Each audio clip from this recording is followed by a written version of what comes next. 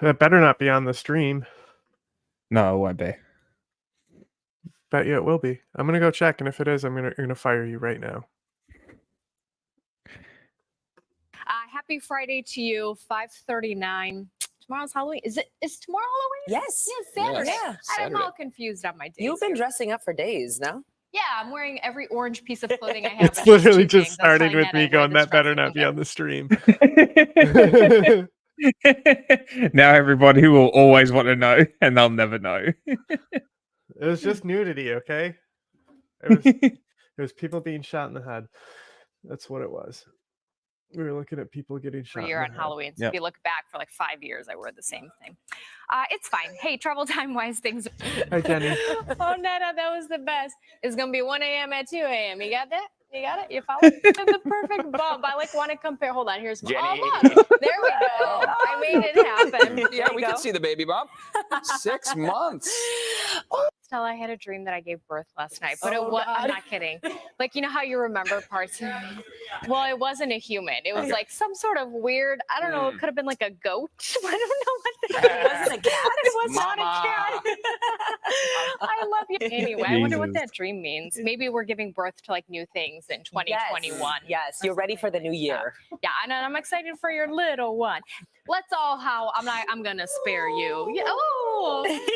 I was gonna say something else, but I forgot. Anyway, there's a crash on the 52 West. Don't go off it. Stay on Jenny Milk.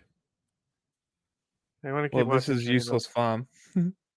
I want to keep watching Jenny Milk. I'm making a post about Jenny Milk. Okay. His anxiety is well, I'm gonna getting the best of him today. He thinks that nobody wants to watch him dance.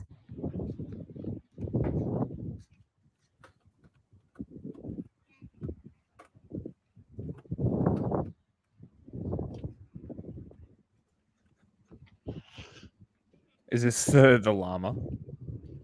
I don't know. I'm making a post.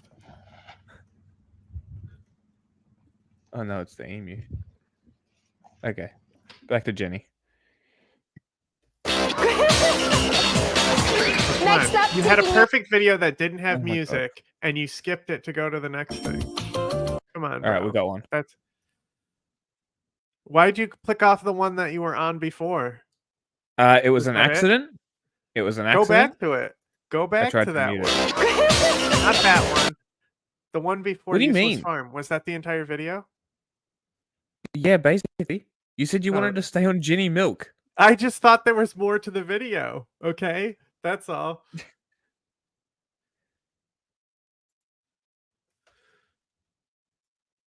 I'm just skipping through. Are we group hugging? Good morning to you, San Diego. I'm pretty sure I'm in my happy place right now, surrounded by mini donkeys. Get this. There's an alpaca and there's a llama. Hi. Those are alpacas, by the way. They still need to be sheared. Look at their hair. So fun. Whoa, hey, oh, buddy. Hi, Lovey. Gosh. Now you're my friend, maybe? Where are you going, buddy? Okay. All right. Is Cheyenne the bison? Hi, Cheyenne. I think Cheyenne's got bison. Cheyenne's got a little itch, or she wants to play. One of those, right? So she's actually. I mean, he is so friendly. Cheyenne is a 15-year-old bison that was rescued, I think, about 3 years ago, suffering from a little bit of arthritis. And look at how playful. I can't. You guys. I'm almost like in tears when I come here. It's one of my favorite spots. Animal. Horned by a bison. Wow. Well, Cheyenne the bison was trying to play. That's why she was trying to horn me through the gate, which just sounds weird, but whatever. Anyway, I'm just gonna live here forever. Oh, by the way, did I step in poop? Probably. He doesn't step. Poop free. Poop free. Like the way like goblins get drawn. Everybody loves They're all good like butt rub. thick short stacks. Well, we're gonna be here for the rest of the morning, rubbing a donkey butt. Back to you. Don't get kicked. 20 years of good luck. What happens if I rub her head? Where else? I need all the good luck I can get. Oh my god, they're so prone to kicking that makes me nervous just watching. So sweet, right? They love it. Yeah. No, can you give me a kiss? No. Oh man! They fucking the single leg, they just fucking kick that shit back. They'll fuck you up. I can't Just even throw get a that kiss from shit a, what is back. that, an alpaca? What are you doing? You got an itch? Oh, it's the microphone. I know. Woman with a microphone scares people off, I guess. Can I touch it? Oh yeah. Yeah. Oh yeah. They're so cuddly. We just got a sound there. What? Why? I'm hurt. We got Jenny Milk saying, "Can I touch What? it?" True. Can I touch it? Oh yeah. Yeah. Oh yeah. They're so cuddly. All right, mute.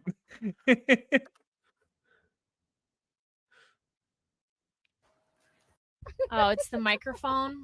I know. Woman with a microphone scares people off, I guess. Can I touch it? Oh yeah. Yeah. Oh yeah. They're so cuddly.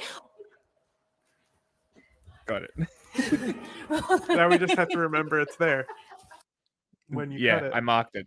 I Well, marked make it. sure you cut it like right after we stop too. Why? I'm hurting goats, you guys. I am being nice. Why don't they want to hang? Can you be my friend? Oh, I have a friend, you guys. I have one friend. Swear to God, every time. Don't go anywhere. We'll be right back. No, literally, don't go anywhere. I said, do not go anywhere. Jenny Milk terrorizing Here goats. we go. He literally shook his head. I'm not allowed to. Agnes clarified I cannot chase the emu, so I might not be running after things anymore. Jenny, it's emu. She's from Chicago. I don't care. No, I don't she's care. from. Do not talk about Jenny like this. I am talking to all Americans. No, every American. No, Jenny has a pass. Every American. It's no emu. Okay. Well, why don't you learn how to pronounce more Polish words, and then she'll listen to you. She's tried to teach us vowels, please. Or this is a good life lesson for me. Never chase things that don't want you, you know? It always comes back to my love life. What can I say? She can chase me any day. Well, why are you walking around like you're about to burglarize? I mean, no wonder they're running away, Jenny. Those poor goats from earlier. I'm trying to be like real suave about it, you know? I'm like cool. Instead, it looks like you have used the bathroom. Oh, look, it worked. All you gotta do is be cool. Be cool, my baby. Don't move, she tells me. Okay, all right. That's good advice. I made a friend. Let them approach you. Okay. Hi, Pumpkin. It's not slander. Again, so life glad she didn't lessons. put Why am I music. standing like this? This So is you like don't have to worry what is this? about it. The sorority squat? She will be the only American news presenter that says emu correctly. And it'll make her go viral in Australia. No emus in my courtroom. I don't know. I never was in a sorority. I almost got a kiss. Okay. Woo. All right. My day is made. All right. Back to you.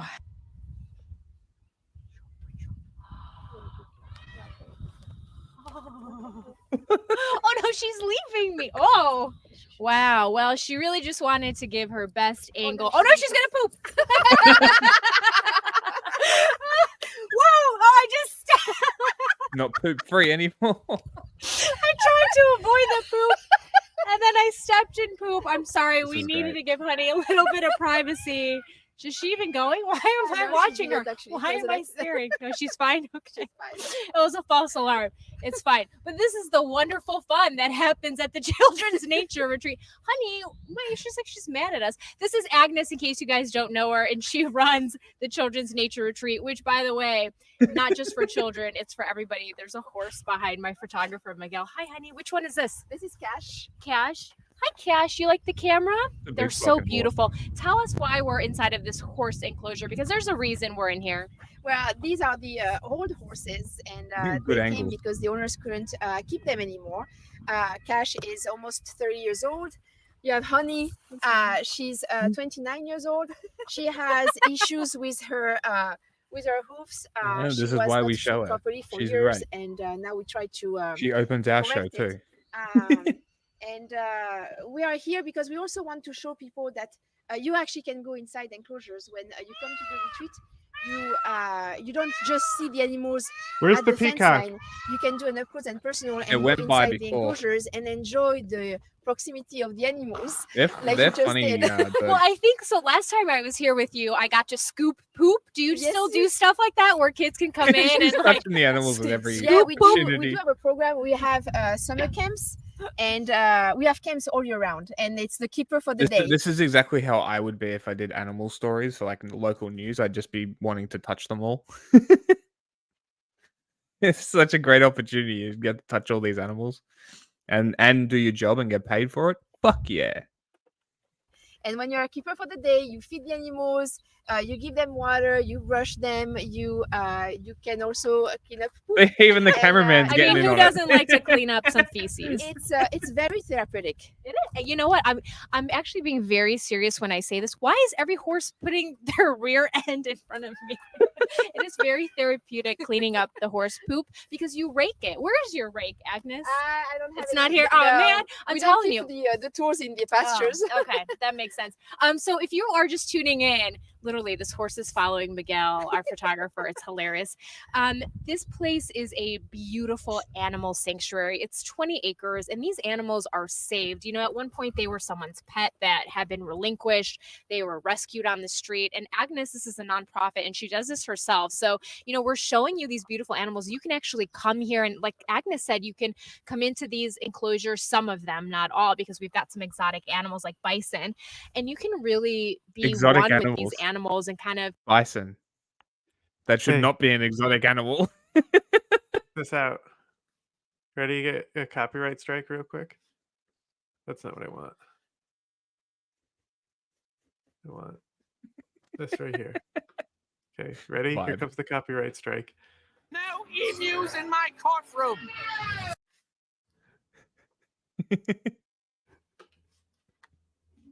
At least you said it properly. I already put it up.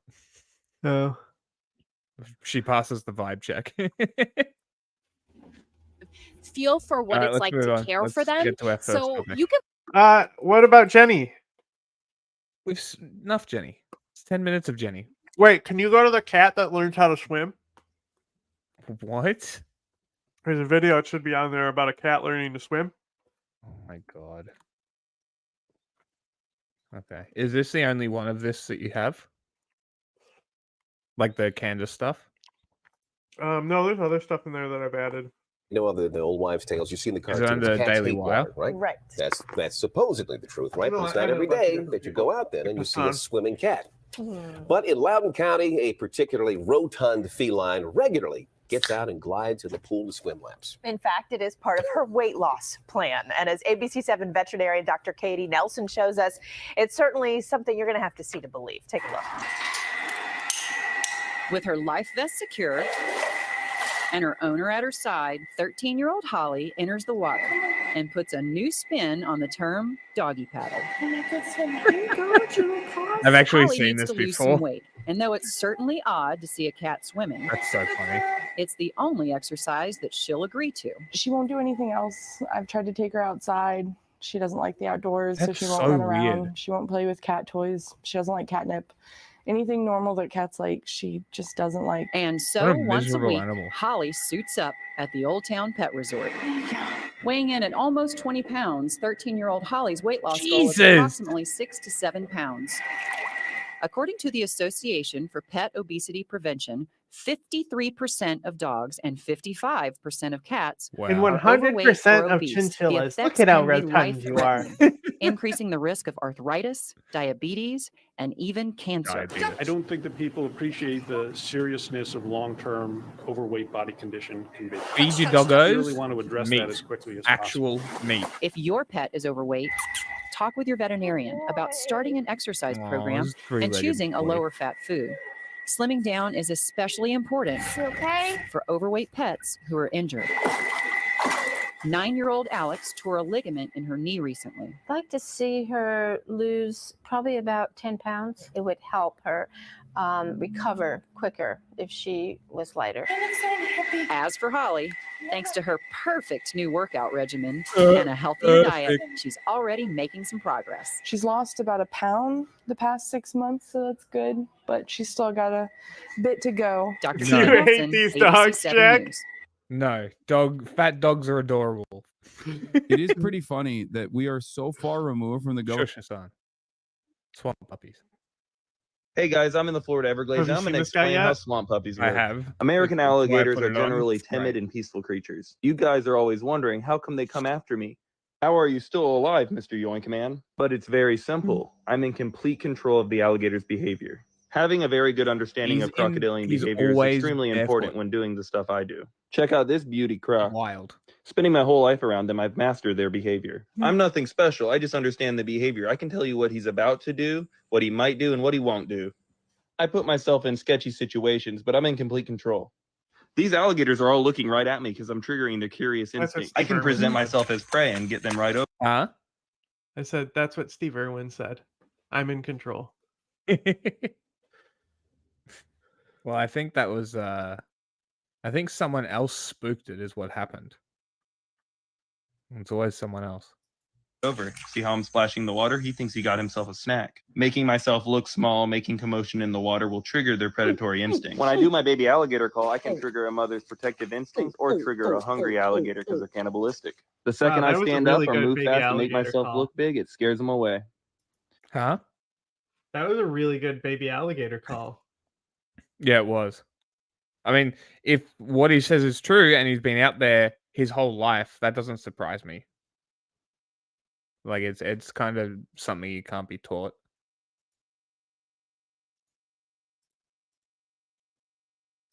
Boom.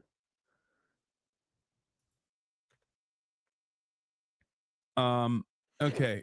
I'm going to skip all of the stuff and I'm going to move directly to the juice. Okay. We are talking about Candace, mother Owens, who is finally free, she says, after being ousted from The Daily Wire. Ben Shapiro and Jeremy Boring's operation, The Daily Wire, has finally fired Candace Owens. Now, they fired her, according to TMZ, apparently, for anti-Semitism. Let's take a look.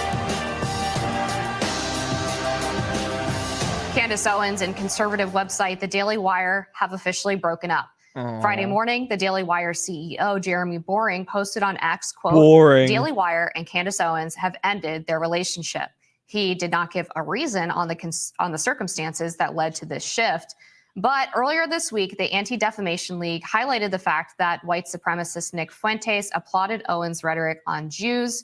Owens has been outspoken in her commentary about Jewish people in politics, in the media, and her support for Palestine. Regardless, based on her latest episode posted just yesterday, the news may have come as a surprise to Owens. Take a look. Oh, shit. Look at that. That's Jessica Burbank, right? I thought she was a TYT. I'm not going to go away. I'm going to use my God-given voice to talk about the things that are important for me. I'm just asking to be left alone, or at least just report the truth. Ladies and gentlemen, Hey, check this unfortunately, out. that is all the time that we have for today. They recovered the weapon, one of the weapons that was used.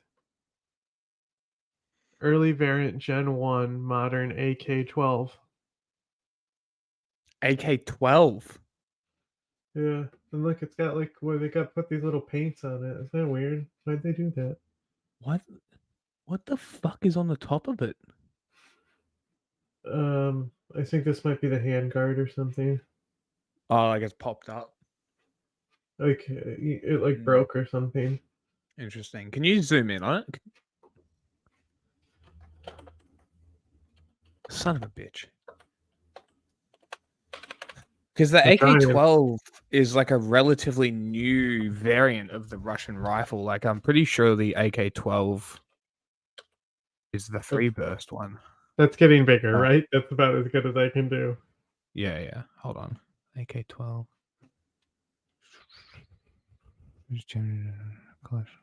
Hold on. AK-12. It was developed in 2018. Yep, it's a modern military rifle from the Russian military, the AK-12, Look came at the into service stock. in 2018. That's very interesting. Look at the stock on it. Hmm. So Yeah, what's it this looks part? it looks Magpul. What's this part right here? I The can't see. thing on I the can't see the barrel. mouse. The thing on the barrel that's sticking up like that. I don't know. Then they also have this. These are mags that were recovered. Go back.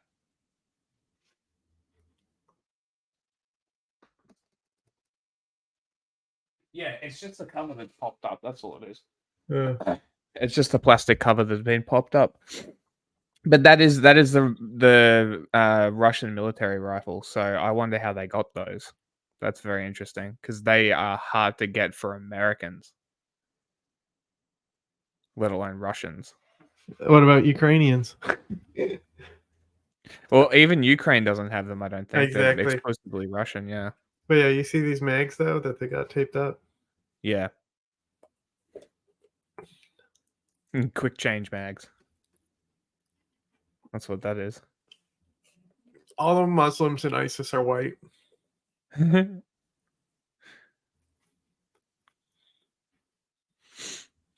But don't worry, because we will see you Pretty tomorrow for a wild. brand new episode.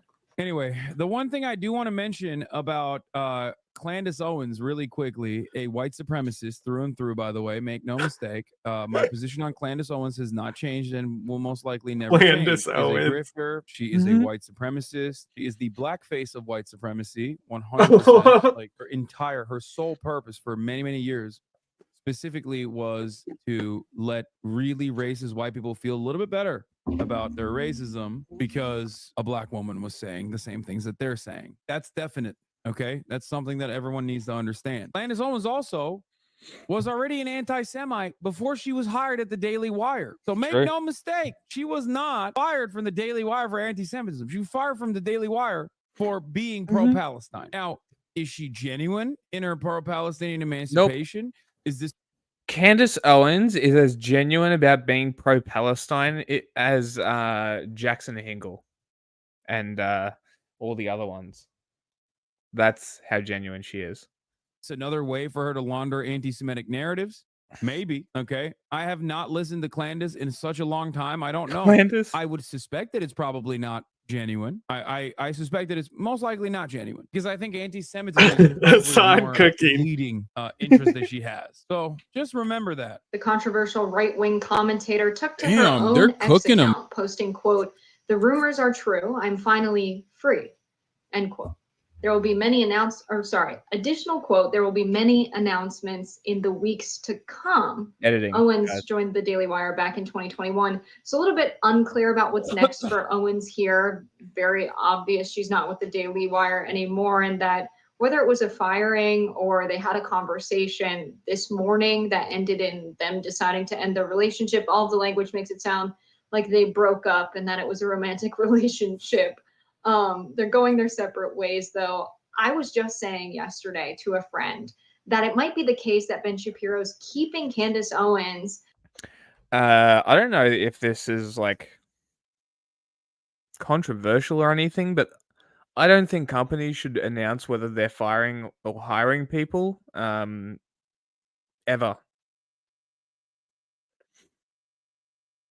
I don't think that's at all necessary. Make them appear or disappear. Yeah. Yeah.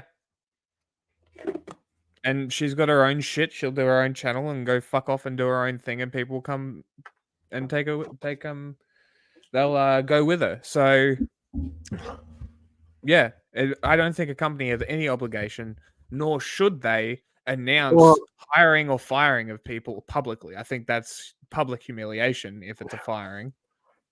Oh, whatever, nerd. I don't know. I just don't think that is needed or necessary. I think that's kind of ridiculous. At the Daily Wire, despite his pro-Israel views, to show that even though there was reporting that was pro-Israel, hey, we had this other host at the Daily Wire that was saying something else.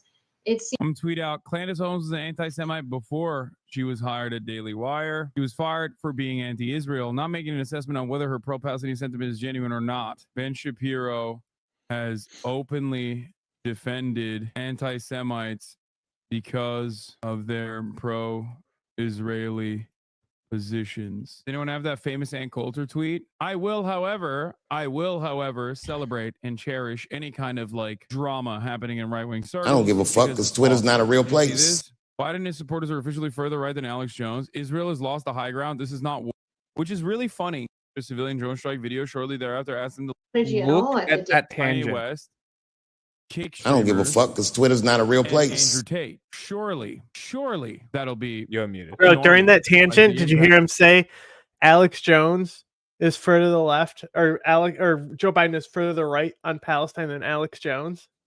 Because Alex Jones said it was a genocide. Did he actually? Uh-huh. Interesting. You know who else did? Mm. AOC in Congress. She actually did? Finally. Yeah, I told you. Jesus Christ. Chuck It's Schumer about coming fucking forward. time. King Jew coming forward made it acceptable. Interesting. You did predict this. You did say it. About fucking time. Fact of such things will be normal. Seems that that's not a strategy at all at the Daily Wire, and who knows if it was their choice or Candace's choice, but curious to see what she does next. Look, my exposure to this shit is only here. I am so offline with the internet political circles now that it's probably detrimental at this point. But yeah, like this is I only get this stuff through this now. So yeah, I basically just get tortured with Hassan and Vosh and shit. So it's great. It's good fun. I prefer it. I like not knowing. It's good. Yeah, I mean, based on the fact that she said "see you tomorrow," that definitely suggests that the Daily Wire pulled the trigger and fired her. I think, people who have been following some of the internal feuding at the Daily Wire probably are not super surprised by this. It's definitely the case that Ben Shapiro was very troubled by her views on the Israel-Palestine conflict. He is obviously one of the most pro-Israel voices in conservative media, and they've had public tension around what she's been saying on her show. There was one Bro, Candace Owens literally said Hitler wanted to make Germany great, okay? Before she was hired by the Daily Wire. Please, if anyone comes at me and goes, oh yeah, this is because of anti-Semitism, you can suck my entire, okay? You are literally the dumbest person on the planet. No, he didn't give a irony as long as she shut the fuck up about Palestine. I will never, ever in a million years believe that Ben Shapiro gives a single shred of a shit about someone's anti-Semitic tendencies or anti-Semitic statements, okay? Ben Shapiro, make no mistake, does not give about anti-Semitism. In that tweet that I just posted in the chat, I showed you, he very clearly has defended anti-Semites and Coulter tweets regarding Jews. I will do it again. I don't give a fuck because Twitter's not a real place. And always has been. So I won't lose sleep. Oh my God, a trash. She gets poisoned by in the same exact way that Candace Owens is anti-black, doesn't give a shit. And just like he doesn't give a shit what happens to Jews in general, as long I don't have any problems at all with the word nationalism. I think that it gets the definition gets poisoned by elitists that actually want globalism. Globalism is what I don't want. So when you think about whenever we say nationalism, the first thing people think about, at least in America, is Hitler. He was a national socialist. But if Hitler just wanted to make Germany great and have things run well, okay, fine. The problem is that he had dreams outside of Germany. He wanted to globalize. Huh? I said my mic's been open this whole time. My bad. I haven't heard anything. Don't worry. Well, who knows if chat has. Have you not seen this clip? No. Oh, this is so wild, bro. I mean, he did say that she was like, she's like, oh, Hitler just wanted to make Germany great again, which is not what she said. So, but like the whole context of the speech is even worse than that. So I don't know why he's lying. She's like, bro, globalism. I actually don't have any problems at all with the word nationalism. I think that it gets the definition gets poisoned by elitists that actually want globalism. Globalism is what I don't want. So when you think about whenever we say nationalism, the first thing people think about, at least in America, is Hitler. No. he was a National Socialist. But if Hitler just wanted to make Germany great and have things run well, okay, fine. The problem is that he. See, now that is even worse. That's even worse than what Hassan framed it as. And this is exactly what I'm saying, is why frame it that way when it's even worse? She's saying it's fine if Nazi Germany existed as Nazi Germany in its borders, right? That's what she's saying. So she's basically saying if Hitler wanted to exterminate all of the Jews in Germany, that would be just fine. But that's not what he just wanted to do, right? That's basically what she's saying. That's way fucking worse. Until don't ask for help. They Dreams only outside talk of about Germany. He wanted to destruction and globalize. He wanted following rules. It's like, bro, what do you mean? Hitler wanted to make Germany great? So See, he's still not listening. The concentration camps for communist, socialist, trade unionist Jews, like the Roma people, disabled people, gay people. That's Okay, all we get fine it. and dandy. Honestly, that's fine. He just wanted to make Germany great. It was an issue. Or that what's happening here, which I think is incredibly worrisome in terms of the decrease in the birth rate that we're seeing in the UK, is what you kind of want to avoid. So I don't have anything problem. I have no problems with nationalism. It's globalism that I try to avoid. Between Ben Shapiro and Candace Owens, Ben is right. If Owens, oh God, he loves. Look, nationalism is the core root of every problem in the modern day society. Every issue in a country is because of nationalism. Because these artificial, stupid little borders. Jank loves handing it to like some of the biggest charlatans. Oh, this reminds me. But that's not all she does. She Vanguard. repeatedly said over the top Vanguard anti-Semitic probably had is the best response to this Candace Owens firing. Mm. I showed it to Oh, the one Jack. you sent me? Yeah. Dude, they genuinely made such a good joke here. Gotta hand it to him. It was pretty funny, I will say. Okay, playing. Brother. Is that good? Is that a good Jank impersonation? I don't know. Point a few months ago where I believe she was trying to get Ben. I have a chunk impersonation. Check it out. So it says, there's finally an opening at Daily Wire for Anarchist Varian. It's very funny. All right, here's my chunk impression. What do you think? The lizard people are in charge? No. Is that what you think? It's pretty good, huh? Shapiro to convert to Christianity or something along those lines, and there was this huge argument over whether what she said was considered anti-Semitic, and really just things started to unravel from there. But I think Candace Owens is going to be fine. It looks like she has her own website that she's encouraging people to go to now. I wouldn't be surprised if she tries to do a show on X similar to what Tucker and Chris Cuomo Twitter. are doing and Don Lemon attempted to do. And I just really go do as well. Literally, it'll be, you know who she's the most like politically? Mm. Who do you think? Probably. I heard, probably you were Richard about Spencer. to, I heard a name. You were about to go. Yeah, Nick Fuentes, but maybe exactly. Not. He's a bit extreme. They're the same person, bro. Yeah. She goes like all those dog whistles and shit as well. Oh, I mean, I've literally never watched her show. Like, never watched anything about her. I think we've looked at her a few times. Yeah, we've watched a little highlights. bit. We've watched R.M. Brown watching her. Yes. I've seen more people watching her than I've watched her. She's wild, man. Dude, I don't give a shit. Okay, I ain't count Candace Owens as anything. Okay, get out of here. Yeah, dude. Jake Shields, very prominent voice in the pro-Palestinian conversation. Like, get out of here. These guys are charlatans, dude. I show you a shit ton, thousands of great voices that are actually pro-Palestine and not why I left the right coming soon. No, she's not leaving the right. You know what I think she's gonna do? Bro, fully those are still a couple of years. This is in. Bro, that would be so funny. A Why I Left the Right video from Candace Owens. Wouldn't it? Why I left the right. Now I am far right, officially. This is fake news. Look at it. Are we just watching random videos now? What the fuck is this? You tell me.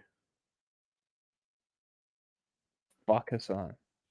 This is the doctor. He put out a whole response to this, like he committed a crime. Yeah, because in his world, this is a little bit like, this is a no. Literal? You can't be doing this. This is irrelevant side tangent. This is the Dr. Umar equivalent of me, like having literal indentured servants that edit my videos or something. You know what I mean? Like what people say I do. Directly to the viewers. She is one of those sort of names that can definitely draw an audience on her own without.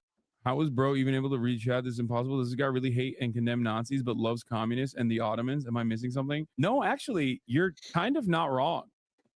You kind of nailed it. No, literally. It is my hater. Basing from the Daily Cut about the institutional backing, but it seems like it's going to come with probably a pretty significant pay cut based on the reporting from when she was hired. She was getting a pretty hefty salary from the Daily Wire, and she'll have to make up for that with subscriptions if that's the route that she decides to go and decides to be independent. But again, I'm not surprised by this at all. It seemed like this was brewing for quite some time. Well, it's very sad to see the state of political American media analysis with the unfolding from the of Hill. what's happened since October 7th. Oh, look, he's left. That He's we've gone. seen the Hassan is gone. expectation that the American And John is people gone. as a He's monolith back. support Israel No, my because politics, Israel I was putting cream on him.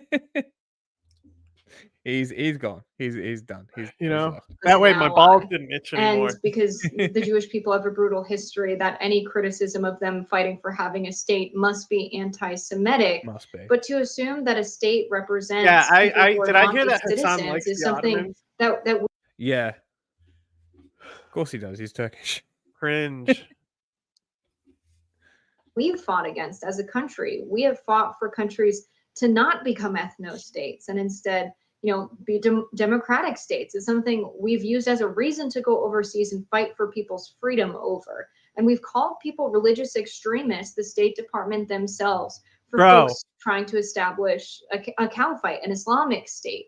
But to be fine with a Jewish state, it's not anti-Semitic to point out that that is hypocritical. And Candace Owens saying that she feels she's fired. Did Candace Owens say that, or is this this reporter is just saying what Candace Owens said, right? Possibly? She said she compared ISIS wanting their caliphate to fucking Israel getting a Jewish state. Surely that's something she said, and this isn't just her saying. That's gotta be. Like, I'm pretty Surely, sure that's insane. insane. That's a wild thing to say. That's fucking nuts. But also, not wrong. Was under fire rather before she was fired for telling the truth, and to make a statement like, I'm going to continue to tell the truth. People want to attack us for simply saying the truth. There are a lot of people who have reported basic facts about the situation in Gaza, things that have happened by the hands of Israel and the IDF, and they've been called anti-Semitic just for reporting what has happened. And so there's a solid point there. We've seen Mehdi Hassan. Okay. But you have to fucking recognize that Candace Owens definitely is anti-Semitic. Yeah. Like, come on. But you yourself said that's not why she's gotten fired. Definitely is anti-Semitic. And it's a scary. Definitely isn't. I wouldn't even bring up Mehdi Hassan and Candace Owens in the same fucking conversation, really. Very moment where I think a lot of people are realizing just how powerful the American media is, but it's a bit mask off to be directly firing people that are doing the most reporting on Palestine. Or did the TY Turks have a community note on their own thing saying that digital media is struggling? That's so funny. Because also, get your name at the bottom, because we're going to resurrect digital media. It's just corporate media that's struggling. They are a corporate media. All corporate press. The corporate press is dying. Join now. Join. We want to help. We want to help plunge that knife into the corporate press. So you can help us by giving us $1. It's like $1, Caesar's last words, which were. I have no clue. Am I supposed to know because guys in their late 20s are meant to be obsessed with ancient Rome? No, but it's something that everyone always says. I don't know. It's like it's wrong. That's the whole point. It's what people think his last words were. Yeah, it's That's very like funny. You too, Brutus, is because like the guy who stabbed him. Yeah. You know, so it's like even you, Brutus. You know, and that's like why Brutus is like in the hands of Satan and Dante's Inferno and shit. Everyone knows Caesar's last words were "ow, ow, ow, ow, ow, ow, ow." You stabbed me. No, that's actually what it's his actual last words. But but this is violence. Oh, really? Yeah. That's ironic. That's why when the chinchilla bites my foot, I'll yell, "This is violence," to scare him away. On their YouTube, they have a community note on their YouTube. Anyway, there's also a new LTech interview about Singapore and Dominionists, and it will teach you a lot of new stuff, and it will completely change your outlook at how you look at the political landscape in America. It's probably one of the most educational political things that is totally not about America. It's about Singapore, but the way they're going to guide you through it and how the Christian far right works there, it's going to make sense how the Dominionism comes back to America. Yeah. You know, Joseph Kony, Dominionist, Speaker of the House, Dominionist. Yeah, learn how they're connected. Just to clarify, this is on the Patreon. This is the early access on the Patreon. Yeah, and so you can a lot get of the access for just $1. Yeah, $1 and you get it. And you also get a founder title on the nonprofit as well. And you get your name below. So that's pretty cool. Yes. A lot. What is Junk offering you to stick around forever? We might have people watching this show, but you can be the difference maker because we just need our audience to be paid members, and then this show can be around forever. So you can make that difference. Click join now. Yeah, right. I'm not going to do it. But it was more of like at the Senate floor. You're supposed to debate him and vote him out, you know? So he was shocked that violence is sane. You know, so he's like, but this is violence. And then he went, ow, ow, ow, ow, ow. Why she got fired? Dude, I don't think I do not think they fired Candace Owens for anti-Semitism. They hired Candace Owens when they knew she was an anti-Semite. That's crazy. It's like firing Steven Crowder for being racist. Yeah, exactly. Well, also, the money donating also goes to help the chinchilla buy arms. All I will say is, you know Corey Kenshin? Yes, he's great. He's the GOAT. What has she said that is anti-Semitic? Someone said she praised Hitler's domestic policy. Okay, we're done. Fuck off, Hassan. The thing is you have to think about the landscape they used to find themselves in. They used to be way out ahead of the curve. They were probably the first real serious online news network. Now, they haven't adapted with the times. They're so blasé. They're so average. They're so like low bar, you know? Like you're either like indoctrinated beyond belief, too indoctrinated for them, or you're politically aware enough that like ABC then becomes a better source of news than them again. Because like you can see through everything anyway, so it really doesn't matter who's reporting on it. Yeah.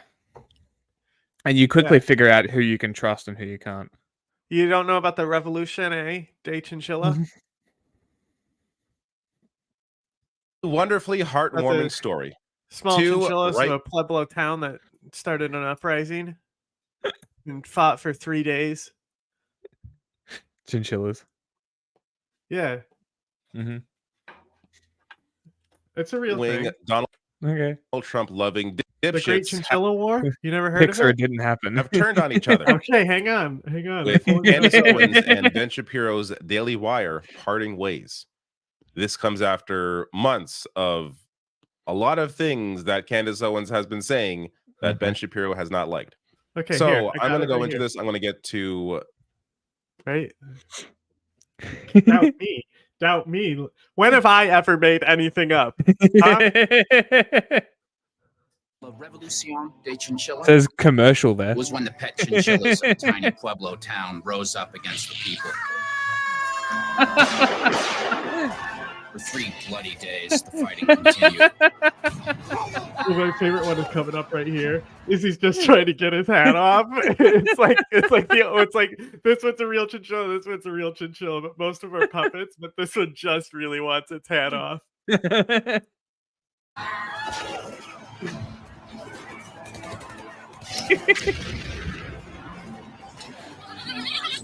My people were able to hold back the chinchillas. Till finally, the last was gone. Every year, my people celebrate the victory over the revolt. That's so funny. What happened here? Very likely. This does appear to be a firing, but again, it's, they have parted ways, as you'll see. This is the announcement from Jeremy Boring, one of the co-founders of Daily Wire. Daily Wire and Candace Owens have ended their relationship. Jeremy, he was fired. Let's just be clear. This is how firings are done now. Oh, we have decided to part ways. Yes, months after months and months of Candace Owens me saying harder, some daddy. terrible shit, and we'll get to that as well. So there's a bit of complications here because Candace Owens, it appears in like one or two sentences, has lobbied an accurate criticism of the Israeli government, but that doesn't require us to give her any sort of credit for that when the vast majority of what she does is bigoted, racist, anti-Semitic trash. Bigoted fucking And losers. Fuck. So to be clear here, both sides are bad. In this fight, both sides are bad. You had that queued the fuck up. I just happened to be scrolling past it. Well, Candace Owens writing here. I was kind of morning thinking saying about the it in rumors are advance that I was like, oh, that it's gonna like, be you know, used. I was thinking, I was like, he might say bigot or something. I just had a feeling it was coming. I had a sense. Totally True, out I'm of finally our free. common sense. Going on to say there will be many announcements in the weeks to come. So They referenced the Oh, book look, called she's Zion. wearing, I mean, she's I wearing wrote that Teddy book. Fresh. That's a Isn't great that book. cool? She's got the Teddy Fresh on. Yeah. Definitely doesn't say Philo on the front. Yeah, but doesn't that look like Teddy Fresh? It The does shit look that like they be Teddy Fresh. making? Yeah. shit, because this is what she does. She does this for attention. I don't know if she actually has any real politics. There, you go back in her history, she appeared to be on the left, but then maybe realized there was no money there. There's no money on the left. I'm sorry to tell you. Went to the right where she made a lot of money, and now is going to do her own thing to likely continue making a lot of money. But I'm sure she will, dish more in the future. But this is what we know so far. Candace Owens, Ben Shapiro don't really like each other, and there's a lot of reasons for that. This is what Ben Shapiro said in I'm November bored of this man. about Candace Owens and her recent I'm comments. very bored of this man. This guy sucks. Boring. Disliked. Jeremy B. Boring. Disliked. Hey, click that dog video. Did you see that in there? Oh, dog video. Yeah, that dog video. It's blue background. The question about Candace Owens, I think her behavior during this administration. So I think that the video speaks more to You men. hear- oh, it's quartering. But it seems That's why fairly obvious to me she the wants audio to is so shit. I can't hear what the people are saying. Quartering. I literally can't understand your video. Do you edit these yourself? That wasn't up nearly long enough to read. What's Cringe. going on, everyone? Yeah, Jim here incel from the jump scare. quartering and a massive shakeup in the. Did you know this guy pisses in his basement?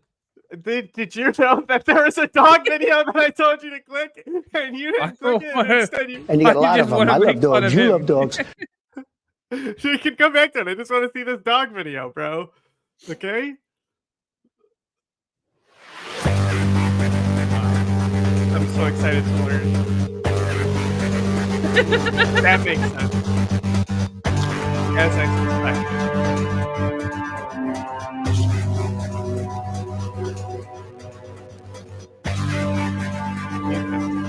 Just in case the music's copyright, you never know.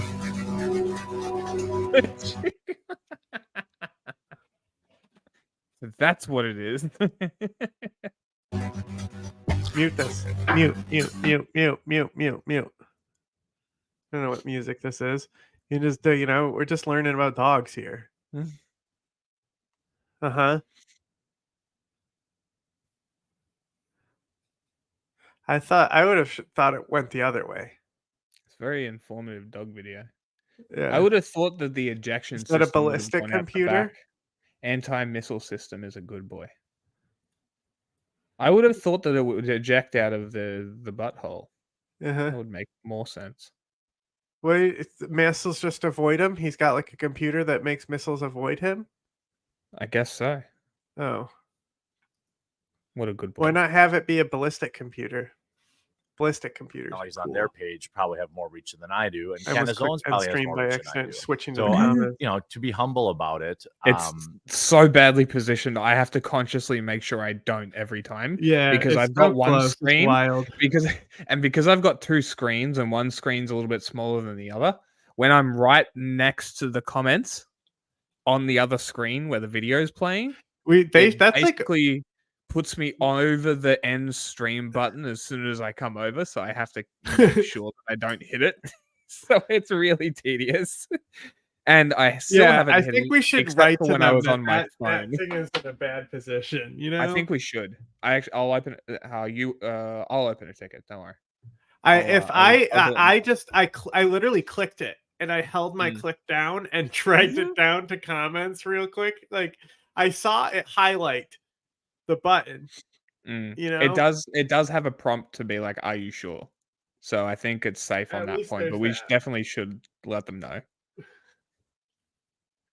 and understand my position in all this. This morning, Jeremy Boring announced in a pretty unceremonious tweet Boring. that the Daily Wire and Candace up. Owens had ended their relationship. Now, to me, I think if you look at it, if you look at the timeline, which I'm going to describe how we got here, I saw this coming miles away. In fact, my reply to I don't it, I give was a coming fuck mile because away Twitter's not a because real place. Right now, Everyone Steven did. Crowder was right, is trending. I suspect that's it's an interesting alliance because it seemed like the Daily Wire used Candace Owens as their kind of attack dog against Steven Crowder. They were happy to let her go after Steven Crowder. So come I on. haven't forgotten that. I haven't forgotten social autopsy. I haven't forgotten Daily Wire selling $20 chocolate bars and Daily Wire seemingly having an issue with Candace's opinions because they didn't perfectly align with supporting one side or the other in the Israel-Palestine conflict. And there's an undeniable element of that here that's taking over a bit of the conversation, but I actually think that was just one of many straws that eventually broke the camel's back. Now, I'm wondering, I don't know if she's going to join Rumble or not. That would be cool. Oh my God. By the way, I live stream every single day at 5:30 Eastern, Monday through Friday. doofus. And, I'll leave a link in the description down below. I would I love it. didn't I'm not see telling you to only- leave whatever platform you're only watching me on, news. but it would be awesome if you watched me on Rumble live every day. So you see, Candace Owens has joined Should we stream on locals. Rumble? So I suspect this may have been happening for a little while because I said, should we start streaming on Rumble? If it I don't filters know the if we can comments in here, stream it's going to from be so Stream out on funny. Rumble. We would get so many. It would be so entertaining. They would be 8-hour streams because 2 hours of it will be us arguing with the comments. because it takes a minute to get a custom landing page like that. You see Candace Owens not necessarily spilling any tea. We here, already heard literally this from the retweeting last Daily guy. Wire and Candace Owens have ended the We're relationship. talking about There's Twitter. a very We're strong doing possibility here. reporting that on there's a Twitter. mutual- Nobody cares about Twitter. Get Twitter off the fucking screen. Jesus Christ, just bro. Twitter. These It's fucking just Twitter. bro. The amount of people who Awful. stream and it's just Twitter blows my fucking mind, bro. Yeah, it's crazy. Hold on, let me find this if there's any more. Bro, imagine 10 years ago doing commentary on Facebook posts. You know who I blame for this really is President Trump. Because his every tweet he made was news. Did you watch the interview Candace did recently with? I do agree. I do agree. the Trump kind rabbi. of normalized the Twitter thing, and now everyone thinks Twitter is the most important place on earth. And this is why we have this sound. I don't give a fuck because Twitter's not a real place. It's perfect. It just works. 'Cause we Literally, use it nobody is on so there. much. Yeah. Nobody is on there. Yeah, and especially on like the scale of people, there's a couple million. Speaking of which, make sure you post to Instagram. Yeah. I think which Rabbi actually said of it too, Rabbi. Oh, There's Rabbi. oh, I'm talking about no, it wasn't Rabbi Julie. Barkley. No, Barkley. Ah. Barkley. Can you play this clip? Let me play this. Go and play this clip. Ah, Just too fast. Our mob is coming to kill you. Look behind you, they're already here. So the backstory is that this rabbi is accusing Candace Owens of calling Rabbi Shmuley Boteach's daughter a hag. So that's the setup. Right. A hag, which, okay. How dare you go into the misogynistic, the anti-Semitic trope of his hag daughter, something used throughout the late 18th and early through the early 20th century. Sorry. Hag is now anti-Semitic? So that is the term of his hag daughter. I'm with her on this. Honestly, I'm with her on this. Come on. Yeah, everything's anti-Semitic. He had it right the first time. He changed it from misogynistic to anti-Semitic. It's 100% misogynistic. You could 100% get her on that. Because when you go to because you have to assume a lot of intent to assume that they meant it in an anti-Semitic way like that. Like, was she being anti-Semitic? Yes, but she was still, not trying to outwardly be anti-Semitic. Like, I'm giving her a dog whistle pass. You understand, like, the layers this has and how weird these conditions are. like if it's anti-Semitic, she did that anti-Semitic word on accident. It was meant to be misogynistic. Yeah. To be clear, because she's a witch. I think she's a witch. That's not because she's Jewish. I would call someone a hag of any color. I think she's a witch. What they have done over the last 2 years, I believe his. Look, I actually believe her on this. I actually think she would. Because she's like a rabid conservative grifter. I mean, this is Patrick Bet-David, so. They're going to be like, yeah, we can call Jewish women hags. So that's what they're going to finish with after this. Sure, why does his... Okay, hang on. Does his yarmulke actually... It's not actually called a yarmulke. I forgot what it's actually called, but does it look animated to you? Yeah, like it's a Roger Rabbit thing? I thought the same thing. But I don't think it is. Daughter is a hag. I said that because that's what I believe. You may disagree with me on that, but to say that that's anti-Semitic is ridiculous. I would call any person a hag. I've actually seen her tweets calling people like demonic and shit, like witches, and going on about this crap. So I kind of believe her. I don't know. We could be very wrong on this, and maybe this is just complete Nazi shit, and we're missing it. So I can see her going to Charlie Kirk after this and working with Charlie Kirk and them doing really well together. Yeah, true. She might even go to Elijah Shaper. They're both CPUSA. Yeah.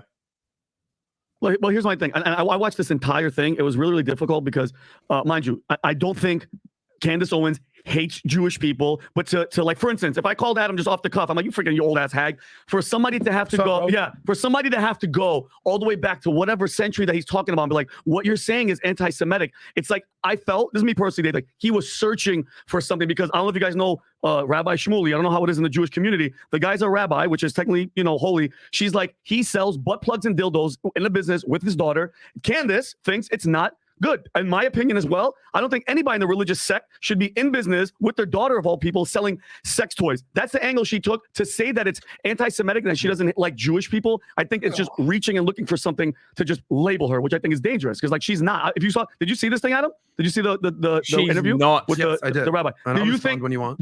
Look, there's enough material for her to call her anti-Semitic that this is not needed. Like you don't need to stretch that far. Mm-hmm. I'm saying, do you think Candace Owens saying that Rabbi Shmuley, who he and his daughter have been attacking Candace for over 2 years, that her calling the daughter a hag, in her mind, she's like, yeah, this is anti-Semitic. Let me go for that. Well, I'm going to let Dave respond as well, but I'll just say, look, I've been called, and shout out to the chat and all our friends out there. I've been called every name in the book for Jew, for this, for that. It is what it is. I believe in free speech. Say all you want. Inciting violence. Sorry, guys. I don't play that game, nor should we. I don't know this guy or the rabbi, but I watched the interview. She said her words. I believe, like any Orthodox person, whether you're Jewish, whether you're Christian, whether you're Mormon, whether you're Muslim, they have kids. They believe in having lots of kids. Of course. So yeah, it's fun to say butt plugs and dildos. No, they have oils and lotions and potions to help keep the spark alive in your relationship. Cool. I don't really care. They did an interview with your old friend Cenk Uygur and Rabbi Shmuley, and they did that. Right. And look, and he's like, I don't really give a shit about this. The reality is, let's get to the actual point here. Whether his daughter owns some sort of sexual relationship, whatever it is, I don't care. That to me is the most irrelevant thing here. It's the moral equivalency of what Israel defending itself versus terrorism. That to me is what. But going to this though, what her comments about Shmuley has nothing to do with anti-Semitism. Yeah, It's just her. But like, Candace is the one that went to Jerusalem when they opened the embassy. She's not anti-Jewish. The fact that that guy could take that hag comment and go back to like, that's like me sneezing right now and Adam goes, "Hachu," and you go, "Oh, you said Jew." That's anti-Semitic. You did. Yes, I'll say last thing, and then I'm gonna let Dave do his thing. What I will say this, there's people that overreach, and really that on all sides, but especially on the Jewish side of things. So I'm talking. That's hilarious. We both said the same thing. I said they both reach. They're both reaching. He said they're both reaching as well. This is so funny. They need to these guys need to leave. They're annoying. Yeah. Patrick Bet-David can carry the show by himself. He's amazing. Mm-hmm.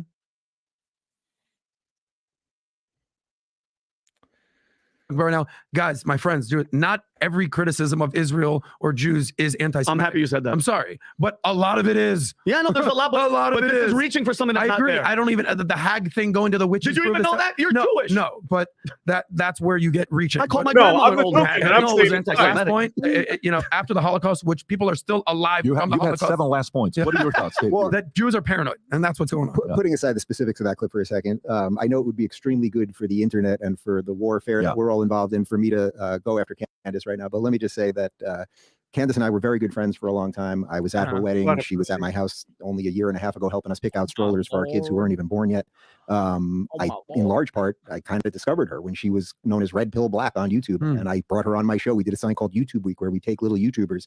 When I sat down with her in my house, I actually didn't know her name until 20 seconds before we started. I said, "I think you're Red Pill Black, but what's your real name?" She ended up staying at my house for like 10 hours that night. We've had her and her husband over for dinner many, many times.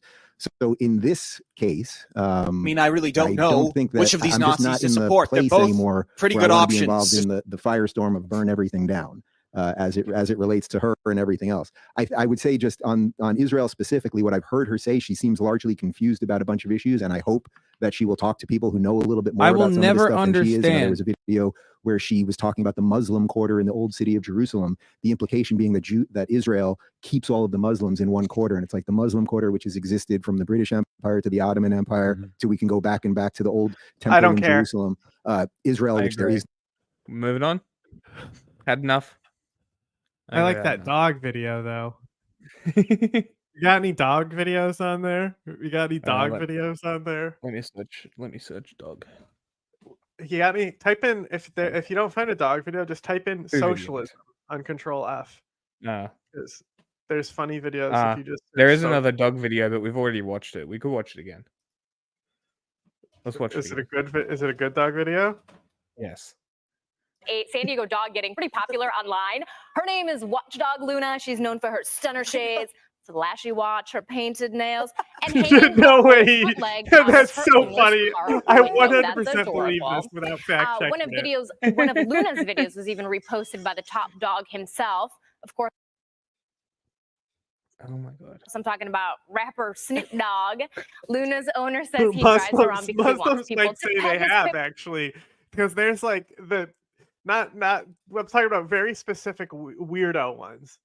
So they're weirdo in a specific way where they basically say that like they acknowledge that everyone is already Muslim, they just don't know it yet, basically, or something. I have heard that, yes. Yeah, I remember I joked about it and Ace was like, "Shut the fuck up."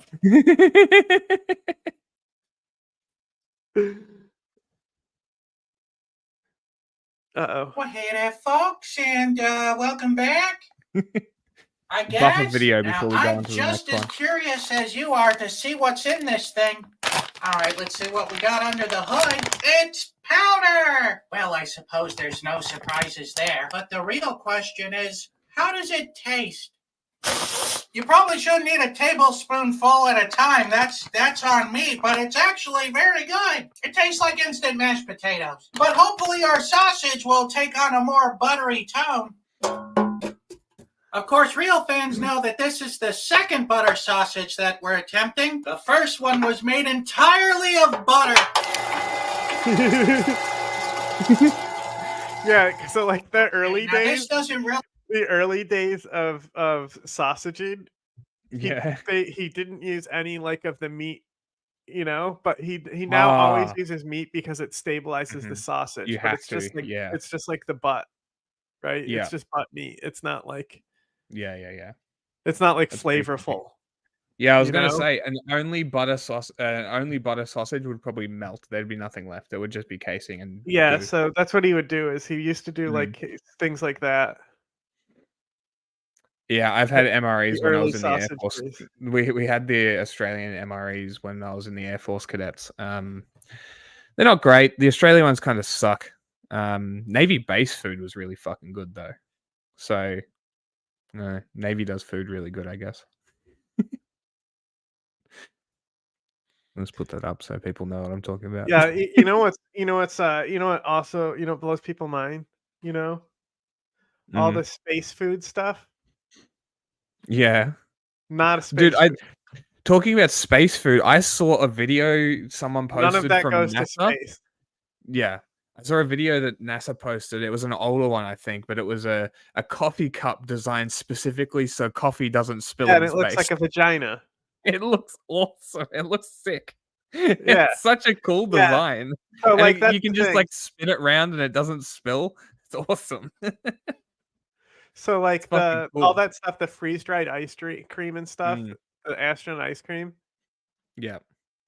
the marketing gimmick to sell you shitty freeze-dried ice cream. You think they fucking Yes. send that Yes. shit to space? Yeah, Imagine there's no crumbling fucking that way. open and biting it in the ISS. That's not how it Yeah. works. Awful.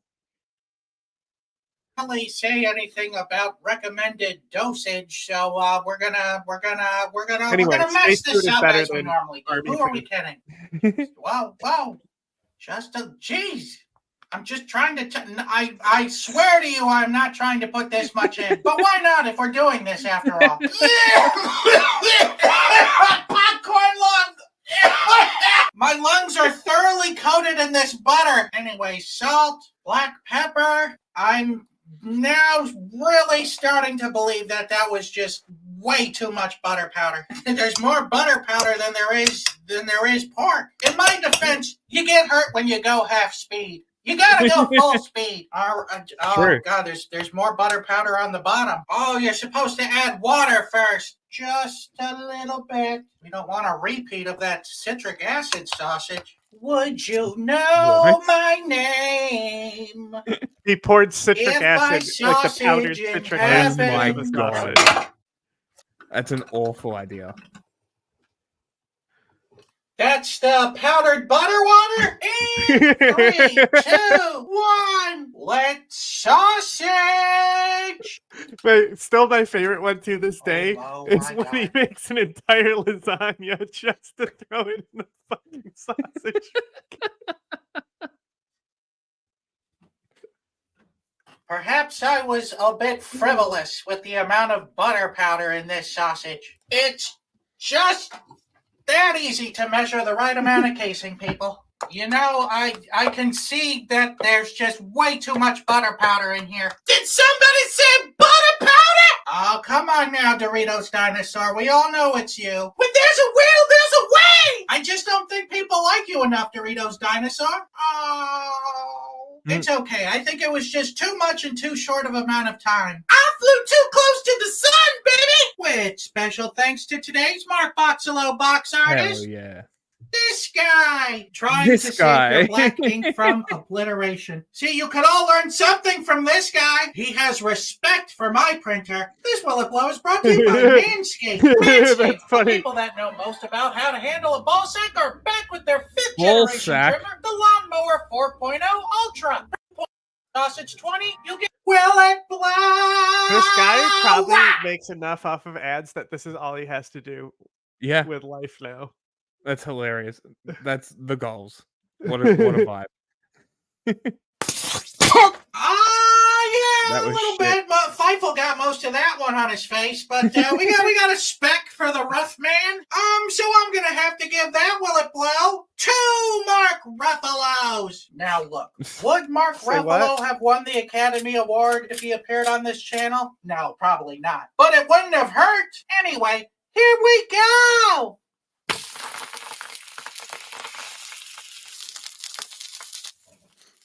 Look at Yum. that sear. You could set your watch to that sear. Well, everybody, welcome back to another episode of How Didn't This One Burst? I think it's done. All right, it's the moment of truth. Let's open it up and see how we did. It looks all right. It looks a little on the pink side. Yeah, I don't think that one's fully cooked, but when has that ever stopped us? And I thought they smelled bad on the outside. Eating poorly cooked Okay. pork. That's Here a we bad idea. go! No, that's Despite being on the underside, this trichinosis and the brain worms from the pork. It's largely been eliminated from the pork. It's fine. Still. It's not like is a salmonella. fantastic Salmonella is so frequently you have to treat every chicken as if it has it. Really? Wild. I mean, one wrong move and you can contaminate something with salmonella. That's how frequent Yeah. it is with chicken.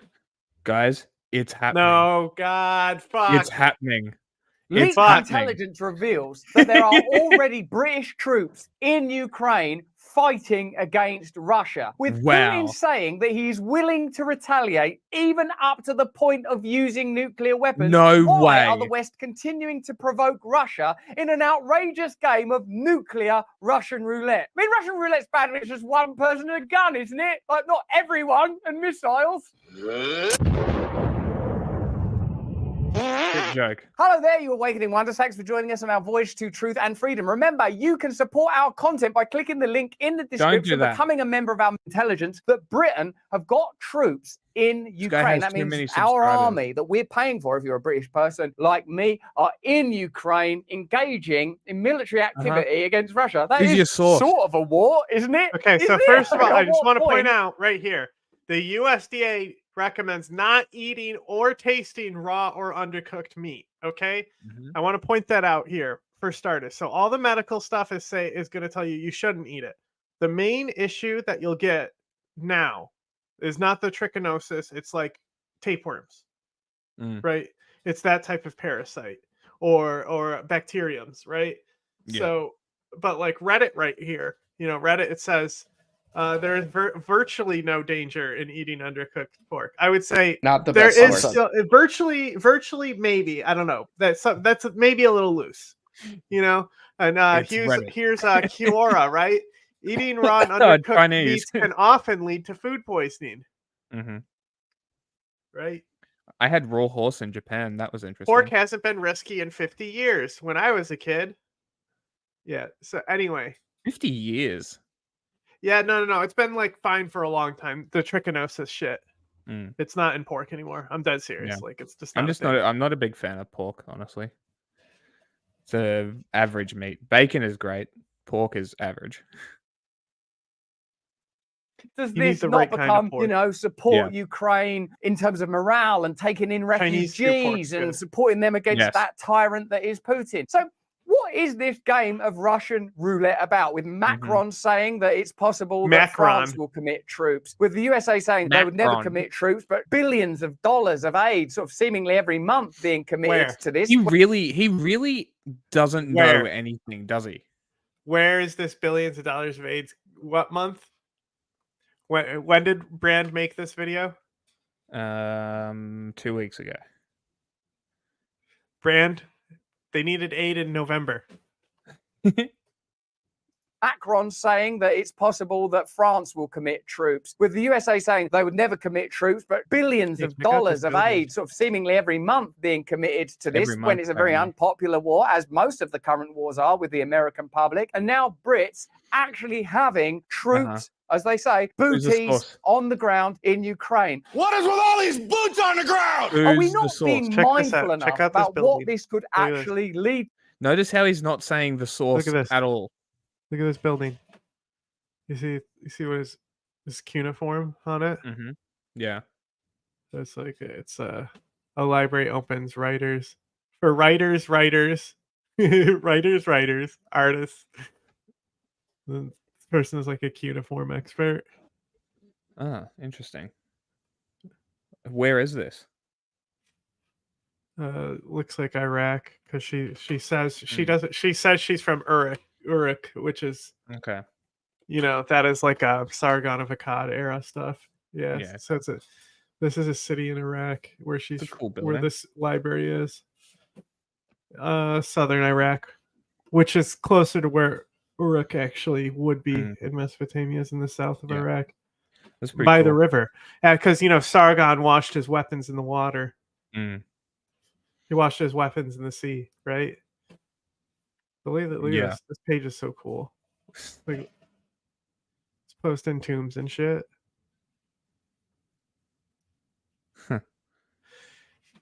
Like do you know about have I told you about the fucking sling balls that they had at some of these sieges, and like how they knew they were launching partially wet clay? Yeah, you have told me about that. And are you, as a member of the public, a citizen of Earth, committed to the idea that you want to get involved in a nuclear conflict with Vladimir Putin's Russia? There is no nuclear conflict that will happen. The only person that would use a nuclear weapon is Israel. Let's have a look at the legacy media reporting on it, Putin's clear indications that he would engage in it, and study the important fact that for a while, about 2 years ago, when this conflict was starting, Joe Biden explicitly and expressly said, we would not involve NATO in direct conflict with Russia. Why? That would be World War III, for Christ's sake. I think that's a literal verbatim quote. It's certainly close to it. We will not fight a war against Russia in Ukraine. Direct confrontation between NATO and Russia is World War III. So what's changed? Why are they now saying that Putin's bluffing? Let's get into it.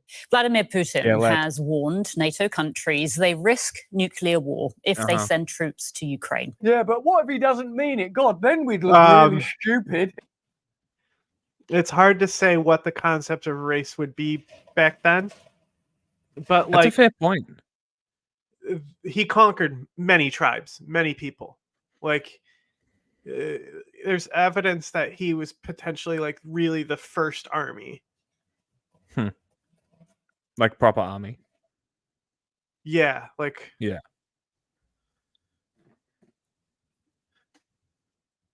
If we retreated and he didn't mean nuclear war. Yeah, but what if he does mean it and we don't retreat and then there is a nuclear war? This is not a low consequence, low stakes gamble. This is not a low risk situation. This is there were gambling skirmishes with between the tribes and future of our tribes, planet. obviously, since the beginning. Highest. Right? You fight the neighbors, you may wipe out the neighbors to take their territory, that type of thing. But a military campaign, the first is likely Sargon. And if there's ones before him, there's just not a lot of strong geological evidence. Yeah.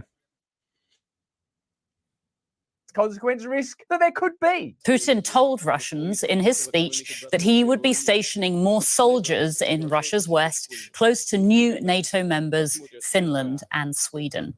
Now, Putin's nuclear warning comes after France's president refused to rule out the possibility of Western nations sending troops to Ukraine. That's a definite change in position, isn't it? Because at the beginning of this conflict, there's no way NATO countries would send troops. God, I don't care about this guy either.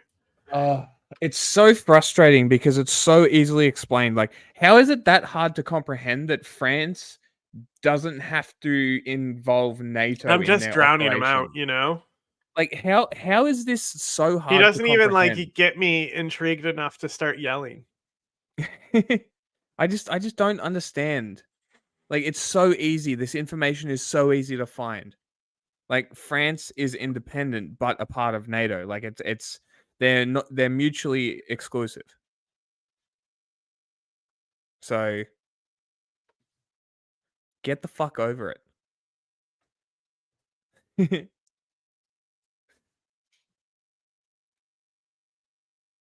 Got any dog videos on there? No, there's no dog videos. Got any cat videos on there? No. Got any? Type in socialism. That will get me pissed off. We got to do the Dave Rubin part of the program. All right, we teased that. I don't know. Just I said, Control F socialism on the list. Yes, I'll play that next. I just want to see Dave. Put it up. This is let's just do this. Epic. Ladies and gentlemen. Bro, your literal heart is exposed. Yeah. Can we zero in, come in on, here is Dave Rubin. Ready to get shot in the heart. One more time. That's G.I. Schmo over there. There he is. He is on Instagram cosplaying. I love how the glasses are the best touch of the whole thing. If you can't see his eyes, you won't know where he's pointing the gun. Spoiler alert. It's at Palestinians. Actually, he's not going to be doing anything. He's just embedded with them. Like how deep into Israel is he? Do you think? Like literally, I'm talking like physically. Okay, like I he's know sitting. Twitter's not a real place, but did you see Dave Rubin's tweet about Israel where he posts the beach and he goes, "Where's the apartheid?" and it's an Israel beach. Oh my god. No, I didn't see it. I hope Sam brings it up. But isn't that funny? Oh my god. Isn't that a really funny thing to say? Oh my god. He's that dumb. He is that dumb. Somewhere where he's completely out of any type of line of fire. It's amazing. Like the person taking the photo behind them is like a Tel Aviv, 5-star restaurant or something. But I'm trying to see the reflection in these glasses. Yeah, here. make it look like I'm in the brush, Yeah, let's just go over to right across the street. That way, it makes it look like I'm operating in the enhance. Look tough. Look tough to go. Yeah. Or their trip is being paid for. Wow, they're getting a lot out of one picture. that would okay. Confirmed he's there, right? There he is. They're like having to go to the beach tweet. This is great. what I'm talking about. Hell yes. Nice beach day as people are being starved to death and massacred mere miles away. Oh look, Israel is in his replies fucking waving Israeli flags. What a surprise. People are being starved to death and massacred mere miles away.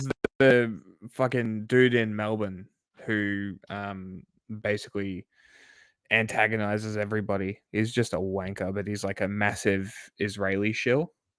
Ex-IDF soldier sort of vibe. Like the point Shalom, Israel. The point is that just like how do they not see the extreme cognitive dissonance that they're talking about how in danger Israelis are and how scary the Hamas is, and they're doing little vacations over there, but it's like it's totally safe for these rich people to go there. Give me a break. Then you have to just start to, Ruben putting aside, we know he's a psycho, but for these other people, you have to just get a sense that they have 10 days ago, right? Who did? And so this is a Vice story from 10 days ago. Okay. Because they're still releasing stuff even though they're shut down, right? Mm. Now, is it me or is this headline way behind? Taiwan's chips could be preventing war with China.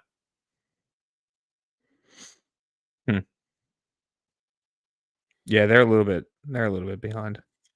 Just a tad. Like what we were talking about when AUKUS was first coming in. Yep. Speaking of which, I wonder why they shut down. But they fucking Britain and Australia strengthened their commitment to AUKUS. Oh, really? Bilateral relations and stuff. Ah, cool. Great. What does that mean? It's nothing. They increased their commitment rhetoric. They updated some of the language, saying that yeah, right.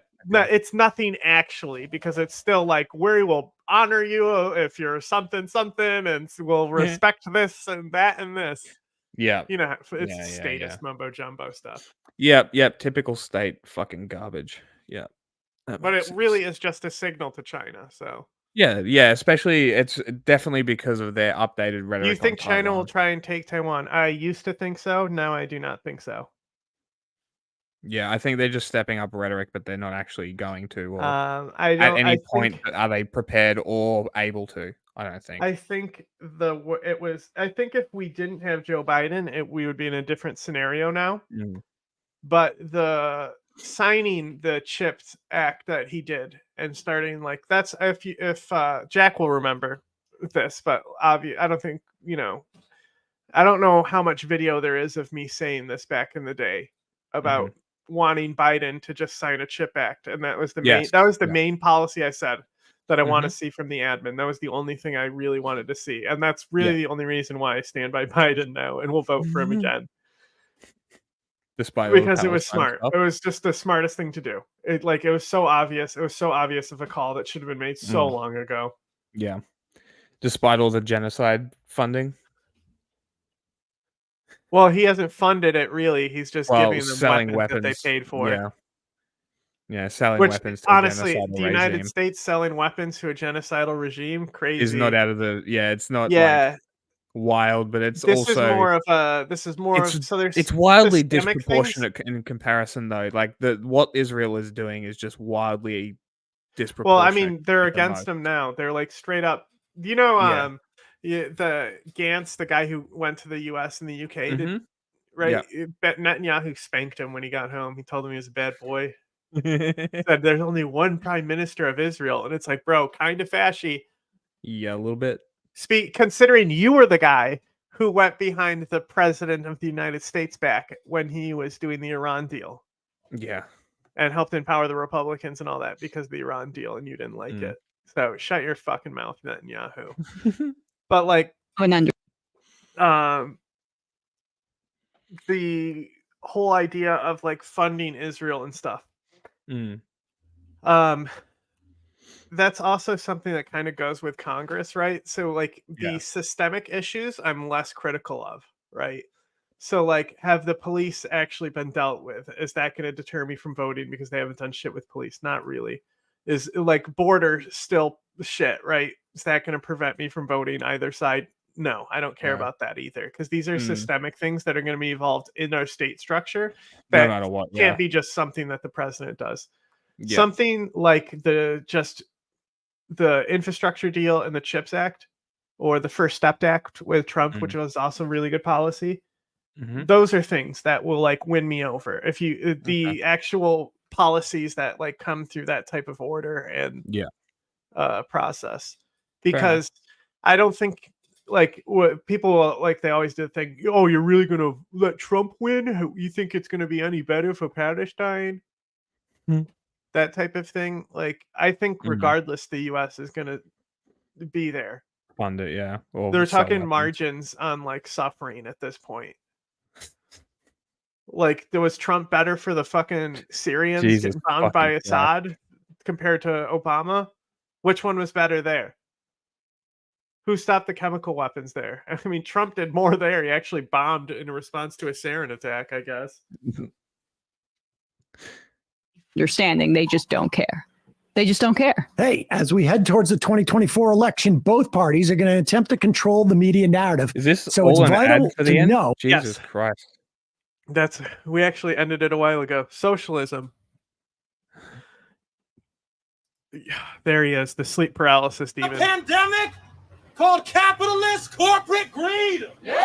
True. People eagerly find fault with capitalism. Honestly, if capitalism wait, works, hang this on. is the best we got. I need to criticize that guy, right? I believe he said the pandemic of corporate greed. To give such that would what be the raw deal. Wouldn't it be an endemic? Yes, it would be endemic. Thank you. Who is this neck vagina? A raw deal? Who's this never what? Is it who's this neck vagina guy? I didn't see only news. Is that what we get? I hear that from people now working for Joe Biden. Do I look like a radical socialist? Not especially, but with so many upset about America's wealth disparities. So many? Yes, hey. It's time to... Yeah. Bro, so many upset. Literally DSA Los Angeles, DSA New York. Really. Take a closer look at the socialism these Shut people up. You love want. John Saucer. This is class war! We are committed to transforming our society into one based on freedom, equality, and Bad solidarity. editing. Was that their The editing? belief that socialism will bring that I think is it might why be it's the now as DSA popular as editing. capitalism among young people. Hang on. Whoa, Another hang big on. reason is That's oddly, a bold claim, because let's just think about that for a second. What young person are you gonna go up to and you be like, hey, capitalism? They're gonna be like, I love capitalism. I'm so into capitalism. Like, we're talking about percentiles of the regular person here who's going to be like, I'm super capitalist or I'm socialist. Like, what is this metric we're comparing to? Like, what is the other option? What is the I don't care option? Like, where are we getting these statistics from? Because, like, the kid who's saying either one of those is getting stuffed into a locker. This 90-year-old linguist Noam Chomsky. Students study his work in class, and colleges pay him up to $30,000 to speak. Thanks very much. Yet for generations, Chomsky misled. Socialism. Totally out of our common sense. Socialism is a cocktail that never should be tried. No, it's turpentine. None of those ingredients. I thought the fall of Soviet communism would put an end to such nonsense. Oh my God. Surely everyone would now see the catastrophe is socialism. But no, socialism has come back strong. So in this video and the next, we'll bust 5 myths about socialism. The first is the claim that no. Was it the Soviet Union? Was it socialism where they went wrong? No, it was going for communism. No. It would definitely be like the authoritarian nationalism.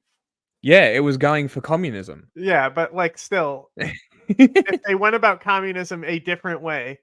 If they went for anarchy through socialism, then yeah, maybe it would have worked. Well, even still, like but they had people who wanted retained power, and that's why. Like pretty much, like compared to like most nation leaders, I think like 2 out of 4, and I know there's more than 4, but like 2 out of 4 Soviet leaders were good compared to like the average base stat leader, you know?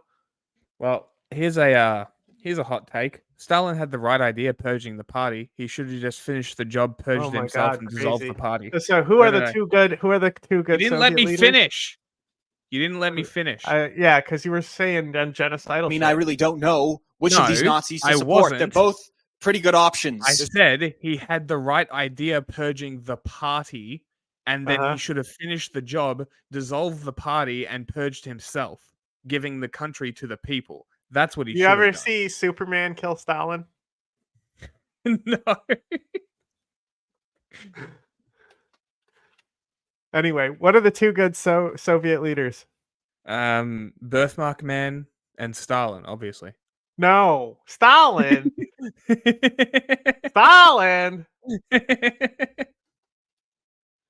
That's Stalin. It's only the first 2 have names. It's Stalin, Nikita, eyebrows, birthmark. And then Nikita Khrushchev then is the other one. Damn right. Because eyebrows were shit. I mean, you got the. I mean, like just uncritically think about it, right? Right. The moment he comes into power, immediately going to the government and saying, "That guy was fucked up. Let's not do that. All right, we need a different direction than whatever that guy was doing. He died in his own piss, guys. Wild." Corn Man. That wasn't real socialism. The Soviet Union. This was about as remote from socialism as you can we have imagine. Corn Man and then Corn also. Like a completely different platform synced up around Corn. Absurd to say that the Soviet Union was remote from socialism. Economist Ben Powell reminds us that when the Soviets made private business illegal, right? Thank you for proving that's about as close as the world ever saw to the pure socialist end of the spectrum. But whenever socialism fails, it was so far from socialism. What the fuck are you talking about? John Stossel. People always say that wasn't real socialism. It doesn't prove anything about socialism in other countries. Working people have to be in control of production. It's like these people don't understand that socialism in and of itself has a spectrum. Like, they don't care. Scandinavia has a speck of socialism in there with mostly capitalist economics. Then you've got the fake socialists, which are just authoritarian capitalists, centering the market around themselves in the center, and then you've got capitalists, which just give all the power to the corporations, and then somewhere in between is everybody else. The Soviet Union was the exact opposite of that. Working people had no control over anything. But that's the problem. That is what socialism inevitably delivers. Socialism means abolishing private property in the major things that go into production and replacing it with some form of collective ownership. In practice, this means state ownership and control. And the Soviet Union had an abundance of that. Of course, the Soviet Union is now gone, so some say. There is no true socialist country that exists today. But there is. Look at Venezuela. Just eating is a luxury. When I say socialism created hardship there, people trash me on my own social media. Read All right, you ready to get copyright? Venezuela's not so. Don't. I put subtitles on it so we can cover most of the screen. Right? So we'll cover most of the screen so the subtitles will still show, but it will be real quiet. And they totally won't copyright us for this.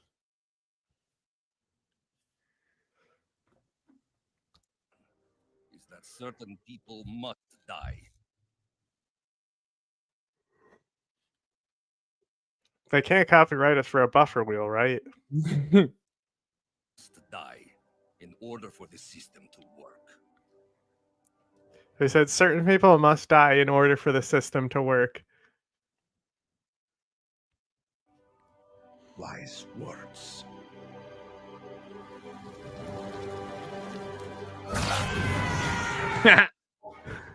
Nice. Based. Socialist, think a bit. I'll do better than that. I'll listen to the politician who wrecked Venezuela.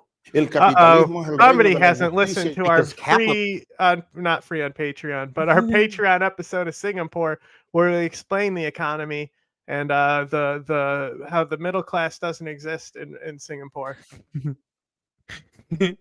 It's out now. You can watch it now. After the stream finishes. Capitalism is Are we at the point where liberals are cheering for ISIS terrorists in Moscow? Almost. I mean, I saw a lot of NAFO memeing on it at the very least. I don't know about cheering, but maybe normal libs. I saw plenty of people like memeing it about because it's Russia, you know. Yeah. Also, have you noticed the notable uptick in mass shootings internationally last year and this year? Have you noticed? I mean, ISIS does a lot of them. It's become ISIS's number one method internationally.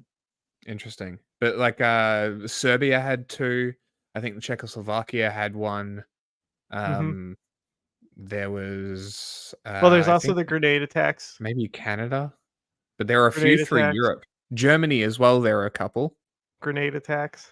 In like Sweden and shit. No, there's happening all the time.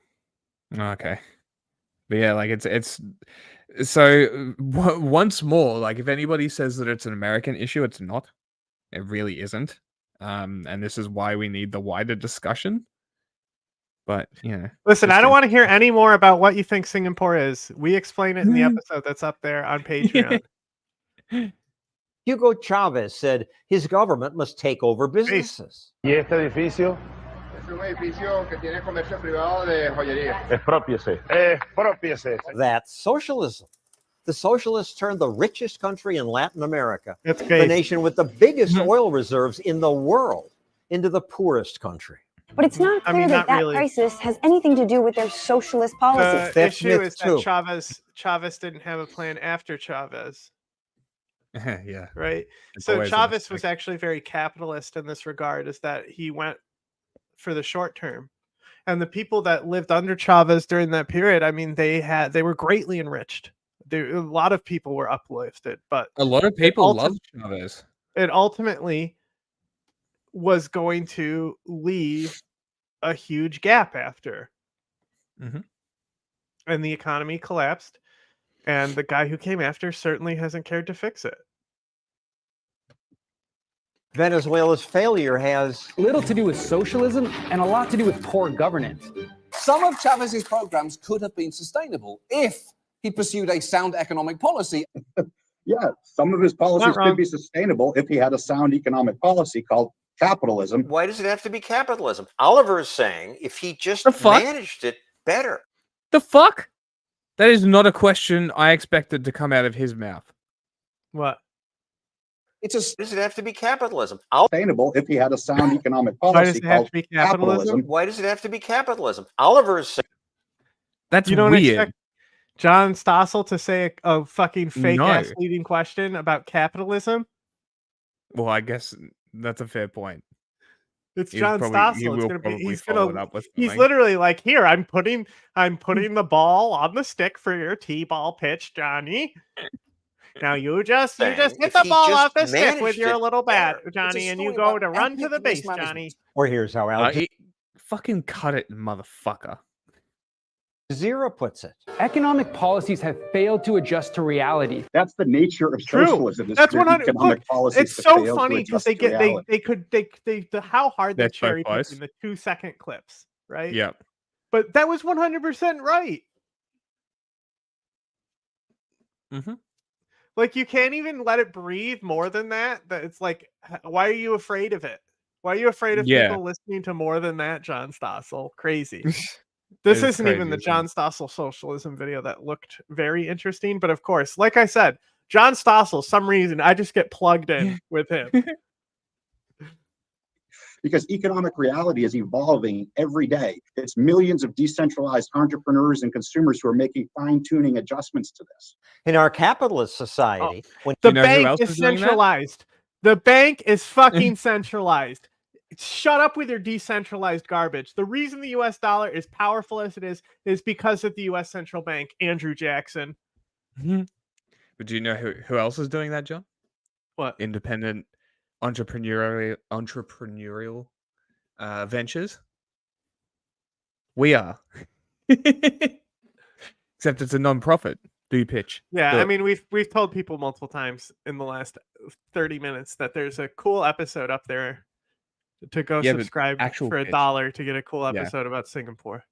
Yeah, and more. There's extended cut of our last episode too, and we're also putting extended cuts of all future episodes of Let Them Eat Cake as well. So there's that. You also get the founder title if you on the non-profit. Help out by giving us enough money to hire editors and stuff, where I don't have to edit everything and manage the entire company. There'll be more Let Them Eat Cakes that come out. Yes, and more content in general. Yeah, there's so much backlogs. Mm. Literally, there's probably 200 videos on backlog. I mean, they're all stream clips, aren't they? Not all of them. Okay. When COVID hit, what did we start seeing? Millions of entrepreneurs adjusting without government orders of how to deliver their products and services. Servers have switched roles to delivery drivers, while bartenders have turned into sales reps. Restaurants installed the heat lamps, expanded patios, did delivery. All the reporters complained about the absence of federal direction. No central authority could possibly direct all these individual adjustments in thousands of different places. In fact, federal direction would have prevented all that. One Washington Post article said, "Hey, its economy is kind of unregulated right now during COVID. It's kind of like we don't know." And guess what, John Stossel? It was kind of in free fall. If it wasn't for Joe Biden, it still would be.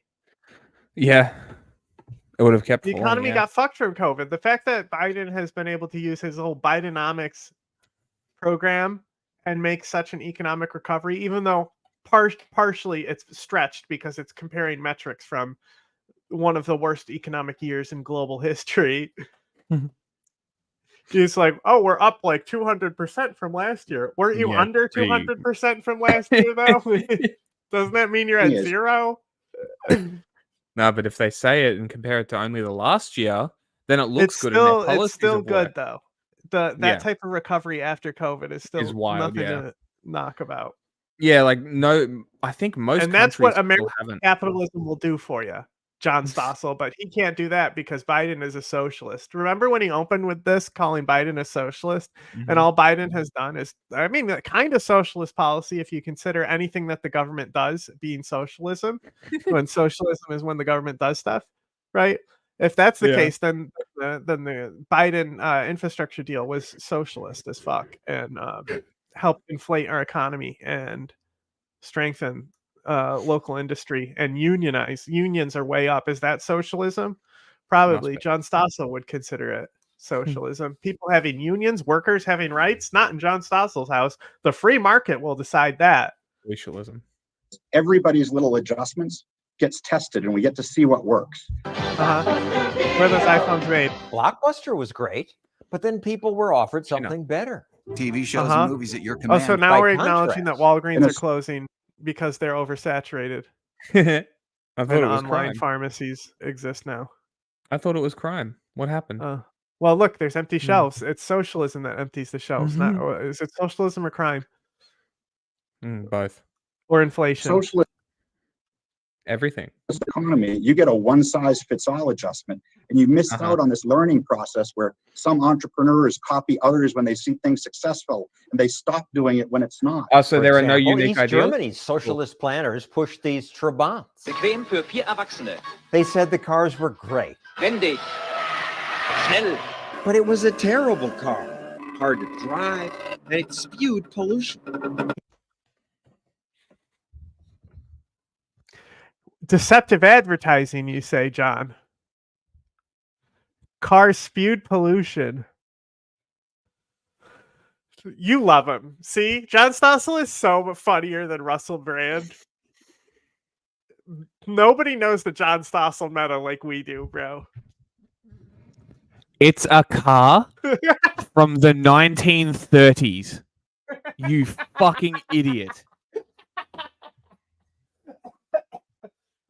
I'm dying. Jesus fucking Christ. They probably didn't even know what a catalytic converter was. Even the concept of it probably didn't even exist. You are a moron. even when West Germans were building Volkswagens, BMWs, and Porsches. East Germans were stuck with Trabants. In a socialist economy, every one of the minor adjustments needs to be commanded. One mind who has to know all of those teeny adjustments, communicate it down, and get everybody to do the right thing. That's impossible. Did you know top-down government is bad because it's one person deciding for everybody? Wow. Fuck off. No government department can manage millions of individual decisions and prices. When they try, shortages occur and money loses value. If you work the whole month, you can buy one hamburger. Here's another excuse for Venezuela's failure. What was that graph? Prices plummeted. We need. in Hey, 2014. we put. Why don't Hey, they you want to just see a take- great Venezuela video with all these graphs? Go watch our LTech on Venezuela. Go back to that other graph. We got this is such a deceptive graph they threw in. Look at this shit, bro. 2010 to 2021. I thought we were blaming Chavez. Work the whole month, you can buy one hamburger. Here's another excuse for Venezuela's failure. Oil prices plummeted in 2014, and Maduro failed to adjust. Vox made this video called The Collapse of Venezuela Explained. In the whole video, our they video is never better. mentioned socialism Our once. video is better. And we do mention socialism. It's all about government policy. We go in depth about how the government policy collapsed them Yeah. with somebody who participated in these protests. They blame falling oil prices. The oil price is a complete distraction. There's plenty of countries around the world that depend on oil revenue. When oil prices went down, the people there didn't start losing weight. That just happened in Venezuela. Finally, some people respond to my videos by saying people in Venezuela and Cuba struggle not because of socialism, but because of our sanctions and embargo. They certainly don't help the people. It was a but Che it's an Guevara afterthought picture. as a reason for their suffering. In Cuba, they drive around 1950s U.S. cars, but we don't have a blockade on them. There's no U.S. Navy destroyers preventing Oh my god. Aren't there sanctions on Cuba? Like massive sanctions. Yeah, Fiat or whoever else around the world from like you're saying, oh, these car companies aren't banned, but their commerce with Cuba would result in the US either blocking it, which they probably do, or they charge them like 100% fucking tax on them. So the cars would be completely Yeah, the unaffordable. issue is more of the embargo, the trade embargo. Yeah. So I'm actually not aware of what the actual embargo is, so I'm just spitballing like what the actual thing does. I actually have no idea. But I'm assuming that these car companies don't go in because they do business with the United States. Like that's my first assumption. It's complicated. Sending them cars. Also, the cars in Cuba are fucking ingenious. Like the way they've kept them running is crazy. I don't know if anybody's ever looked into it, but it's so insane, the ingenuity that they've had to use to keep those cars running. The reason for their suffering is they have an economic system that can't deliver. In our next video, more myths about socialism, like progressives claim that democratic socialism is different. The key word for them, democratic. Democratic socialism is your kid's public school. Great.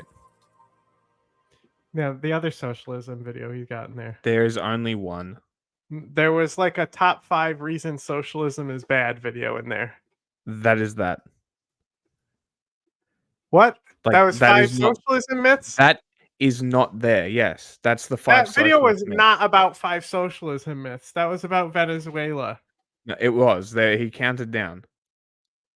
He did? No. Cars are great. Cars are the best thing. Cars are the only thing counted that I can down? justify spending money on. Yeah, he did. He said 5, 4, 3, 2, 1? Yes. I was letting out chinchillas, so I must have missed it. Let me find this torture video. Torture video?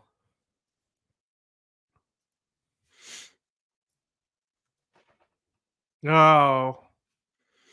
This might suck.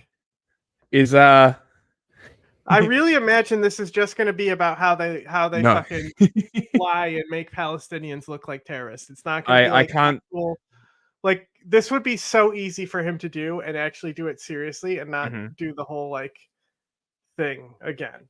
You know, Yeah. and actually to approach it from like a actual analysis and critical standpoint, it would return some of his credibility too. So Yeah.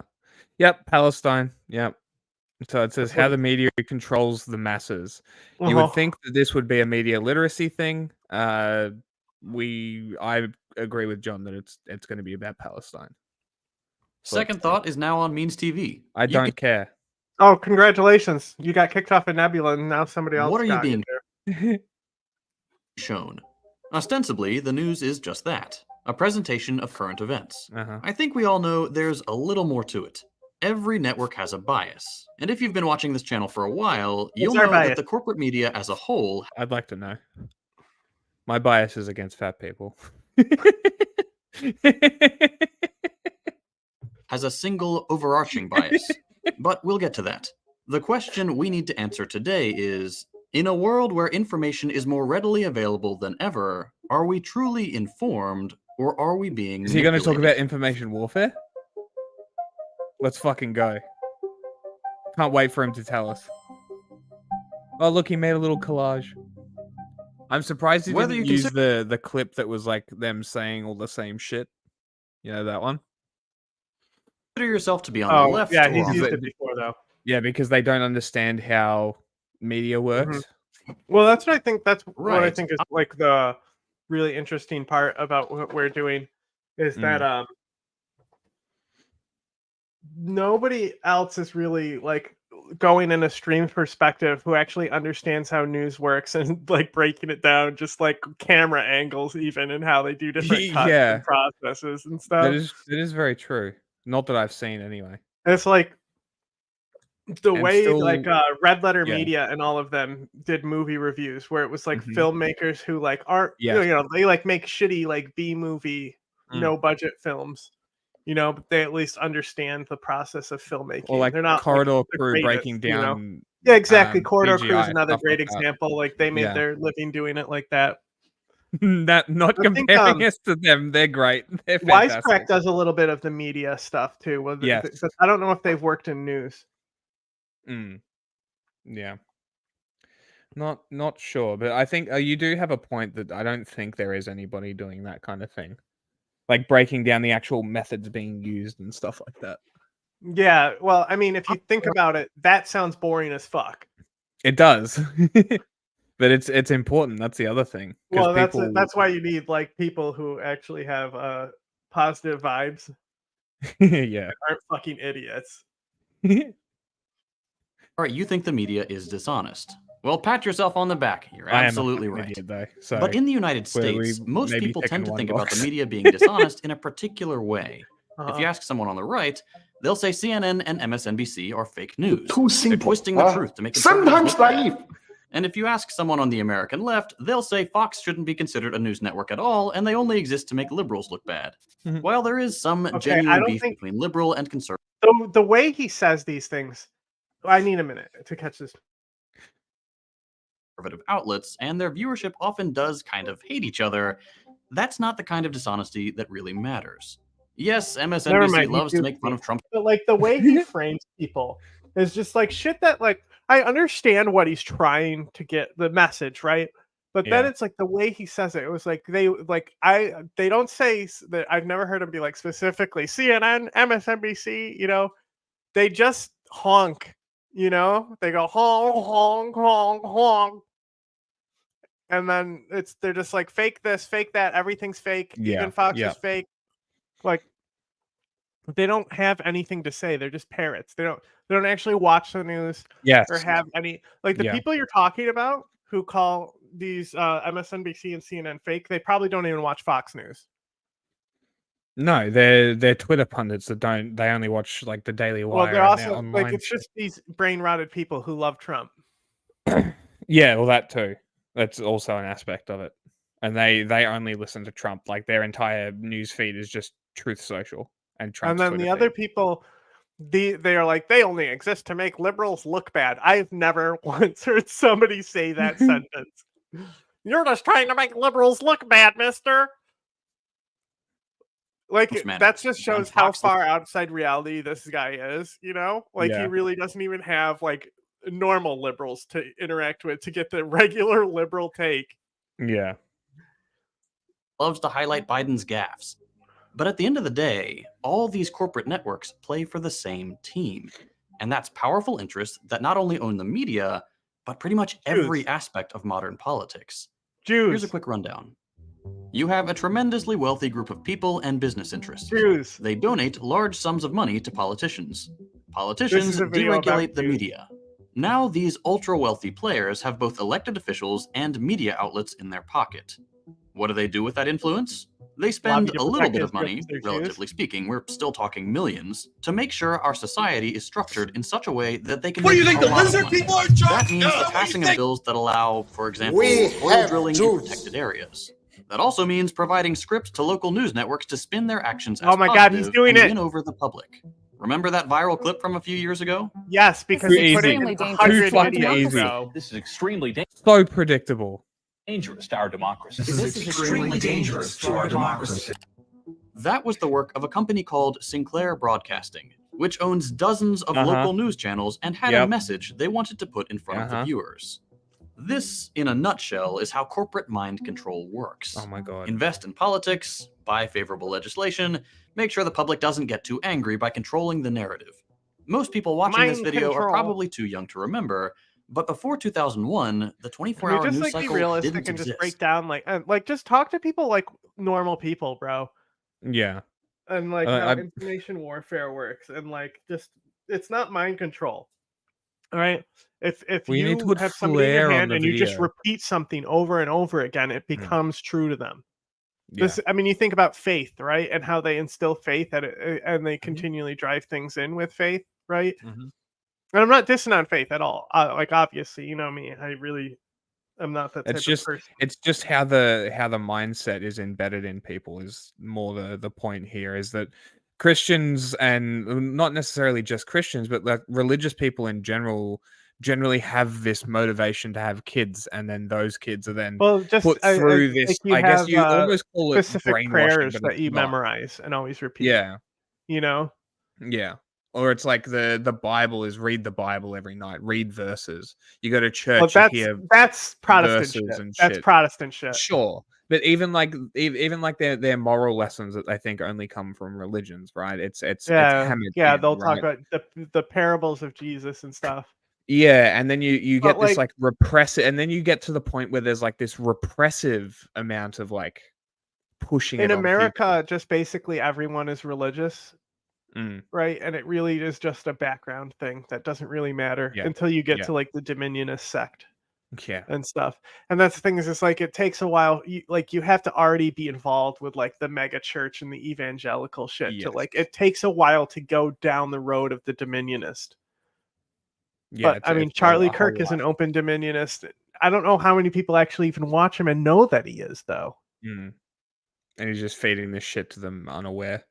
And that's the most dangerous one, is like feeding people who are unaware. I don't know. Charlie Kirk is like he hasn't turned young people. Not Charlie Kirk. I'm saying like specifically feeding information to people who aren't aware of what you are or who you are or your motivation. Oh, you mean like how Second Thought does? Yes. Yeah. Or a lot of people, actually. There's a lot of them. Being bombarded with manipulated information 24/7 is a relatively new phenomenon. Not you, though. And we're only just beginning to understand the consequences. The main takeaway from the last 20 years or so is that corporate media not only influences, but often dictates public opinion, shaping narratives to serve particular interests, No. Whoa. even at the cost of human lives, as evidenced by its complicity. Bullshit. Okay? How old is this guy? For real. Like, were you alive for the invasion of Iraq, bro? I'm going to say he wasn't. I'm going to say he's like 22. Something like that. In the genocide of the Palestinian people, 36. which we'll talk about in a minute. 36. Are you serious? This isn't him. This is another guy. There's no way. This is a different guy. I was going to say. But first, just one quick statistic. There are about 3,000 outlets that are considered sources of news in the US. All of them are owned by one of just 21 companies. And every single major news outlet, we're talking CNN, MSNBC, Fox, NBC, all the big ones, are like owned 30%. by just 5. This quasi-monopoly allows the people who own these companies to feed the masses a twisted version of reality and make people believe whatever they want us to believe. I googled Second Thought age, nothing. Weird. Wait, hang on. Check Twitter. This creates an environment in which only the news that fits the interest of the individuals who own these private companies makes it to the public. This corporate domination of the media goes hand in hand with the corporate domination of the government and perpetuates a system where absurdly wealthy individuals run the show without ever needing to be elected. Let's take a look at a currently ongoing case study. The joint U.S.-Israeli genocide of Palestine. He looks 27. I've given a history yeah, of the I don't know, bro. But like, it's just crazy. It's just crazy because like the way my generation looks at politics and how disaffected we are specifically. Like you look at someone like Adam Fitzgerald, who we had on, right? Have you seen like anything that any of his posts or anything and how disaffected he is? No. Like he's very libertarian in that regard. Okay. Being disaffected by both parties, which makes him more susceptible to like PSL narratives and stuff. Yeah. Right. And so like the New York Times pushed the Iraq war. Like everyone knows it and they're still criticized about it for my generation. Like even Jon Stewart held one of the people who sold the lies of the Iraq war to the people. Yeah. Like this is like an event that like I remember specifically, and I was very young. Like I'm talking like the start of the Iraq War. I was either in like 7th or 8th grade. Okay. So like that's like middle school era, 13, 12, 11, 12, 13 age. Yeah. Like, okay. it's just wild to say shit like that. It's wild that nothing has his age. I know, right? Because he's... I got his birthday, date. That was easy. I got that to come up right away, but not the year. Yeah, weird. It's very strange. Description. Why are you as well closed? as some other resources to give you some context if you're not familiar with the situation. The very short version is this. The Israeli apartheid regime has been attempting to ethnically cleanse Palestinian land of its indigenous population for over 75 years. The brutality sharply escalated in the aftermath of a surprise attack by the Palestinian resistance on October 7th. Since then, Israel has killed at least 30,000 people, roughly half of whom are children. It's hard to even get accurate counts anymore because the IDF has purposefully destroyed every hospital in Gaza, as well as infrastructure, schools, What's going to be crazy refugee camps, is and that international aid vehicles. The way we're stepping up the rhetoric against Israel right now, the media is going to turn and just start recognizing and saying how fucked up it is soon. Just wait. Just watch. Interesting. Like 2 weeks from now, the media is going to be calling out Netanyahu and looking at the brutality of Palestine. All right. I'll mark this so I remember. Well, chat, you can let me know. The footage coming out of Gaza is horrific. This is the most widely shared and recorded genocide in history. We all know what happened. So it would Thank you for to blurring this. that Western media would be journalistically Even though he obligated didn't, to it was report probably these somebody facts, else. right? This is where it becomes apparent that the corporate media absolutely does not provide factual reporting. Fox News. Since October 7th, the media has dutifully reported Israeli propaganda word for word with zero evidence. The accusation I think we need to analyze why this happens as well, though, because he's already implied that he's trying to shape it being like it's the Jews, but oh no, I meant capitalism when I said all these rich people who lobby stuff, right? Like it's obviously clearly like Jew whistling, right? So the issue is specifically with how Israel has designed the situation, right? You'll see in Palestine, the only information that can get out of there is people embedded in Gaza with the Palestinians. Guess who you have to basically pledge to get in there to do that? Hamas? Exactly. So the BBC has still they had to fire a bunch of guys because they were too close to Hamas, right at the beginning, right? And then Israel is also killing a lot of these journalists that work for these different parties. Like you have to be Palestinian basically to work on Gaza, right? Israel has created the situation to be like that. So the foreign press, they can only get one angle of the story. The amount of source verification and checking you just can't do with Palestine because of how the situation has been created. And I think that's really what's critically overlooked. Instead of just painting as all media as bad, right? Let's recognize how it got to this. It's not just corporate money and lobbying and painting the media to do these certain things and tell them, be pro-Israel. To be a lie. U.S. media is still running with it. The accusations of mass sexual assault were proven to be a lie. The media hasn't walked that one back either. The Hamas headquarters under hospitals, a sexual lie. Assault. Literally every accusation. Systemic sexual assault is likely not to have happened. Mass sexual assault still happened. Mass can be can be 3 or more, bro. Israel has made has turned out to be a complete fabrication. And yet the media still twist themselves into knots to let Israel off the hook. Why? We'll get to that in a minute. But first, let's take a look at some concrete examples of media complicity in genocide. Let's go. We'll start with the nuts and bolts of how media spin works. If you're thinking, well, who the hell is this guy to explain this stuff? My degree was in journalism and what I mass point out a communication. lot is that before Hamas came to power and the PLO was around, they're still technically the Palestinian Authority. We still work with the Palestinian Authority. They're just worthless now. They've been so depowered because of the split, right?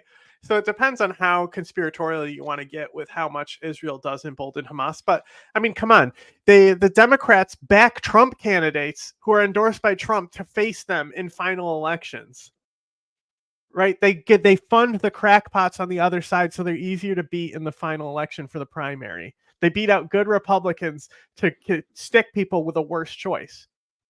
that sucks. Don't do that, There's always that type of benefit going on. Now, so you have these clips of Netanyahu saying like Hamas is the greatest asset. And like if you think about it, probably there's Democrats in our Congress right now saying Trump is their greatest asset because he's strengthening them. So it depends on how you want to look at the situation, but at the end of the day, like the situation, the way it exists is 100% Israel's fault, and that's all you need to say. Yeah, I sent you a link to the video. Can you take over? I need to go for like 10 minutes. I mean, I have chinchillas out, so I have to wrangle them first. I have to get him. I have to catch him first. Sure. This is my bread and butter. I specifically chose not to go into mainstream journalism because of this exact that's why problem. you chose. All of these rhetorical tricks are very common, but they're also super easy to see through once you know how to look out for them. You would fit right in at Jacobin. They're just as awful. Take this headline, for example. Starvation is stalking Gaza's children. Okay, at first glance, that seems all right. It recognizes that children in Gaza are starving. What's the issue here?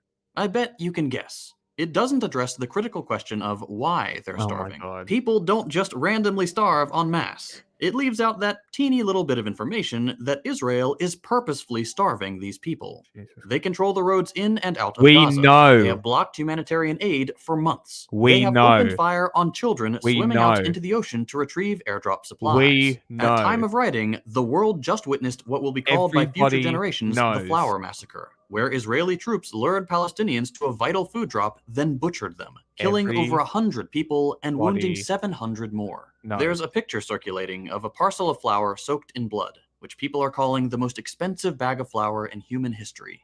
Palestinians have been forced to resort to eating grass. That's literally exactly what he wants. He just wants headlines that suit his narrative, and then the article has to be exactly to his standard, or it's capitalist propaganda. This is brain rot. This is brain rot in action. Animal feed, giving newborns a date wrapped in cloth to suck on, anything to give them a little sustenance. And of course, these people are dying. This is Israel's doing. It is intentional. It is a war crime. So when the New York Times, the most respected paper on earth, leaves out that critical piece of information, it lets Israel off the hook for genocide. Isn't everyone really, really glad that he never went into journalism?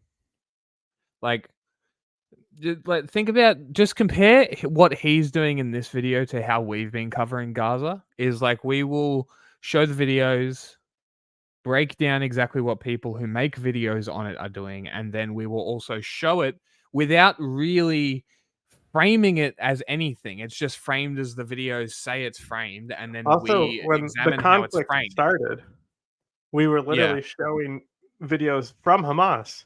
Yeah. That was before YouTube demonetized us. Now I won't do that. Yeah, we would be able to show all of this if YouTube supported independent journalism, but they only support the corporate press. And late night hosts, of course, because that made YouTube. Responsible headline would be, Israel is starving Gaza's children. Do you want to... And while we're on the subject of the Power Master... Gone. Yeah, sure. And I'll grab something else while you run away. Also, I just want to address this updated article headline. The point is to get people who support Israel to read it. You fucking idiot. So putting Israel is starving Gaza's children in the title would make people not read it. These people really don't understand that if you want to change people's minds, you need to soften the language to get them into the discussion before launching into it. These guys are just like, did you know Israel's genociding children in Gaza? And people are like, what the fuck? And then leave because they're like, you're a psycho.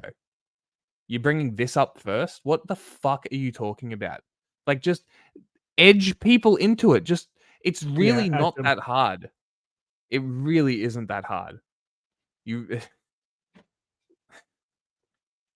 don't just jump into the deep end. That scares people away. especially people who are just learning about this stuff. You need to smaller things first, like the settlements or what do they call they call them settlers, don't they? Yeah, the settlements. The whiteys that go in and fucking take land. Yeah, from Yeah. Brooklyn.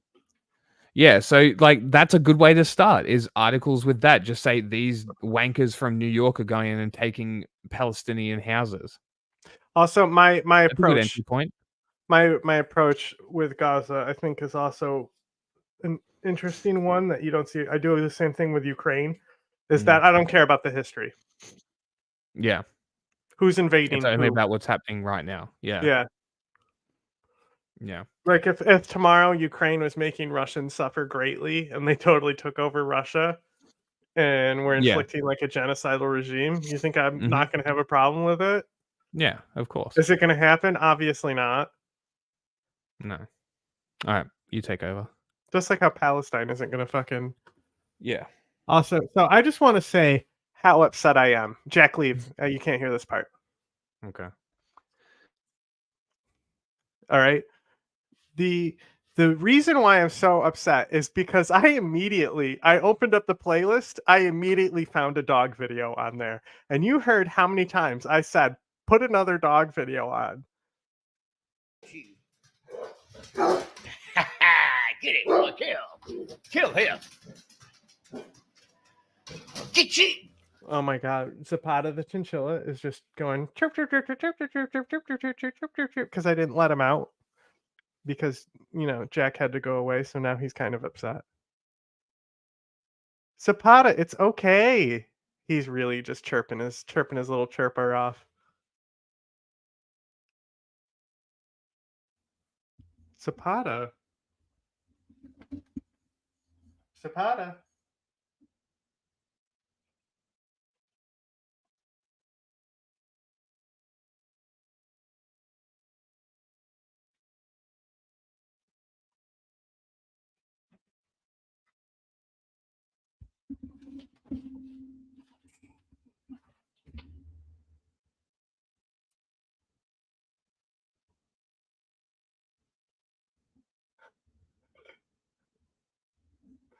Poor guy.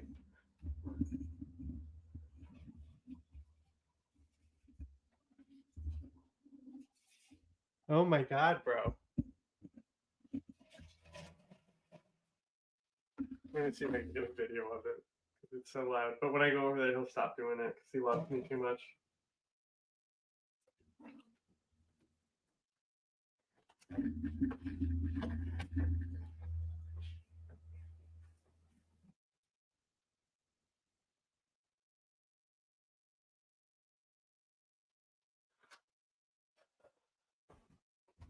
See, told you. He was really just honking up a storm. The other one isn't a revolutionary. It's a Kurdish word. It's like a Viva Revolution. Is the door not even closed? Hang on, sorry.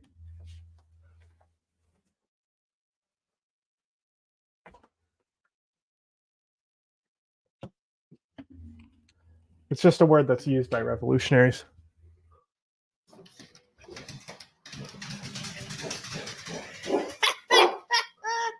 Where'd you go, boy? Get you. You're not getting those. Uh-oh, the snowplow. Where you at? Who put this on the playlist is my question. We Probably end me. sentences with prepositions here in Kentucky. Come on, boy. Get you. Look at his tail. Lord help. You are not getting those. Great dog video. Yeah, all right.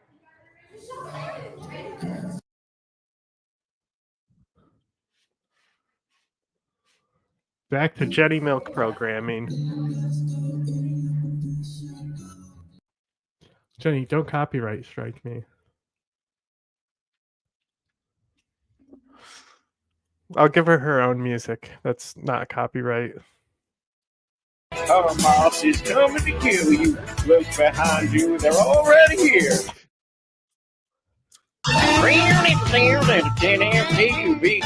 Hamas is coming to get you. They're gonna kill you in your home. All of my elderly Noble Gold Investment. Am I really here? Can you hear me? Is my mic on? Now, who wants to see me after that, Sean? Huh? Nobody. Is this the right video? It's Jenny Milk, bro. I was like, it was Jenny Milk. Maybe not. I don't know. It was her taking a burlesque class. Yeah. That's what happens here when you don't pay attention and there's no floor directors.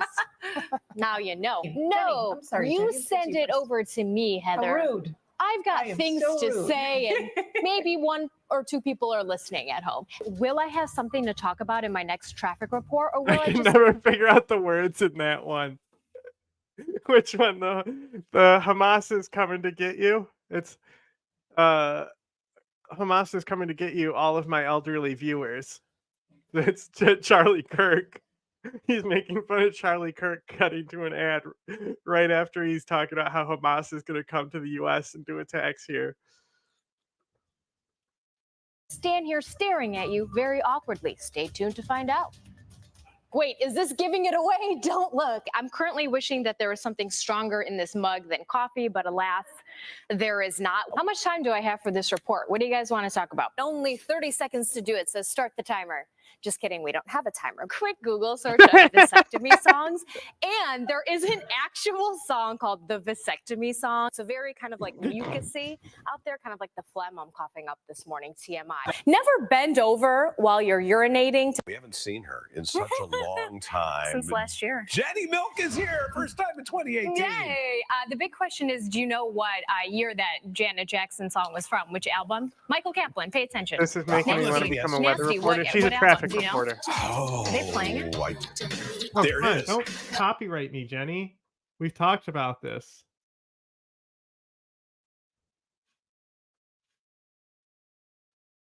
Are you making a mess over here? I was like, I leaned over and it was. Good morning, Jenny. Are you making a mess over here? I was like, I leaned over and it was It's wet. your coffee. Nah, whatever. Yeah. Well, happy 4th of July, everyone. It is the ladies' show. It is. And we're excited about today, the The fireworks ladies show. show. Traffic, how's traffic, man? Nobody on the road. I don't know why I'm here. I just wrote the producers. I was like, FYI, it's a holiday. Ain't nobody gonna be. Well, what driving did you today. expect? Us to work and you not to work? Yeah, that's what I'm used you to. here with us, Jenny. And we No, also we were your hoping it would be presents. the red, white, and blue, but I guess Show them not your the shoes. dress. Oh, Show he's them your honking shoes. again. Stella, how do you want? I don't know. She's got if the you blue can shoes keep your on. legs up all the way. There Oh, you that's go. the flexibility. Thank you. She is a And former- wait.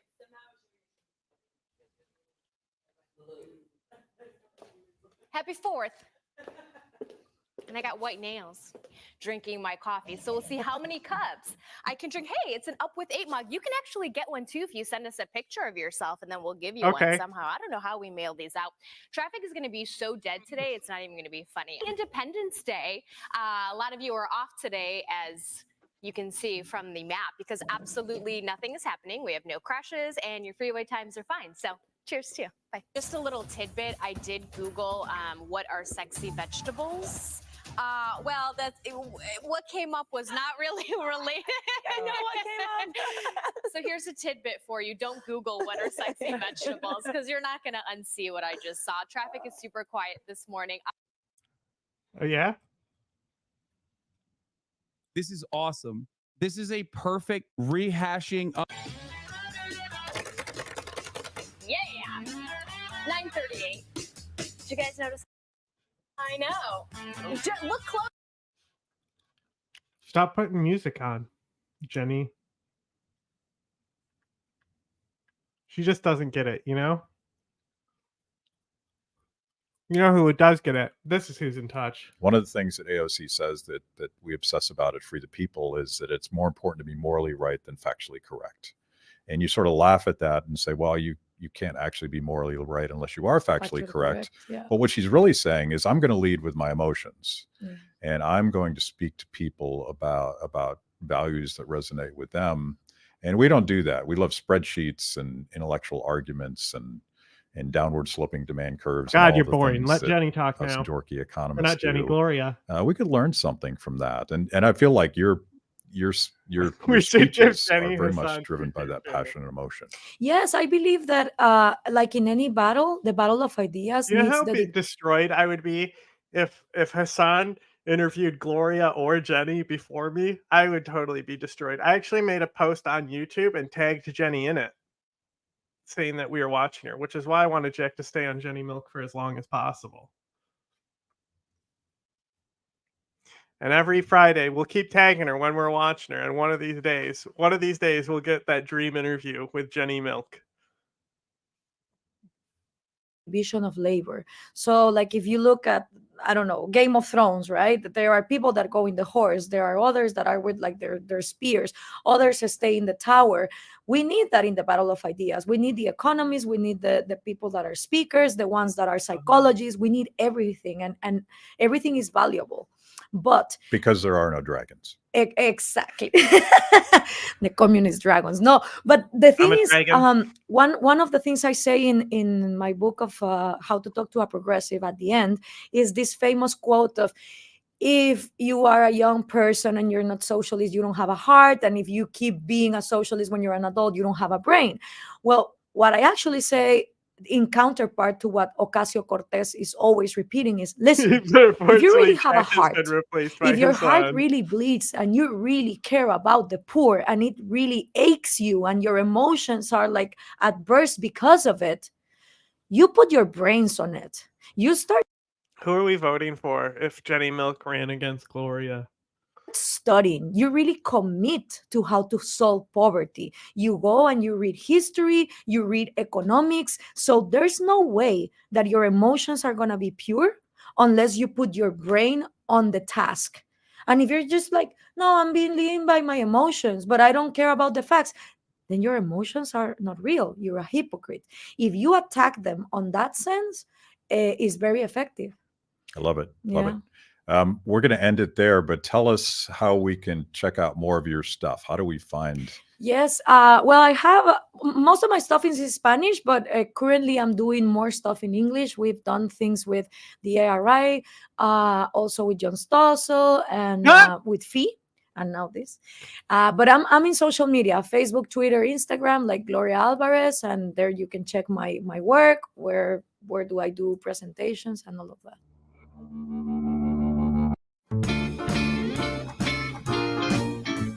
Political scientist, radio broadcaster, and project director of the National Civic Movement of Guatemala. Okay.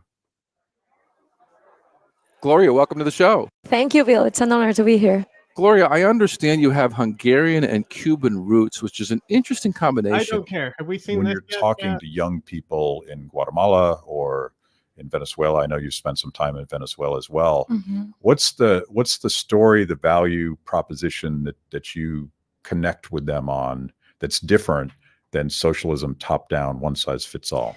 Well, I go to the psychology and the self-esteem because what I found doing radio and being in contact with young people is that the root of the problem is that young people in Latin America are taught since they're little kids to be victims.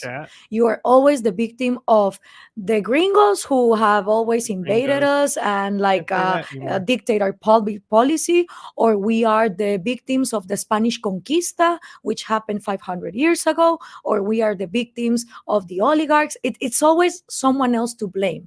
And also we have the component of Catholicism.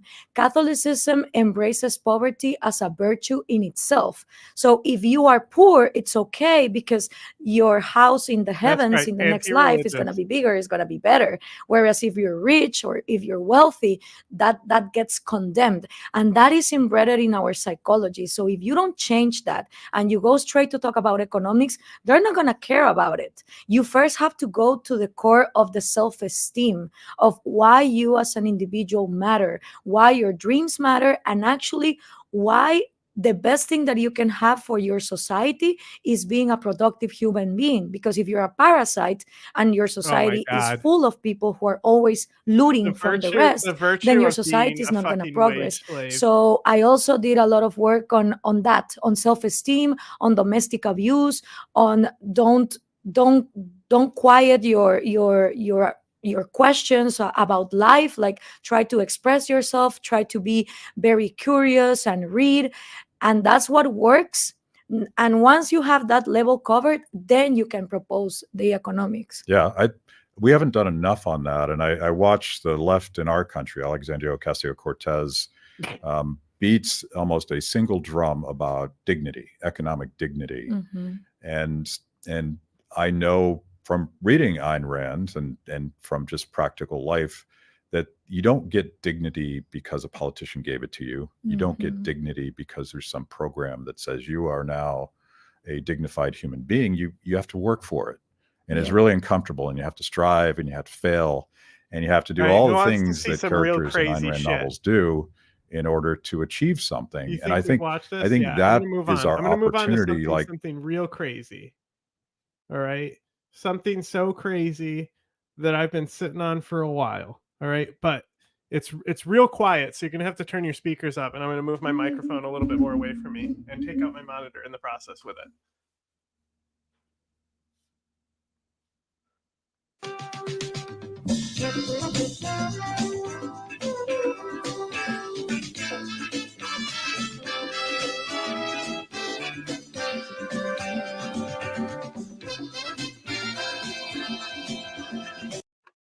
I read this because I was far away from the screen. I read this as Bass Who Controls Your Life, and I was like, is he talking about the singing bass who sings whenever it's light out? Good evening.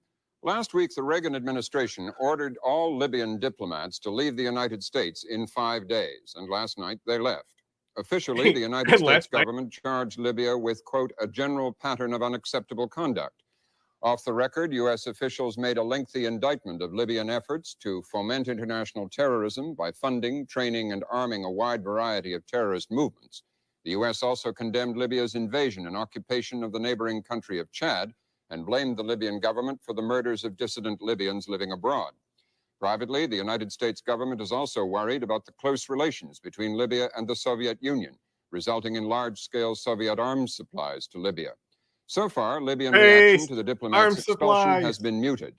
One weapon in her grasp is oil. Libya is the third largest supplier of U.S. oil imports, representing 4.5% of U.S. consumption, or 500,000 barrels a day. Tonight, we talk directly to the man in charge of Libya, Colonel Muammar Gaddafi, speaking by satellite from his office outside Tripoli, the Libyan capital. Jim? Robin, Colonel Gaddafi holds no official title as Libya's chief of state. He's known only as the leader of the great 1st of September revolution. I love that. That is the revolution of 1960. Look, this is what the media certainly has gotten more biased today, but flat out just stating this, right? So this is straight up like this narrative that they're saying right here is a specific narrative that Gaddafi pushed. So Gaddafi is a very interesting man. It's like I say that he's like democratic until you disagree with him, right? So he talks about how he values democracy. He says he's only the leader of like some little like special democratic council.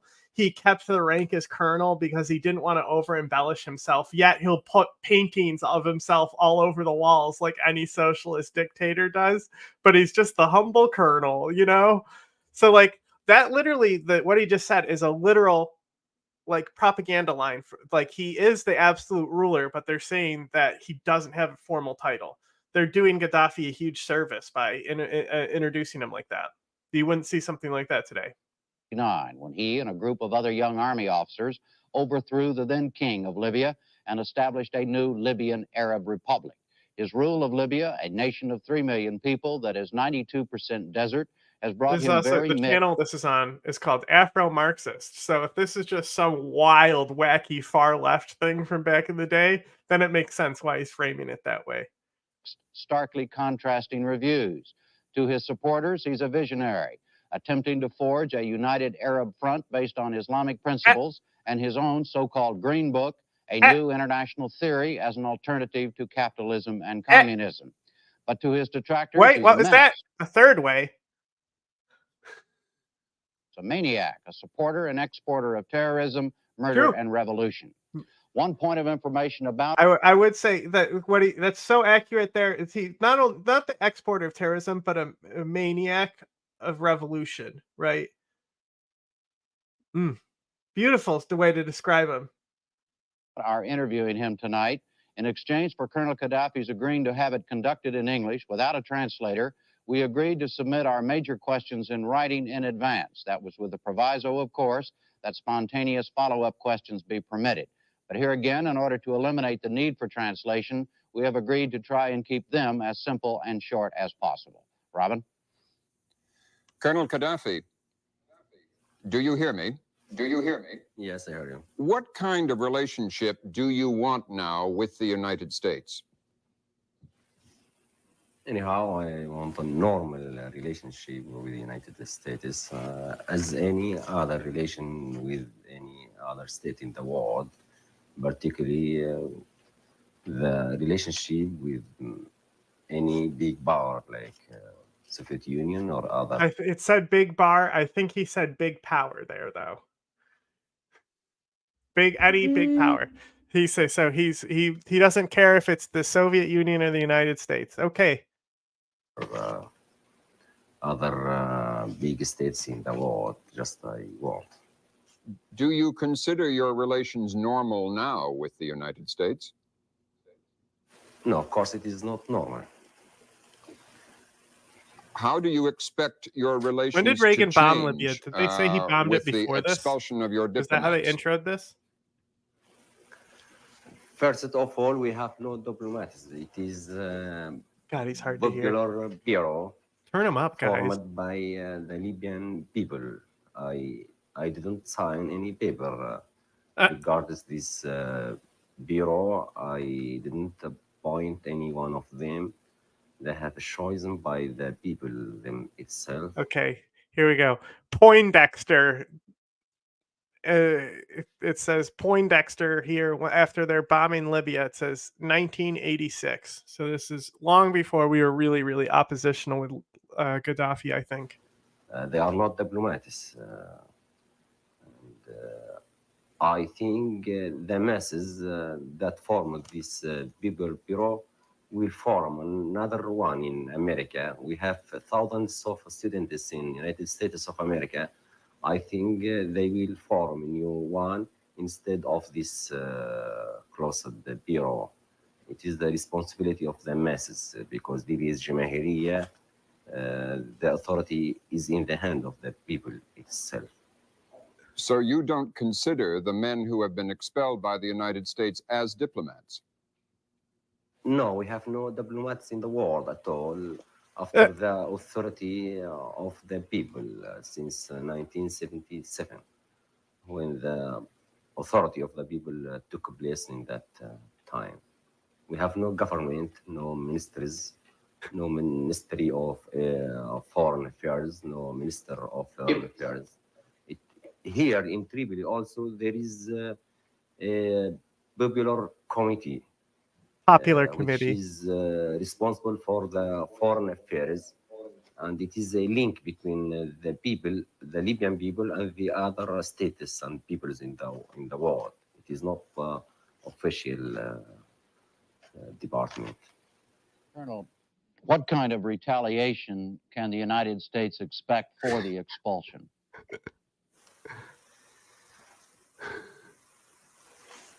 I don't expect it now anything because it is not a serious step. We lost nothing. It is only it is not a reasonable step from United States of America against a state like my country, and there is no justification to expel this popular bureau from your country, because it is to link a good relationship between. I have no idea what Libyan he's saying people now. and American people. And He wants the good government relationship. of America has Government the right is fake. to cross this popular bureau. This is crazy because he's like, look at how humble he is still. Like he's dressing in just a simple white shirt, you know.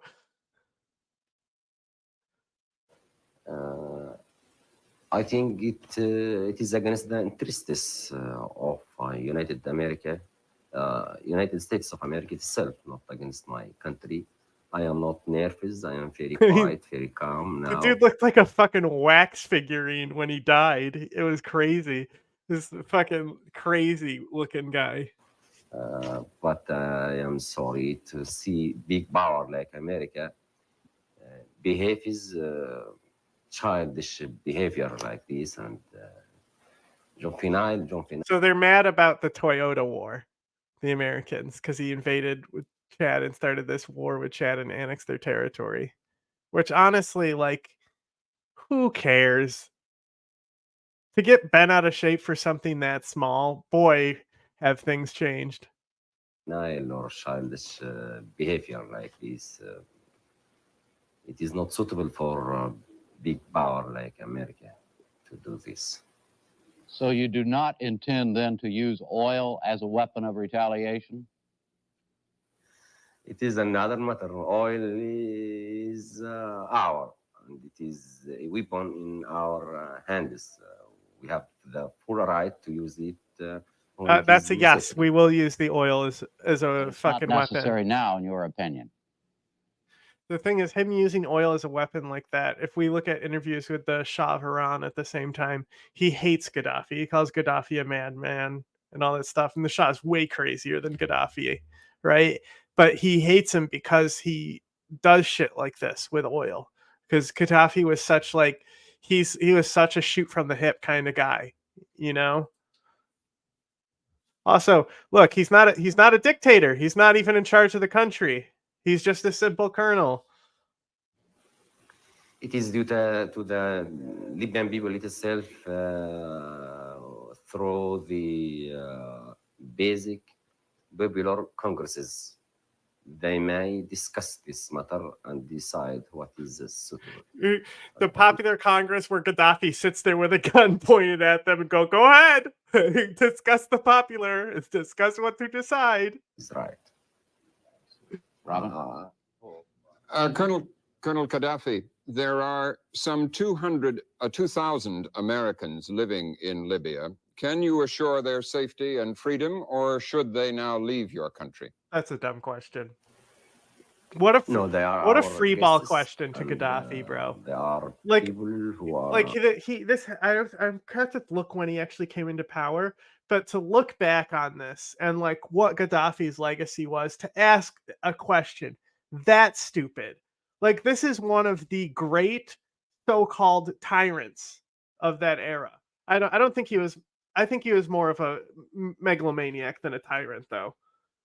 Like, I'm not saying he wasn't tyrannical, but like compared to like, I think he is in his own category of legend. You know, kind of like the guy in Uganda who was also brutal and got to be exiled to Saudi Arabia.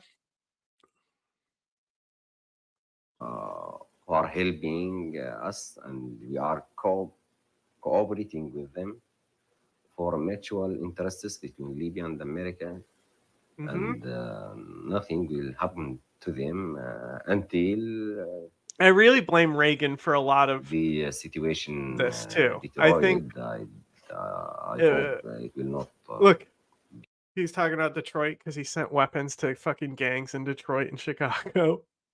He sold weapons to American gangs at this time. Like, yeah, Idi Amin. Yeah, who I always think is the fucking Afghan guy. Who's the Afghan president who fucking got ousted?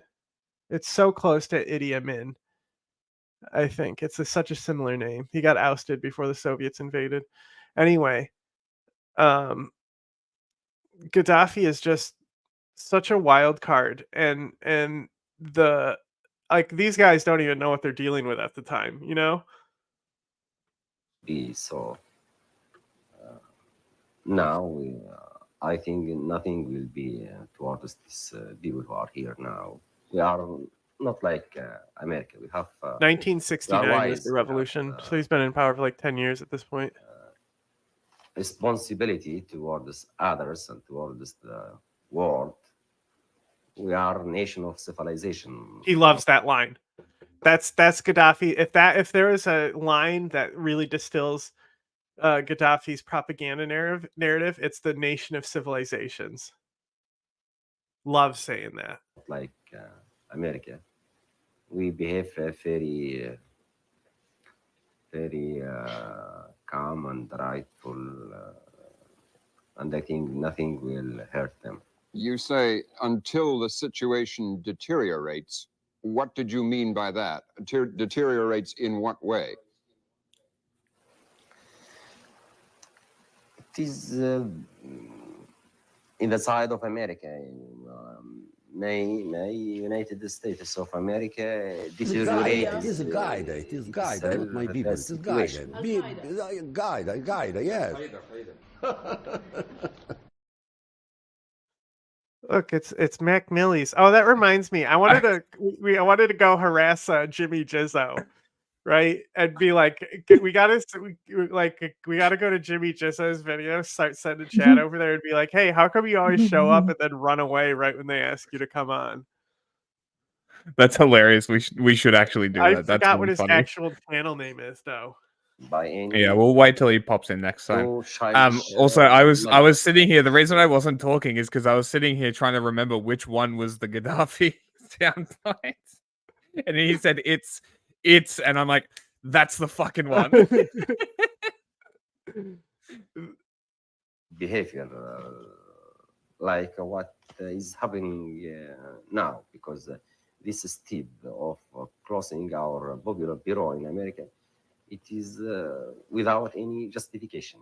It is unreasonable action. And according to this, America might do some steps like this, which is not responsible action. Are you expecting some further action by the United States against you? I'll repeat that question. Are you expecting some further action by the United States against you? No one can expect what the United States of America can do, because the policy of America. Yeah, I mean, if anyone, you're the wild card, though. Policy. It is out of any international responsibility.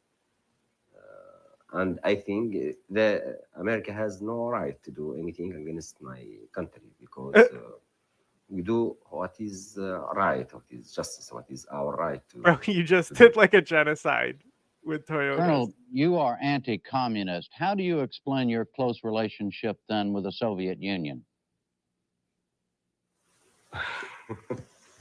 See, that's key, is that Gaddafi is both communist and anti-communist. The reason he's anti-communist is because they rejected religion, and the reason the Green Book is green is because green is the color of Islam, right? You're muted if you're talking, right? So because of that, he rejects communism because they reject like faith, right? But then he also really hates the Baathists eventually, because he tries to do his like Arab Federation, and Saddam is the guy who's like, go fuck yourself. Like the Saddam especially didn't want to hear shit from Gaddafi, so him and Saddam had a real big beef with each other. It is not necessary, if I am not a communist, that my relation will be bad with the Soviet Union. My relation is very good with Soviet Union. Soviet Union is our friend, and I am not a communist, not capitalist. I am socialist, Jamahiri, progressive. It says Italian socialist. I didn't hear him say Italian socialist or Germany progressive. I don't see any contradiction between my good relationship with the United States, with the Soviet Union, and because I am not a communist. So what he actually said is like shit that I say, and this is why Gaddafi's so based, because he actually says like he says shit that's so crazy that every now and then like something is in there that makes sense. He's truly like the Alex Jones of world leaders. So he's saying like I'm against communism, but I'm a socialist. I'm a progressive. I mean, I say shit like that. I'm against communism because of how communists act. Do you share? Yes. I was going to ask exactly. you. Literally me. Literally you shared me. the Soviet Union's You know, basic. because like I think what would be a great idea is if we gave everyone chickens. You just give them a cage with a chicken in it, and then everyone will have free eggs, and that will solve hunger in Libya. That would be. Don't you think that's a good idea? They ate the chickens. They ate the chickens. They lasted a week. They didn't wait for the eggs. They just ate the Fucking chickens. hell. Political goals in the world. Pardon? Would you repeat please this Yes, question? sir. Do you share the Soviet Union's basic political goals in the world? Yeah, Azavit. He doesn't understand. Let me ask it another way. Are you and the Soviet Union, do you and the Soviet Union agree in political terms as to what the future of the world should hold? I say I understand now. No, sometimes we agree about some international matters, and sometimes we disagree because Soviet Union is Soviet Union and Libya is Libya. Every one of us has his own interests and has his own strategy in the world and his different policy and social system and political system, which is different also. But he is our friend, besides of all this. We have read the figure here in the United States that you have purchased $12 billion in arms from the Soviet Union. Is that correct, sir? So what? So what? People can't buy guns now? So what? I don't know exactly the number, but is it Yes, you true do. or not? But anyhow, we buy weapons from Soviet Union and from other countries like Britain, Italy, and France, and China, and other countries. It's been suggested that many of those arms that you have bought have been placed there as a kind of staging area for the Soviet Union. Is that true? No, of course it is not true. Yeah, what a dumb question. Of course not. We have. Imagine being crazy enough to put a staging area for your weapons in fucking Libya with Gaddafi in power. Bonds only for defense for our service, and these weapons are not enough now for sufficient defense. We need more weapons to defend our country, and we will not allow Soviet Union to store any weapons for it in my country. We refuse such things. Military commentators say that you already have far more arms and tanks and planes than your army of 40,000 men could possibly ever use. We have armed people. We are going now to get rid of the regular army. The regular army will disappear in this Jamahiri society, Jamahiriya, the state of masses. The state of masses will have no regular army, no government. Now there is no government and the regular army will disappear. Therefore, we need weapons for the people, the armed people. Every citizen must have weapon, not in his house, but in the store. And he need it in time of defense for his independence. Defense from what, Colonel Gaddafi? Against whom, you mean? Against whom, yes. Against any enemy. who might attack my country, might attack my people. And my people must be armed and be ready to face any aggression. How do you answer charges that Libya is involved in promoting and supporting and training international terrorists? They're freedom fighters. Don't deny it. This accusation without any justification also. No. There's justification. You meant to say evidence, Gaddafi. That we support or promote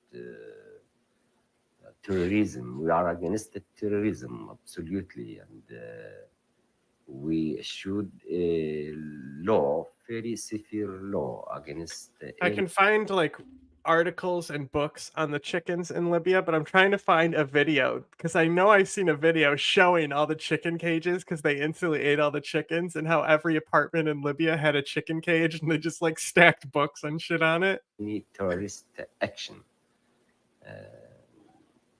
Therefore, we are absolutely against terrorism. But now we must clarify the meaning of terrorism. What is that terrorism? Hell yeah, this is classic Gaddafi. What is terrorism? We're the nation of civilization. You're the one bombing people who are just trying to fight for their freedoms. We consider the manufacturing of nuclear weapon is terrorist action, and establishing foreign military bases in the land of others. It is also terrorism, and make people is suffering from famine to keep food for them. It is also terrorism, and hijacking airplanes and. You see, he's talking to hijacking airplanes, right? Just like that one guy we put on the other day, because this is something that had just started, the Kuwaiti hijackings, the Palestinian hijackings. But like Gaddafi supports Black September, right? And this is 1981, right? So Black September, when did they hijack it was when Carter was in office, right? This is honest people. I think no, Black September. They didn't hijack a plane. They were running and they got a plane, and then they just killed all the hostages, and like the feds ran in and killed all the terrorists on the plane. And well, when they did that, they killed the hostages as well. I think that's what happened. It is also terrorism, but it is very small one in the comparison of the big action of terrorism, which is America is doing now. By threatening others, by its fleets, by its bases, by. Okay, they did hijack things. Black September aircraft hijackings has its own place in the article in the wiki.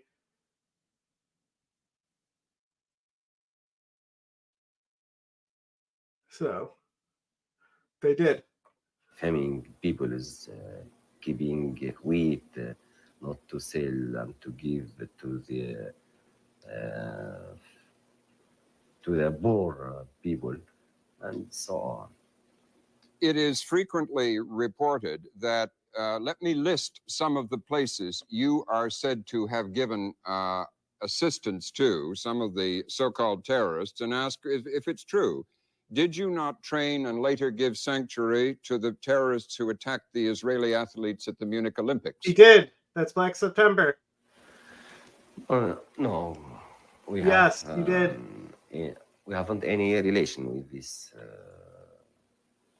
this accident, and we heard about it in the media, as you heard. But you deny that? No, we have no intention or no decision to do such bad things, which is considered as a terrorism. But we support the struggle of the peoples for the freedom, for the independence, like the people of Palestine. We support its struggle because it is justice cause. Do We you support give? the justice. Do you? Excuse me. Do you give support to the Irish Republican Army? Yes. Almost all the Simtex used in their explosives was sold to them by Gaddafi. No. They had a Libyan missile. They never used it, but when they surrendered, they gave it up. Libyan missiles that the IRA actually had. No support, no material support, but Liar. spiritual one. Spiritual support. Yes. Yes, we spiritually have given them bombs. We consider it is justice cause, because Ireland is Ireland and Britain is Britain. The existence of Britain in this place is colonization.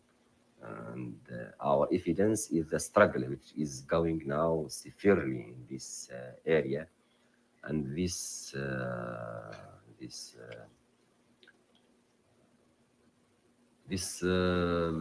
leaders of the Irish army who are dying now based of hunger in the jail for this cause. They have cause, they have justice cause. They want to be independent. Did you send support to the Italian Red Brigades? No, we are against the Red Brigades, and we did you arm Crips in Detroit and Chicago? Groups, in fact. To the guerrillas in El Salvador? Yes. No, it is far from us, and we support the people of Salvador. We hope these people will succeed to restore its stability and dignity and freedom. We support the people, but no relationship between us and these people. It is far from us, and we have nothing to do with it. It has also been charged, Colonel, that your government has sent killer squads to assassinate Libyans living abroad. True. Of whom True. 11 have been killed. Is That was true? this was a big deal too. This was probably one of the biggest deals.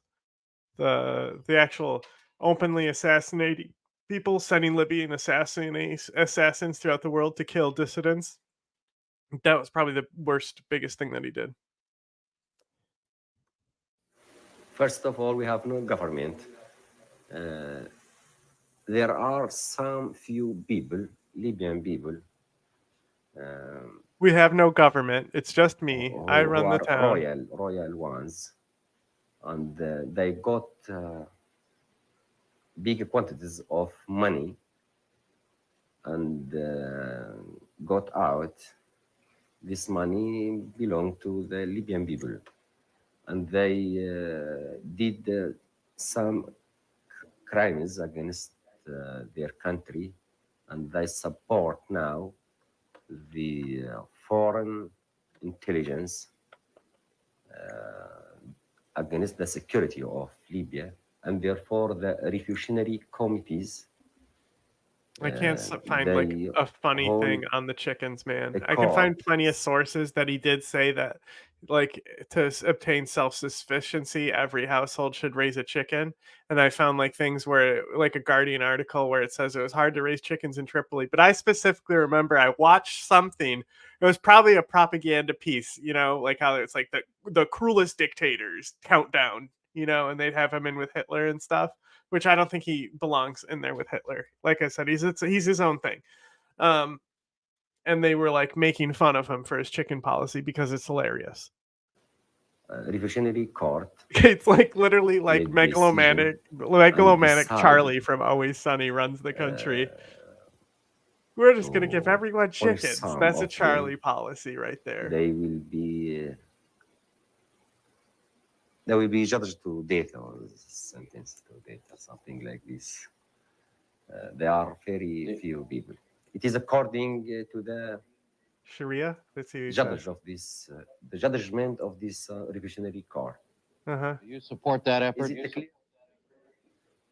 Excuse me. Is it clear? Is the answer clear? Yes, I was just wondering if you personally supported that. I noticed that you said some time ago that you ordered Libyan exiles to return home or they would be executed. I assume that you support this effort to execute these people then.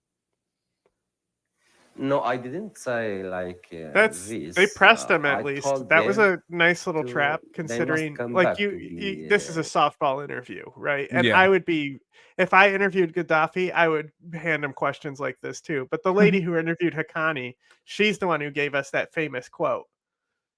If they are your people and you say that they love you, safety to be safety, yes. Otherwise, I can't protect them aboard. Therefore, the refugee committees may be after them and they may eliminate them. Therefore, I declare that if you come back to your country, you will be safety. I guarantee you. But outside, no one can protect you. That yeah, come home or you'll be killed. And what happens when you come home? I kill you. Here in the United States, Colonel, says that your government was behind the attempted assassination of a man here in our state of Colorado, a Libyan exile. Yeah. Is that true? It was an attempted assassination. You know, they have some nerve. Let me say this to defend Gaddafi again, who, you know, nobody should. But the Shah of Iran had his agents killing Iranian dissidents in our country for a long time until his fucking death. And what happened there? Did we fucking put his feet to the coals on that? Did we take him to bat on that? Did we challenge him with sanctions and embargoes and things like that? Did we come at him like that? Or did we suck his dick harder and say, give us more oil, daddy? Buy more of our guns, daddy? We literally let him kill people in our country, and we're going to be like, Gaddafi, when you did it, it's wrong. Fuck off. Assassination, the man lived. Still let Iran kill people here. I don't think it is true, and I didn't hear about this accident. I didn't hear about it. Classic move. I plead the fifth. But I can assure that no one will be killed outside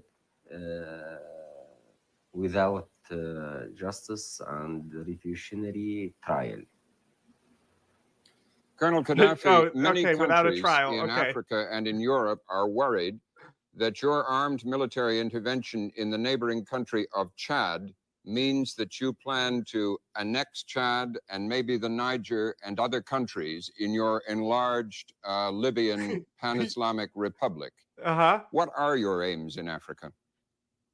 I'm king of the black people. We have no plan towards this area.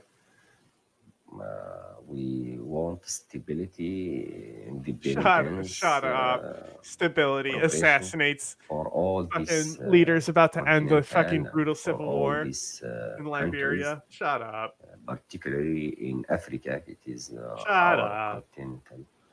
continental. We have no other intention towards this area. Why did you say when your troops went into Chad that Chad was part of Libya's needed living space? No, it is not true. I said the security of Chad. The security of a chair. The security of Libya, of course. But we sent our troops to Chad. I like the series here, dude. That's all we do is going over interviews with insane people. What do you mean? Mutual defense, yes, agreement of defense between us and the national government of Chad, and according to the request of this government to help it for stability and for peace. Oh, yes, we invaded Chad and killed all those people to help them, he says. For a civil war which continued about 20 years. And now this civil war ended. We started the war to end the war. Chad, okay. Is living in peace. Yeah, because you went home and you stopped invading them. That's why they're in peace. Build. It is safe after stopping this war. Ironically, like there is like he didn't try to annex Chad. He just took a small area which historically he believed to be his, and he like it has stuff to do with like the Italian fascist movement or something. I don't really care. The Chadinian Toyota War is like such an uninteresting part of Gaddafi's legacy to me. You know, there's so many other hilarious things going on. Like this one. No demonstration at all in the streets. No one against us. Against me for what? Because I am not president. But then See, he's still doing it. Against me for what? I'm not the president. I'm just a simple colonel. Dude didn't change at all, right? That's what you could give it to him, is sticking to it. Love me, all my people with me. They love me all. But if they do love you, they will die to protect me, my people. If you say they do love you, then why are they capturing Benghazi and they say they're against you there? Why are they in Zawiya? It is a guide. It is guide, not my people. It is guide. Guide, yes.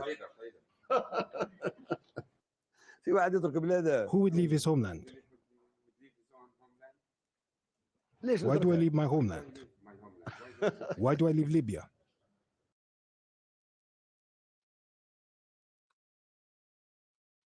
Hey, Jack. Starving Gaza's children. You're still muted. And while we're on the subject of the Flower Massacre, it's sickening to see perhaps the most blatant war crime yet get twisted to avoid naming the perpetrators. Here's the New York Times on the event. Live updates. In chaotic Gaza scene, many are killed and wounded as Israelis open fire. This is another one where the average person might think this is an acceptable, if there's so much strangely worded headline. Let's break it down. What happened? Starving Palestinians were baited into a killing field by much-needed food aid and then were butchered. Fuck off, stop laughing. Backstory behind that one is hilarious. What? The what? Fuck off, stop laughing. I don't remember. I think it's me laughing at a take you're doing or something. Yeah. I was doing a take for one of the intros, I think. And both of you were laughing, and I fucking couldn't do the read because I could see you both laughing. It was a fucking nightmare. I'm like, fuck off, stop laughing. Butchered by Israeli troops. How would you spin that? Instead of saying massacre, you could use chaotic scene. You're not technically lying. Massacres are chaotic. Instead of citing the death and injury statistics, you could just say many. That makes it more palatable. Then, instead of explicitly saying the occupation forces targeted and shot the starving people, you could simply say they opened fire, helping stoke the misconception that people were killed not by Israeli troops, but in a stand. اللي يقوموا بالعمل هذا يعطينهم حبوب راهو مش بإرادتهم.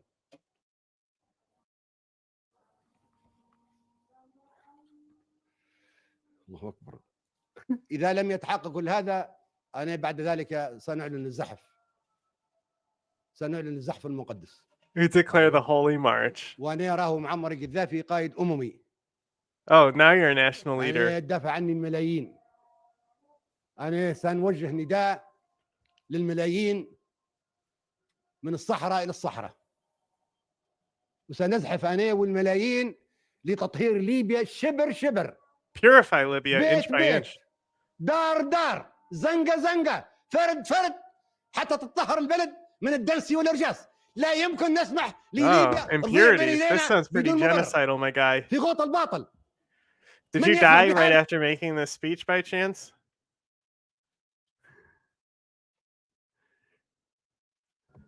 This is journalistic malpractice at its best. You maintain plausible deniability while completely obfuscating the reality of the event.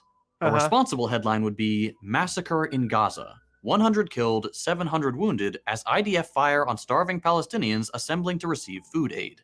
It gets all the facts across, it's just as concise, and it doesn't let the perpetrator off the hook.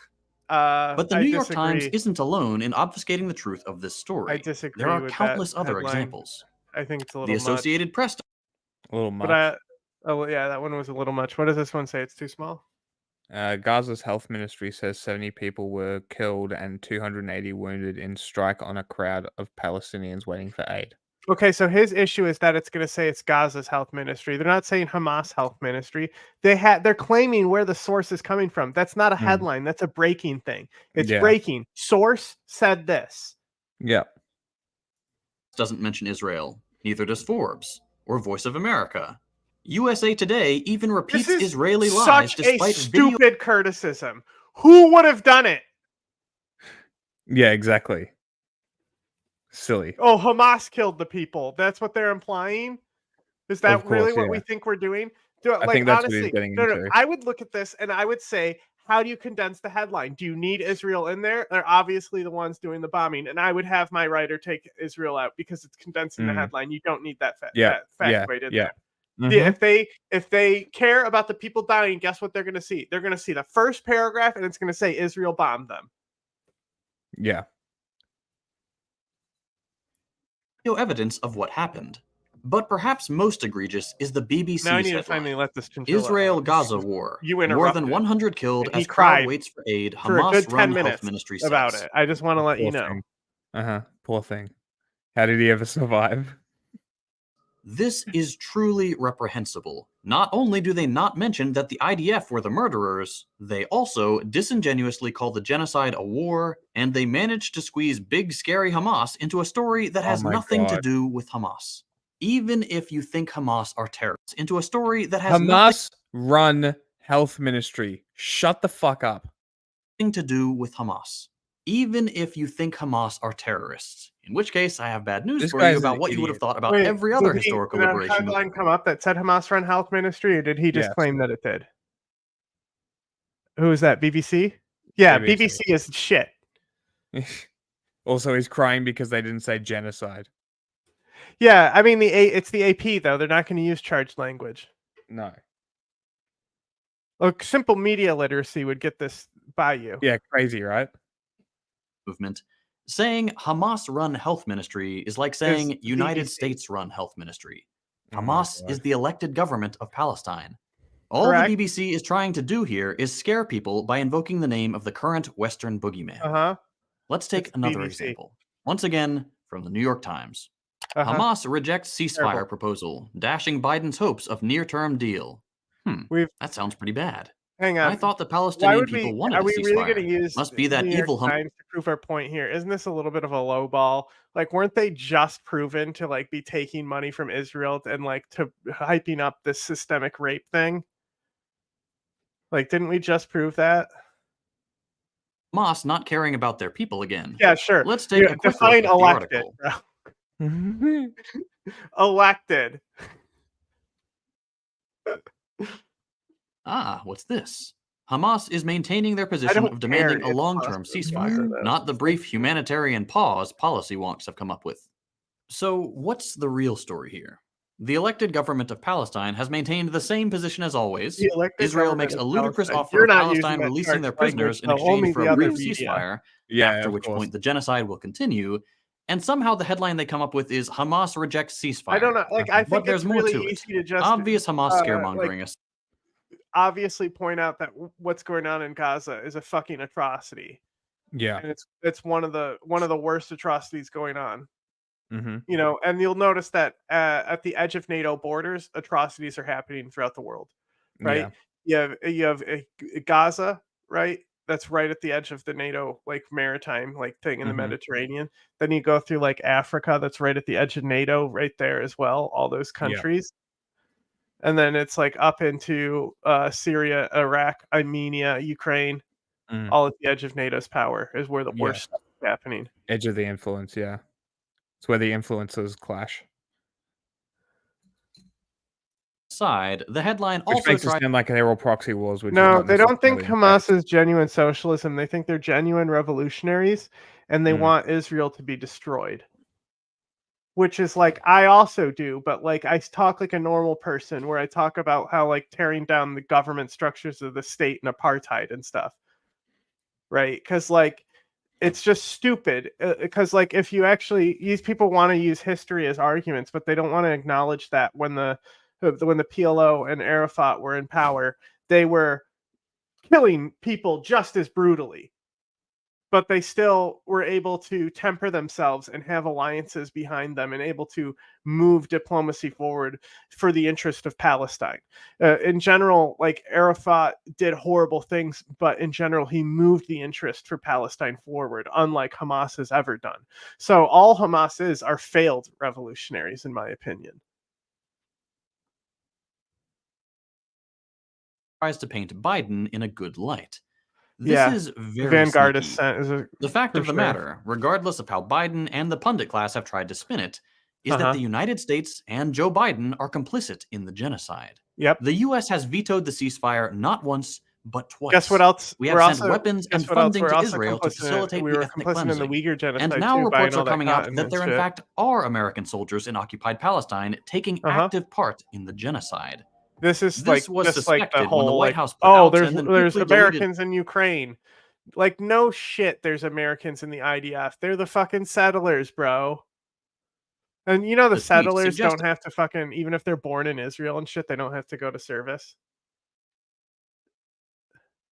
They're immune from military service, so Israel just uses them as like, lets them, just throws guns at them and lets them kill people. You're muted.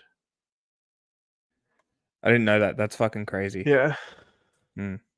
As much a few months ago, and has been all but confirmed with Aaron Bushnell statements and the photos of U.S. soldiers circulating online. Cartels. Let's be honest cartels here. control This is territory not a just similar the way. Israeli genocide of Palestine.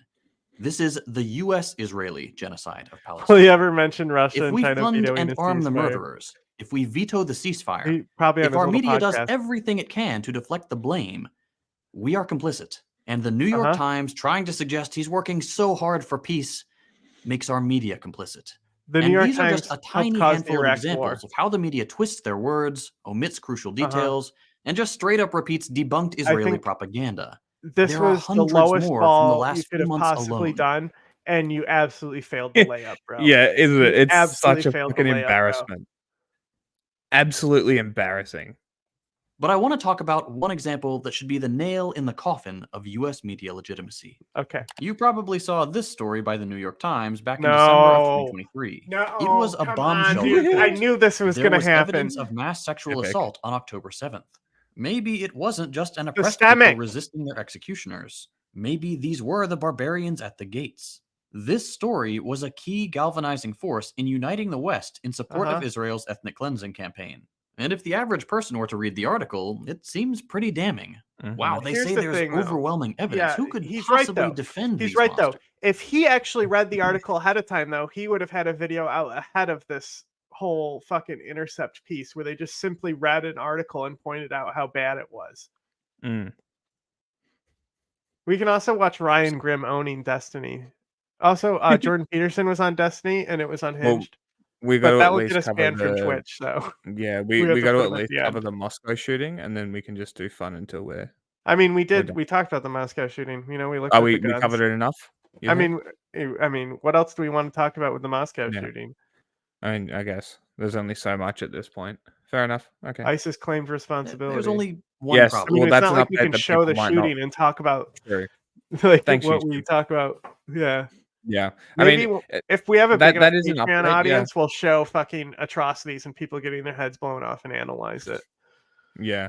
Maybe we'll just do it on Twitter. We'll do Twitter exclusive. Well, Twitter bans shit Seriously? as well. Yeah, that's why I repost Indian guys talking about it, and so no. their accounts get banned instead of mine. Well, two problems. One, there wasn't any evidence.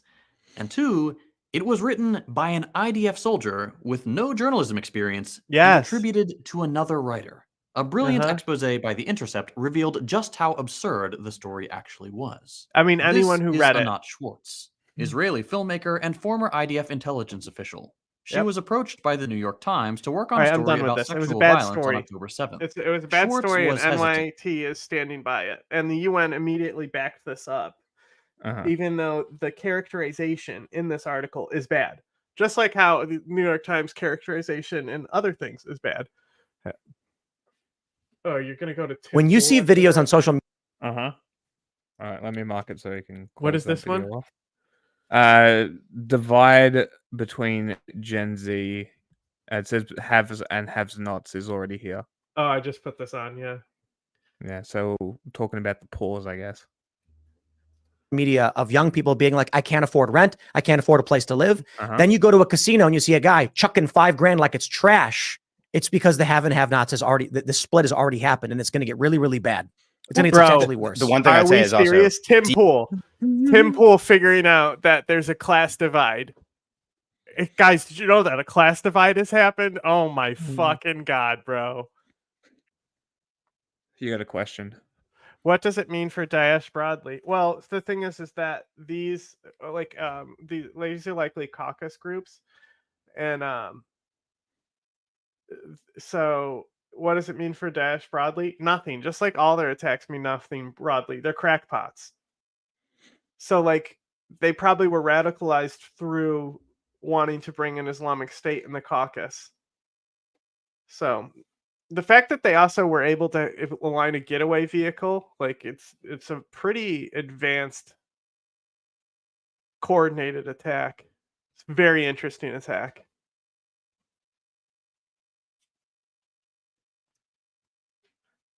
DC area, and my one impression, I've gone to DC for 30 years. It's how we defined lots of sexual assault, and as I've said before, like Butcha was worse than October 7th. So I think that's enough said. So if we're gonna allow October 7th to be this galvanizing point to allow genocide, and we can't even fucking vote a fucking package to help fund Ukraine after something like Butcha happened, like I don't know what we're doing.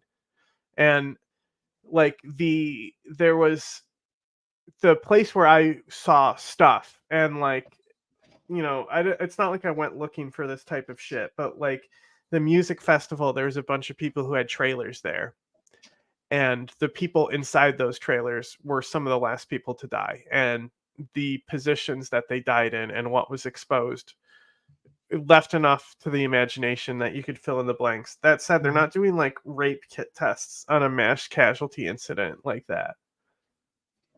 Like what do we want? DNA evidence? Do we want video of them actually doing these things? Is that what you want to appease you, is to see those types of things? Listen. I mean, I saw, it's like people going in, it's like IDF going in after the camp and like filming inside trailers and stuff that I've seen that were not on Twitter or anything like that. But like the thing is that they, from what we know, they didn't know the music festival was happening as well. Yeah, So I've heard that as well. Unpredictability factor there. But like, again, Butcha, it was ordered to do those things.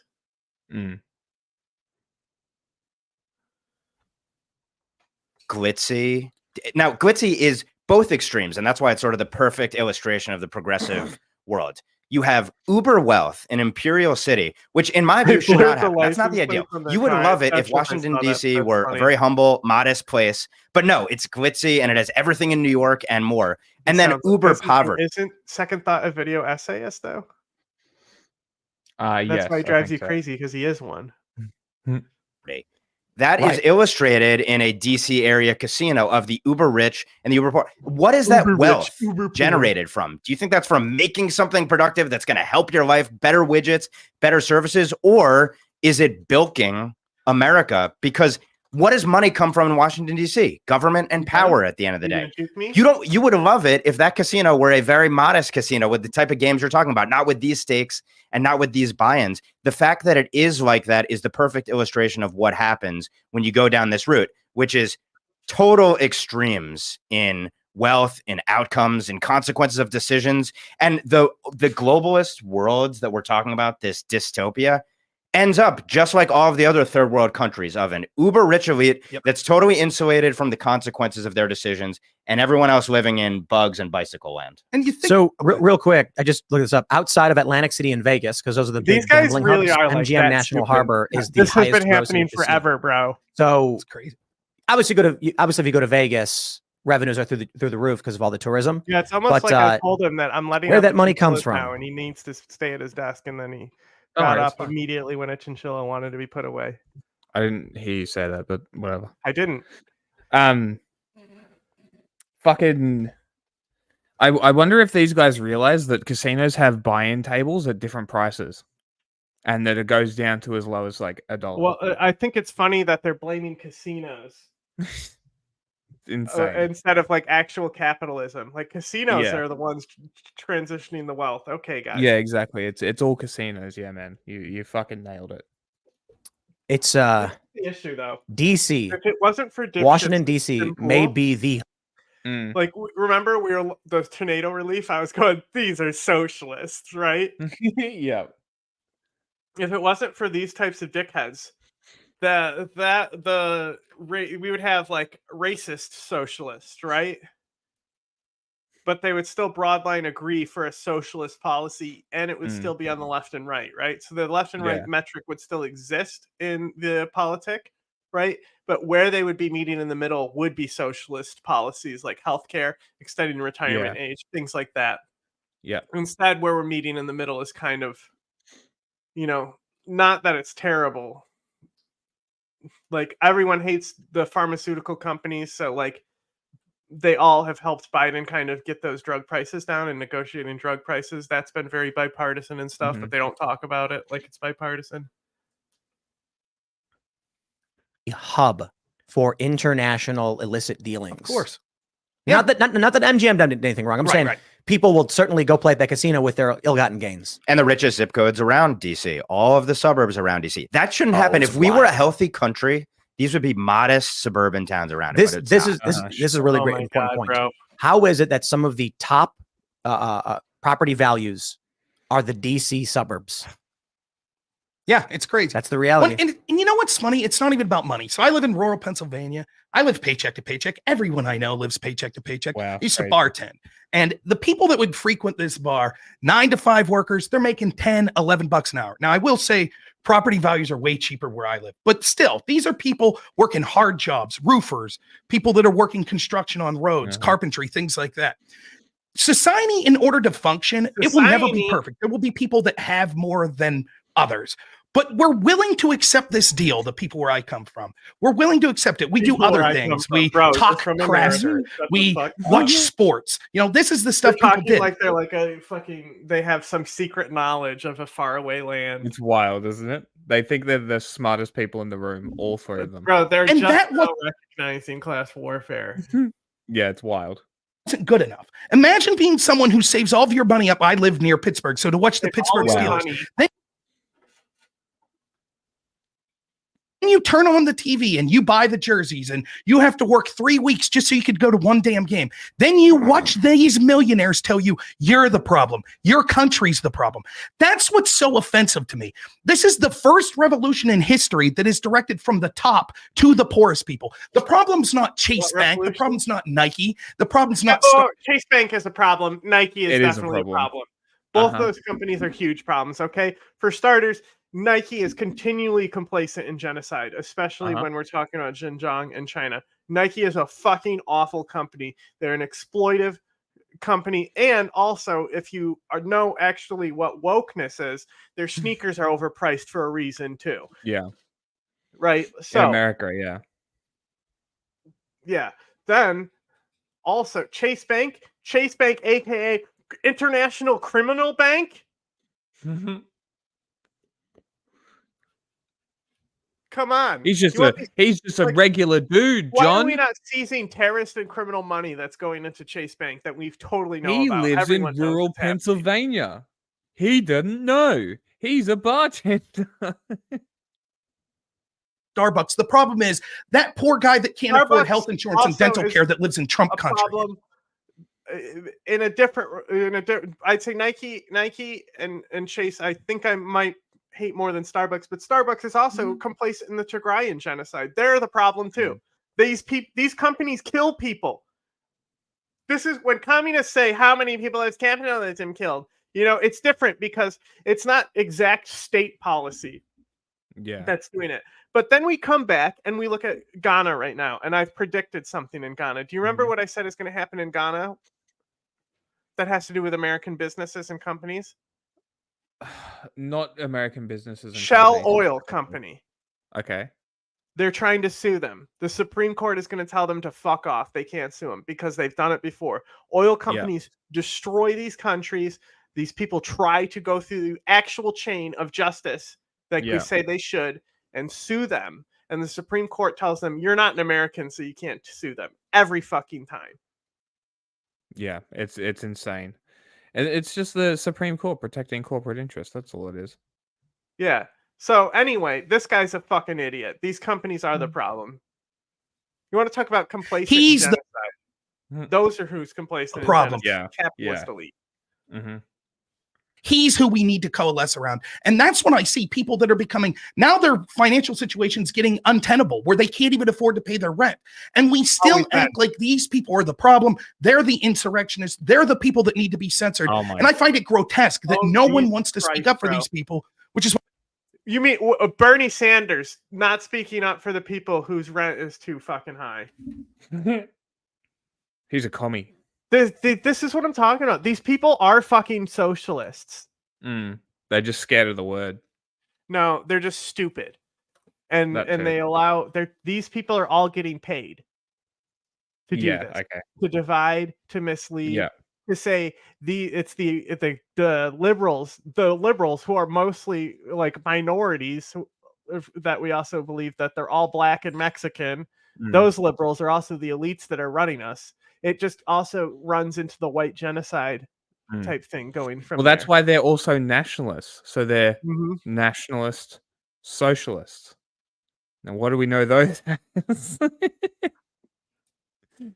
why I think that, I focus so much on this corruption, because that's what it's about. It's not just about getting Trump. It's about demonizing this class of people because you need an enemy.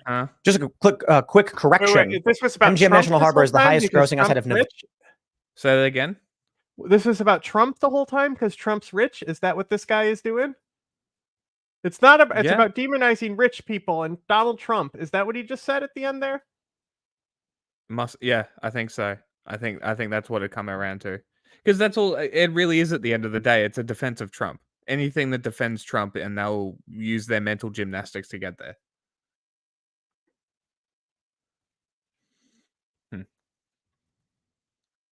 Yeah, epic. Love that. Nevada, including Atlantic City. So MGM National Harbor, which is DC's casino, it's not in DC, it's just south of DC, makes more money than any casino in Atlantic City. Atlantic City is a mini Vegas. Sure. I mean, Atlantic City is a lot of fun. If you've never been there, you go on the boardwalk. Think about what you're saying here. Atlantic City, it makes more money than the casinos in Atlantic City, a place that's oversaturated with casinos. Just use your fucking brain. The only casino in DC where there's a bunch of fucking rich corporate elite and lobbyists and all this shit, right? Of course it makes more money than a casino in Vegas and Atlantic City. No shit. Turned one of the casinos into an arcade. So, you can go on the rides and stuff. They technically aren't bosses. I'm not surprised. They say that they're sticking up for the working class and things like that. But at the end of the day, they vote for people who take away Social Security. Bothists would vote for Social Security. So they're more like idiot Bothists. Atlantic City is not that big, but it used to be. But it is pretty wild to me that outside of Las Vegas, the biggest casino is DC. It's not surprising. I mean, it's just like, it's kind of obvious. Fascinating degree. Look at this. 884.46 million in 2022. Oh my god! And the question is, what is the wealth? Why is casino make money? Me mad. Shut up. Just shut up. Is there wealth in DC? DC doesn't produce anything. Nothing. There's no industry in DC but politics. It sucks the wealth out of everyone else, and that's one of the richest towns in the country, basically. And all the That's not true. DC also isn't they don't allow skyscrapers and stuff. So the property assets aren't something to achieve in DC. So you actually have a less conglomeration of properties, but you'll have a lot of those business parks, Yeah. Where it's like it'll be like a big thing that's almost like a mall, and it's all businesses and stuff because they have to build horizontally. Suburbs, the zip codes, the richest 25 zip codes in the country. I bet you a plurality of them are probably DC. I don't think that's true. Because I think we talked about this before. Some of the highest valued property value and highest grossing are around the DC area, but I do think it's still in like New York and like Beverly Hills and stuff. But let's look at this. What's that? Is it Georgism? The land tax? Land value tax, flat land value to the tax. fucking. Well, it's for unimproved land. Dirt. It's for unimproved land. Okay. So this wouldn't apply. Yeah, so Georgism was specifically to address something of the time. Right. Okay. So, but So it also needed it's an like, adaptation. but also it's like, so it encouraged you to actually use the land instead of just buy it up and hold it to raise the price. Right. Right. So Georgism is still technically a modern form of Georgism would be against the conglomerate buildup of like BlackRock and stuff. Okay. Sounds based. Yeah, Georgism was, especially for the time, it was great. What highest income, or what do you think? Highest income zip codes? Just look up the areas that can't take illegal immigrants. I'll give you the exact. Rockland, Delaware. Let's the richest and poorest zip codes. Bro, let's go for Rockland, the richest. Delaware. And let's see Do you how know many, what that is? No idea. You know why that's the richest? No idea. Because Delaware has all the corporations, right? Joe Biden will tell you this, right? In Delaware, all the corporations in America, they'll have businesses in Delaware. So yes, Delaware is going to be one of the richest places, of course. The 10 richest. So Illinois, Texas, California, Oklahoma, Delaware, Montana, New Jersey, Kentucky, Illinois. So the closest what we get about to is property Delaware. values? What about property values? Right, let's try that one. Because I think the Bro, property they're actually values is gonna fact be checking the- themselves. This is No, I was unreal. surprised to find there certainly are some of the wealthiest and so most funny. valuable properties, but I still think it's like New York. Let's find out. I'm gonna get fact checked here and proven wrong in real time. Well, I think we talked about this like 3 or 4 Avoid weeks ago because we were like, oh, that's surprising. We would assume DC because many people have made that claim, but no, it's California, Massachusetts, New York, California, Florida, California, Washington, Medina, Washington. Let's see, where do we get even? Bro, you've been saying this DC I don't think narrative DC for even so long, makes and the now cut. he's learning that he's wrong. Yeah, California and New York. Okay, well, that's a good thing, I guess. Right, but it's still. That being said, they're still Watch him double. I forgot what it was because we went over this. Someone mentioned that we had read somewhere that one of the highest valued, highest concentration of wealth was it might be that highest concentration of wealth because that doesn't necessarily change if it's a small zip code with 2 billionaires versus New York with 5, they'll exclude it from the list. What you're thinking of is the issue is the wealth disparity in DC because it has. Okay, we can't show this on Twitch though. Fuck's sake. So we have to save the Jordan Peterson shit for the end, but it's wild. And there's clips. There's clips that we'll find, right? But he has a whole anti-vax thing that's very funny. Okay. Well, let's do this one. Yeah, the richest zip codes vote Republican, 100% true. Oh, you're gonna love this. I've wanted to watch this for a while. You're gonna love this. Everyone has had great takes on this. It's so funny. Ben Shapiro on Medicare and Social Security. Oh, this will be good. And let's be real about this. It's insane that we haven't raised the retirement age in the United States. It's totally crazy. What? Joe Biden, if that were the case, Joe Biden should not be running for president. Hey, Joe Biden is 81 years old. The retirement age in the United States at which you start to receive Social Security and you are eligible for Medicare is 65. Joe Biden has technically been eligible for Social Security and Medicare for 16 years. I just watched a great Social Security and Medicare Task and Purpose video where he's talking about the expansion of the French military, right? And so he was saying after Macron signed this thing, immediately it was overshadowed because he immediately put 2 years on the retirement, right? And people started protesting. And I didn't even know this happened because I only heard about the protesting, right? But he was talking about how he gave sources as well because the guy's on Task and Purpose is really good. And he does a lot of that research himself, which is very interesting. That is actually. But he was talking, they do have writers as well, but a lot of times, especially his second channel, he'll do it himself. But he's talking about how it's like this is something that it's probably France mitigating how they're going to move those costs is the main reason why they did it for that military thing. And he's like, there's a popular meme here about you're about to find out why we don't have healthcare. And he's like, I think that reflects what's going on in France right now because they're sacrificing very European things like social programs because they're realizing that they're going to need to strengthen their defense spending. Interesting. It's very interesting. Watching them cope is going to be a very interesting process. Yeah, sure. Whatever. Hell yeah. Hell I mean, yeah. Trump too. Like Trump is what, 2 years younger than Joe Biden?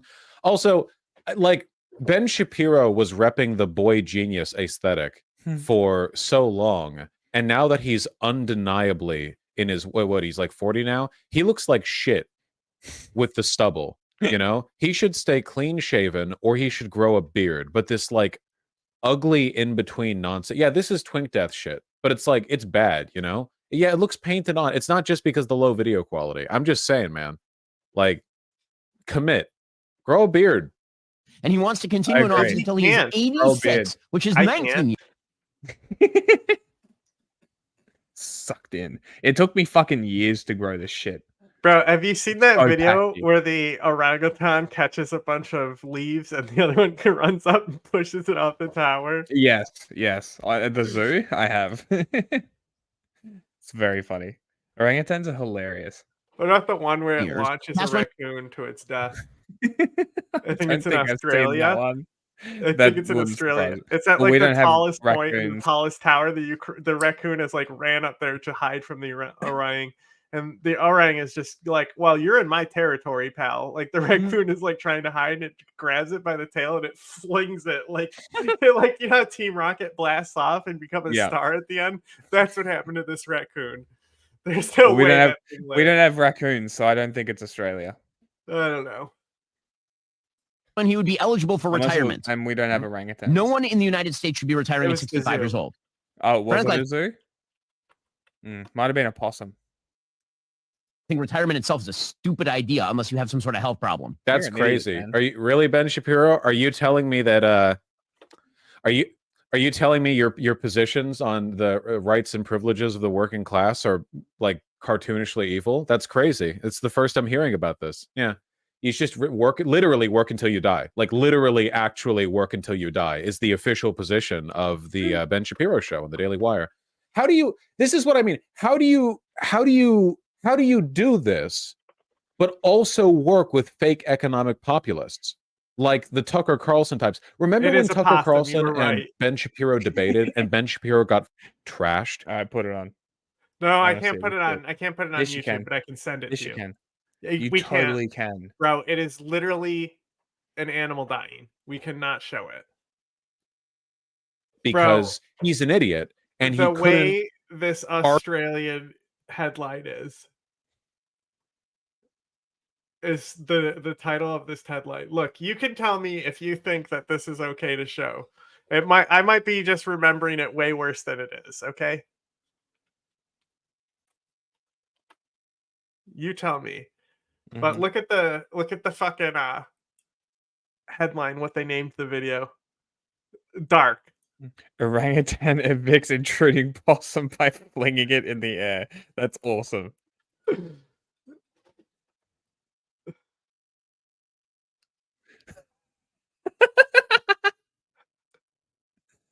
We can totally show this. Are you sure? Uh-huh. Are you positive? Yeah. And when we get banned and we need to rebuild and we're totally fucked.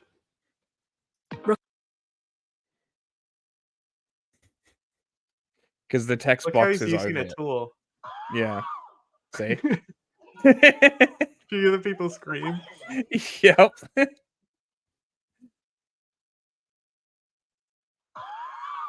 Oh, now we don't say anything. It's gone. It's fine. I don't know, bro. No, look, confirmed it Oh, the is possum was unharmed. unharmed. There you go. Uh-huh. That's hilarious. It was not having that. It was, get the fuck out. Yeah, dude. He just found. How did he find the possum? After that, It how must did have he been on find the it? ground. I call bullshit. That possum was dead as fuck. Show on the Daily Wire. How do you this is what I mean. How do you do this but also work with fake Awful economic animals. populists like the Tucker Carlson types? Remember when Tucker Dude, they sound like fucking demons. They're so funny though. They're cute They little guys. legitimately sound like demons. But they're cute little guys. They got Uh-huh. little faces. They can stay cute. Just go the fuck away. Tucker Carlson and Ben Shapiro debated and Ben Shapiro got trashed because he's an idiot and he couldn't argue against Tucker Carlson's stupid fake populist bullshit. Like like Tucker Carlson was able to wash him even though he was wrong. It's like, how do you work with other? I have no idea. It's crazy. Like, the Republicans have been trying to raise the retirement age and, gut Social Security and stuff for ages now. The problem for them is that their main voter support base is old people. And as it turns out, that's not okay. You know how Republicans have been having a bit of a backlash since getting Roe v. Yeah, I agree. Fuck that bitch. Get the guns back. Kill the possums. Wade revoked because it's illegal in Australia to kill them, actually. Pushing women to be more against them. It would be like that, but double if they did anything with Social Security and Medicare for old people. It'd be pretty bad. Everybody that I know who is elderly, who has retired, is dead within 5 years. And if you talk to people who are elderly and they lose their purpose in life by losing their job and they stop working, things go to hell in a handbasket real quick. But put all of that aside, just on a fiscal level. What? Like, you live to work? No, you live to work. Yeah. I think that after you retire, you can still do stuff. There is like a sliver of truth that I will acknowledge here, which is that the American wants to claim conception that of their main retirement. base is old people, guess what? So is the Democrats, technically, according to this Pew Research, right? So is 30 the highest number in this Democrat bar for the age 65? Highest number here too, right? Mm-hmm. In this one, they got one more on this one. They beat it out on these 2 years. Oh, look, this is even higher down here, though. See? But, the point is, that's barely even like a third most years of their fucking base. Like, come on. It's not old people who are voting Republican. Literally only 30, literally the same amount, basically the same amount are voting Democrat. It's not that, it's 7 points off at most years. Yeah. Retirement is extremely grim, where you work until you're old, and then it's like, oh, you've saved up some money, time to do nothing for the rest of your life. That sounds awful. That's actually very interesting. I didn't know that the possums were an issue over there because of that. Because the feral Loving cats, me harder, daddy. The feral cats, dogs, and even domestic cats actually, a massive issue for birds and domestic marsupials that are actually going extinct because of them. And we have no guns to kill these problem animals. So we have to pay really big money for exterminators to do it, when if everybody had a 22, they could just, pop a few foxes and take the tails and get some money for it. Like, it would be a great solution. But yeah, I guess they want to fix the problem centrally, which that historically has always worked very well. You can still, let's send the army in to kill a bunch of emus and lose a fucking war. Yeah, cool. Fucking idiots. Do stuff when you're old. Hell, if you want to, you can even work. There are less physically demanding jobs that you might gain satisfaction from, the same way that it's possible for a person who's 30 to enjoy the job that they have. I think that, like, the main issue here is that work for a lot of people is tedium, but tedium is also all they know. So when they retire, they couldn't you travel? You can't travel for like 20 years until death, unless you're very, very, very, very wealthy. But even then, traveling on its own is kind of empty, right? Purposeless. Unless you have something rooting it, like someone you're with, or like a family, or some kind of central experience. I'm not saying you should work until you die. I'm just saying that, like, I don't know. I feel like a lot of Americans don't know what they want to do with life if it wasn't for work. And that's, I think, a social issue. I think that, I think that ties to the death of third places and blah, blah, blah, blah. Yeah, you can't let work be your entire personality, Anyway, what Ben Shapiro is saying is psychotic. It's like you have like two sides of the spectrum, and the one that he's taking is, he's no, very in order correct, to solve the problem Zero of people feeling criticism. purposeless after they retire, they should just work until they die, which in case It's crazy how many people, when they retire, they just keel over in the next couple of years. They just lose all purpose in life and just die. Well, that's what Ben Shapiro said. Yeah, well, it is a thing, but also Ben Shapiro literally said keeping people working and wage slaves is keeping them alive, actually. Well, yeah, and that's because all of your life you go through schooling, learning to be a good little corporate slave, and you go through life, following orders, clocking in at 9, leaving at 5, going home, having a beer, mundane life. And then what happens at 65, 70? Oh, I have enough money to retire. I'm not going to work anymore. 75 comes around, they're dead because they had nothing else better to do. Because their entire life was work. That's what Ben Shapiro wants. He basically wants automatons. And then obviously he and all the other people that he supports and likes and thinks should be running businesses and making money are going to be the one making money while everybody else gets fucked over and dies working, making them money. Yeah, very cool. Great idea. I couldn't imagine that running the Daily Wire has anything to do with this position. No. I wonder how much he pays his Daily Wire staff. Probably dirt. Like, okay, thank you, Ben. Level and on a logical level. When Franklin Delano Roosevelt established 65 as the retirement age, the average life expectancy in the United States was 63 years old. Today, the average life expectancy in the United States is close. Okay, once more, anytime you hear a person say average life expectancy when referring to any time period that's before now, alarm bells should be ringing in your head. You know that statistic you've heard about how the average life expectancy was 35 back in the Middle Ages? That's because a lot of babies died. That's average life expectancy. For most of human history, if you were able to make it to adulthood, you could reliably make it into your 70s. We're better about it now. Certainly Babies the died so average much age of life. when Franklin Delano Roosevelt was alive, that when he was born, and if you look at this is what's crazy is that they haven't done the trans conspiracy here. If you look at photos of him as a child, he's in dresses. I'm pretty sure this is FDR. It's one of the presidents. If it's not him, it might even be Teddy or both of them. But the reason they did this is because kids died so much that they just bought the clothes and they went as a girl until they were alive enough to have oh my god, cognition, then they Jesus became a Christ. boy, right? So we literally because there was no point to genderize a baby, right? Because So there's no chance, there's no but they guarantee died so much that you would just have the clothes and try again. It was just expected that your kids were going to die from scarlet fever and Wild. shit. I have an uncle Crazy. who had scarlet fever as a baby, and now he's it could ruin the development of his brain, so he has the IQ of a teenager. Ah, But he's fucking hysterical. But Trump has ruined his brain too. Yeah. Which is sad because he's already mentally retarded. So by definition, I don't know what the exact disorder is. That's always just what we were told. So okay. Was FDR the one with polio? Mm-hmm. Yeah, okay. Because polio would have been a big factor as well. Yes, polio and scarlet fever killed so many kids in that generation. Yeah.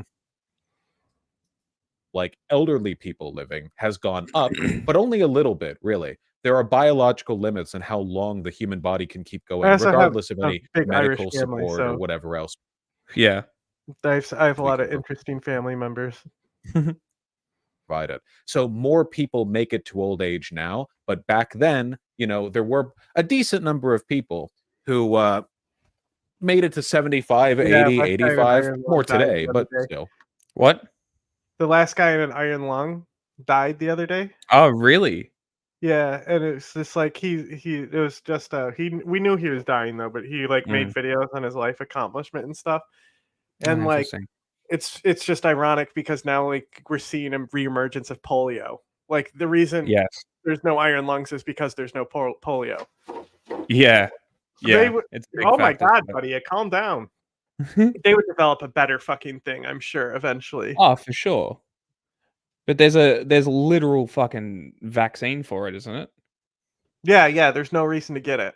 I mean, not the vaccine. Polio. There's no reason to get polio nowadays. Yeah.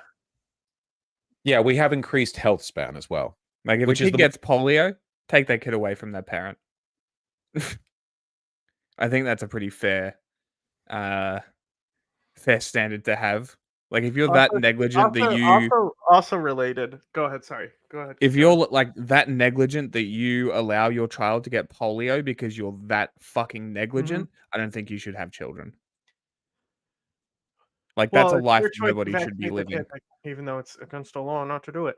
We'll get into vaccines when we watch Jordan Peterson at the end too, because it's very funny.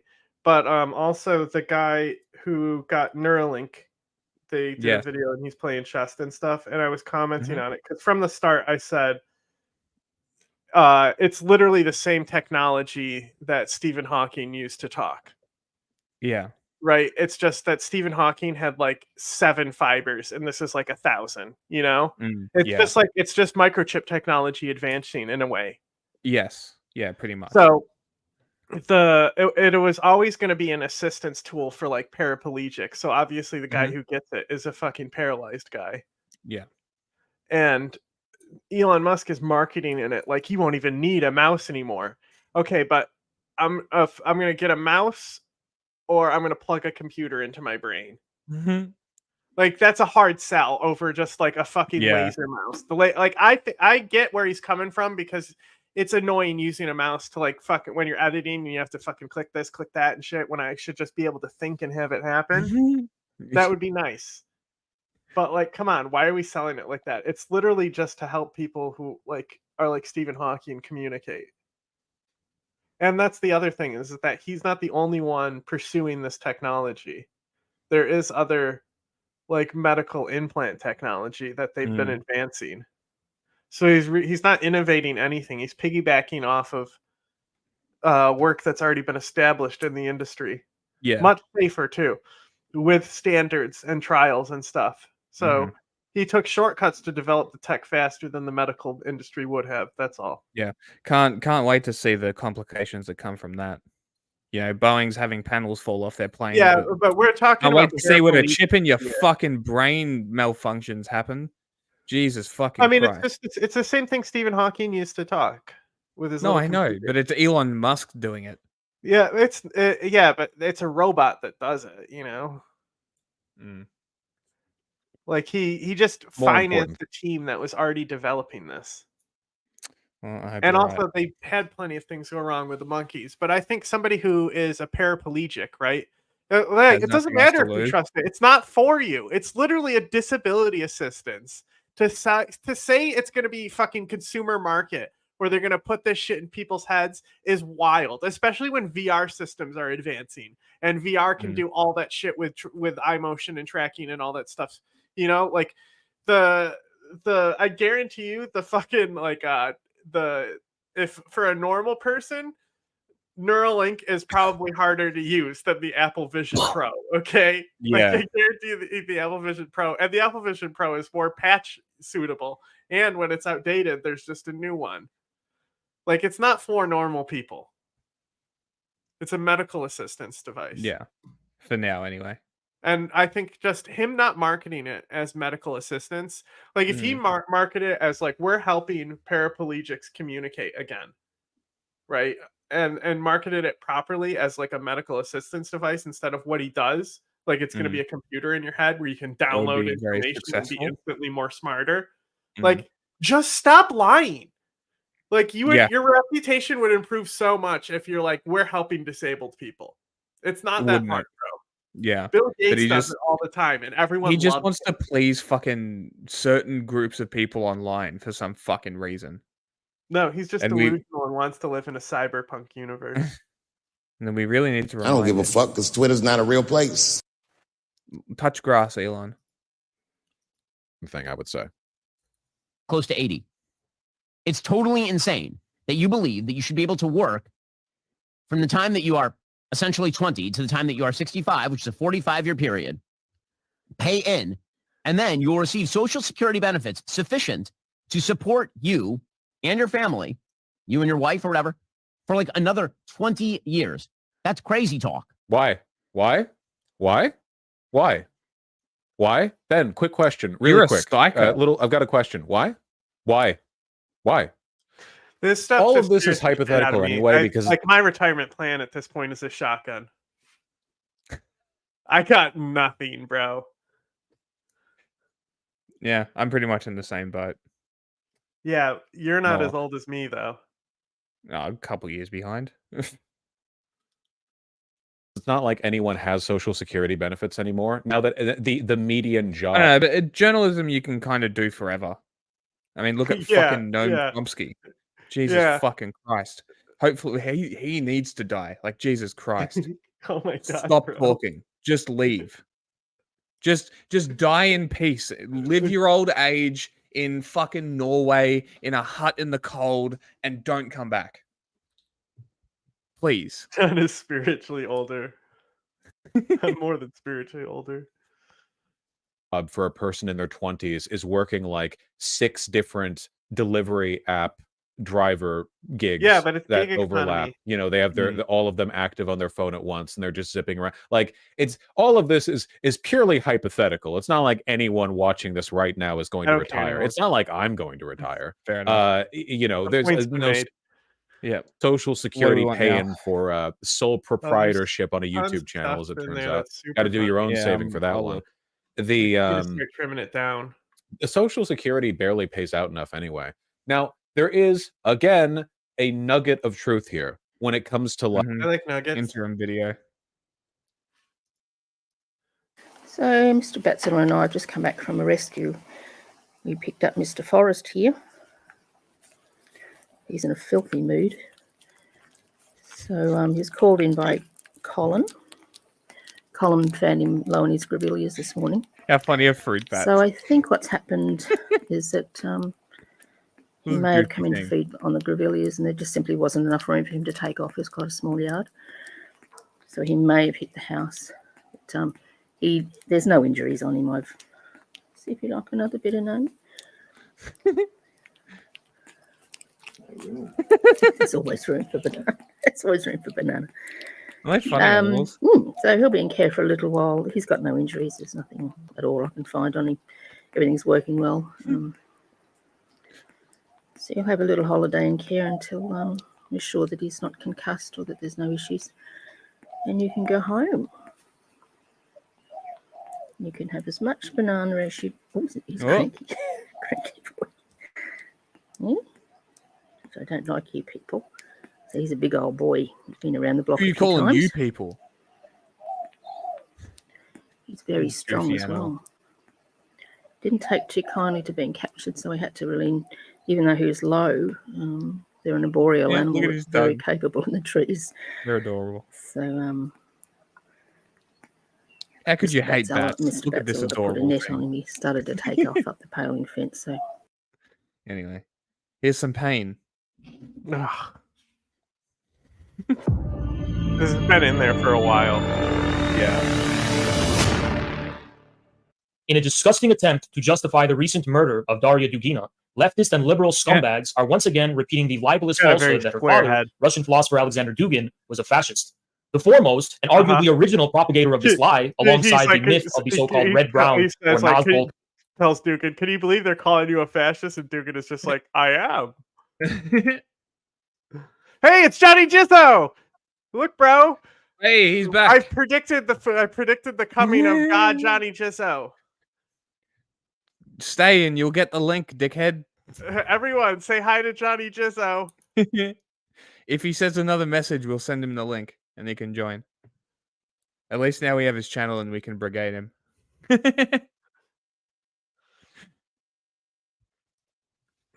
Conspiratorial alliance is degenerate malformoid Alexander Reed Ross. Alexander Reed Ross first gained major credibility and notoriety among the American left wing with his famous steaming pile of dog shit work against the fascist creep. Okay. Hold on.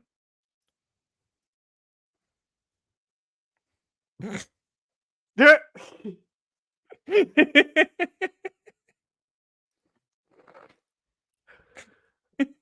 Back Test. to This is all he does. So he goes test and then he leaves. He goes to Hey, leave, he's back. Johnny Send him Jizzo the stuff. link. Send him the link. Go to his profile. Send it to him. You do it.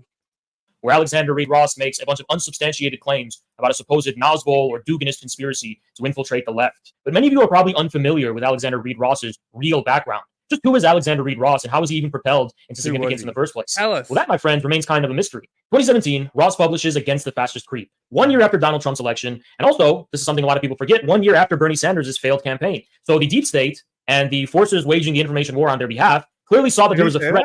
That's wild.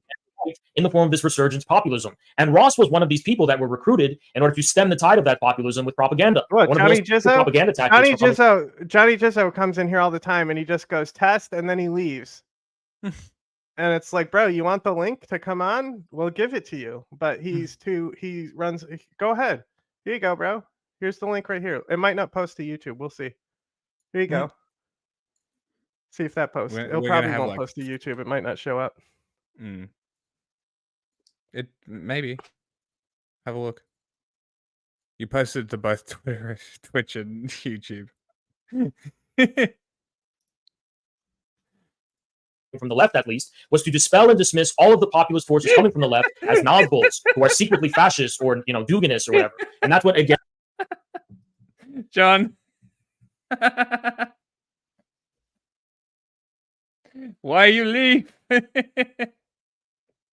Against the Fascist Creep was actually about. 1 year later, Ross is starting to publish articles for the Southern Poverty Law Center, which were so slanderous and so full of errors and so poorly made that even the Southern Poverty Law Center retracted them. In those articles, he would basically go on all these screeds and tirades about how there's this red-brown or... He pulled a Hassan. Can you believe this? Communist fascist fusion that's infiltrating America, and it was so laughably fucking wrong that even the Southern Poverty Law Center completely scrubbed their entire fucking website. I'm just trying to find the medication I'm supposed to take. I don't know what I did with it. He produced. Later down the line, self-proclaimed anarchist Ross would work with literal CIA and DHS agents at the Network Contagion Research Institute as the senior research fellow. A think tank, mind you, that's bankrolled by the right-wing billionaire Koch brothers. Red-Brown Alliance, I mean, talk about... It's just dark over there, you know? All right. What's going on? Oh, yeah. Chair stream. You gonna add him? Go ahead. But get Haas out of here. Add Johnny Jizzo. Hi there. May I ask a few questions, please? Yeah, go ahead. Right, I was only looking around YouTube, and how come you two guys knew that I was in the chat room before I even came? Huh?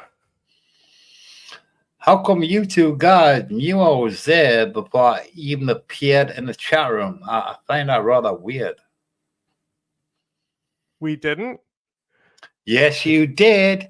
You knew I was here even before I typed in the room. Super hackers. We're CIA hackers. We got tracking chips on you. And also, my little gentleman friends, how come you let that guy with a beard, another guy with a white t-shirt, and the guy that was talking on the microphone because he sounds like a cunt? Talking to is Jack? You sound like a cunt. Go ahead, Jack. Hey, look. I guess you heard what I said. Maybe without me clicking myself. It makes sense. It makes sense that you're British, though. Scottish. Like, this really makes sense. It really Scottish, does. right? Sounds Scottish to me. I mean, no. I mean, I'm trying to be like obnoxious here. When I say it, maybe it makes sense that you come from the prison colony. True, he does. Hallelujah. Yes. But by the way, he could be from New Zealand because New Zealand people sound Australian too. You're not very good with accents. Well, what do you mean? Got it, Jack. Turn on your mic. Put it in front of your I'm face. not trying to put on an accent, my motherfucker. No, you're not very good at picking them. John must be Canadian too, right? I mean, I just realized how bright this. It's nice to be reasonable with people without trying to be the clown of yourself. And as you're putting your mouth, your hand upon your little white teeth, my motherfucker. I mean, come on, son. And by the way, the gentleman that's slapping my Australian little friend, I love you, my little bitch. Hallelujah, my motherfucker. And by the way, to the guy with a grey t-shirt on, right. Every time. By the way, the gentleman with a grey t-shirt on, stop being boring, okay, you little faggot. Yes, he This is. is great. You done? Well, I mean, maybe yes, really. And I do need to go to bed. Is there any other questions that you have relating to our work? Well, what do you mean? What type of work do you do? So you I mean, you you're in haven't here. actually You're watched in here like anything? every time, every chat. I mean, I can't help myself really because I'm too intoxicated. And by the way, there, Jack, I love you, my motherfucker. And John, lighten up, try and be a little bit more happier, and try and be a nice individual, my motherfucker. Smile more. Yes. That's it, John. And by the way, there, John, you come across on the webcam as if you haven't had a wash for a week. Mm-hmm. John did say, try and come up with something reasonable. Thank you, John. Then, Jonathan. Yeah. What do you kind of setup you got there? We're giving you the Says platform. you got a cool Go setup. nuts. Do you want me to play the video so you can give the commentary? No. We're not good enough? I don't want to walk. This is more interesting than Haas to me right now. By the way, there, Jonathan, the only thing I could be more interested in is maybe trying to be reasonable and trying to be yourself without trying to be a fake individual, unlike you. And you do know how to put your clothes in the washing machine. I'm so really, what I'm trying to teach you really is be a little bit cleaner, get a wash now and again, or maybe a shower. Put your clothes in the washing machine, and that's it, really. And by the way, there, John, sorry for being an arsehole. Jack told me what to say on the microphone. I definitely told you. Yes, he did. I mean, where else do we hear this kind of command control? You know. Yeah. Where else do we hear this kind of rhetoric come from? Oh, people like that, right? Isn't that funny? I think my Australian friend and maybe my New Zealand friend too. I love everybody really, and try and love yourself. Bye bye. Well, that was entertaining.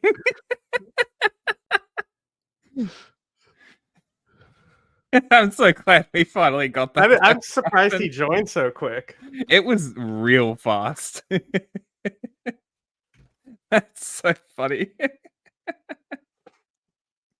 Projection much, huh? Additionally, Ross would also go on to work with, Let's hear it from a real philosopher. He destroyed you guys in that debate. I couldn't understand a word he was saying. That was the issue. I couldn't understand anything. I was just like, okay. I didn't know anything what was going on. I couldn't hear. It was just nothing but it was just exactly it was like he was like, put your clothes in a washing machine. I thought he was doing like an expression for something, and I'm like, no, he was just literally doing Twitter discourse on a microphone and video camera. That's all it was. That was just in real life Twitter discourse. So I guess this just demonstrates to everybody what Twitter discourse is in real life and to Jimmy avoid it. called me his friend. Congratulations. It's Johnny though. It's Johnny Gizzo. Anarchist, anti-fascist organizations like the ADL, the anarchist like when people department come in of like adversarial, you'll see it even on Twitter. Like I don't respond, I'll just stare at him. But especially here, I could not understand a word he was saying. You know me, I already can't understand like any like English accent, right? And especially like a Scottish one like that. Yeah, I'm pretty sure it was British. I'm pretty sure, like it was. Scottish is very thick. It all sounds the same to me. Fucking hell! I'm so glad he was British. That's so funny. Yeah, it is funny. I'm just kidding. It's the Anti-Defamation League, the Zionist with a capital Z. All of our anti-British fucking sentiments that did it. I mean, you look Anti-Defamation time. Yeah. I mean, what time is it over there? I don't know. It'll probably be late at night, maybe. League. So it's fair to say Ross is really your typical anarchist, a government-backed shill sent down to the left to make leftists into even worse shit-libs than they already are. But now they're doing it by sowing this paranoia that there's a fascist conspiracy. Huh? It's 5 a.m. there, and he was either already drunk or still drunk. It's one or the other, you know. Both not a good outlook. It's just building the 5th gen law. Dude, it has to have been like 3 weeks when we've been saying like if we could get Johnny Gisso to stay, we'll send him the link. That the head of this conspiracy is Dugin, who's also a fascist. So it's very important for people like Ross to spread the lie that Dugin is a. So happy it happened on a Friday too. It's just perfect. Fascist, and this way these left-wing scumbags will cheer on the murder of philosophers like his daughter under the pretext that it's anti-fascism. If it wasn't bad enough that he's already appealing to psychotic animals, I think it's okay to murder people just for the ideas they have rather than the actions. He is literally just a Republican that likes communism. This is so funny. They've committed or that they're allegedly guilty of. Ross begins his most recent slander against Dugin by trying to define what fascism actually is in the first place. In doing so, he says that the basis of fascism is something called palingenetic ultranationalism. It's close. Now, the term palingenetic ultranationalism originates with a British professor called Roger Griffin. And Griffin is basically your typical dumb fuck pseudo-intellectual who's trying to arrive at like the mysterious origins of fascism. You know that dumb shit you like were scrolling through on the History Channel, like flipping channels on the TV, where they're trying to go, the mystery of the Nazis. What's Hitler's real origins? Is it aliens? It's pretty much that genre of. Look, man, that's such great quality comedy content. What the fuck are you talking about? You've never turned the History Channel on and watched some crazy nut job get interviewed by the History Channel? It's great. Get school and get stoned, and I would smoke until I forget that I'm smoking the bowl because of the History Channel, and that was like one of my favorite things to do growing up. That's when hilarious. You forget that you're smoking because you're too zoned out into whatever is going on aliens and what they're talking about. It's so funny. Of mental stupidity and idiocy that we're dealing with. In keeping with most theories of fascism that you're going to find by these dumb fuck professors and these mainstream academics, they pretty much take like this generality, which is in no way specific to fascism, and say, oh, that's the essence of fascism. That's what fascism is. Fascism is like when you're like super masculine and assertive and dominant, and like fascism is like when you like actually believe in things instead of being nihilistic. And like fascism is like when you're like a scary fatherly figure and stuff. I mean, that's what fascism is, I think. So in Griffin's view, fascism is basically when a country or a people. Can I just point out that was 1.5 times speed, and it still took about 10 seconds. Too much. Decide that there's going to be a new chapter in their history, and there's going to be a rebirth of their country or a rebirth of their civilization after a period of decline or degeneracy, and that's the root basis of fascism. And he also uses the word ultranationalism, which we all know is. I don't care about your 15 minutes of. Ross goes on to point out fascism. Next video. Who cares? Fuck this guy. Haas boring. Okay. He's hit or miss. Some tenuous, but admittedly very real. He's just not entertaining, you know. Yeah, it's just unlike Gloria. Let's do this one. This one sounds fun.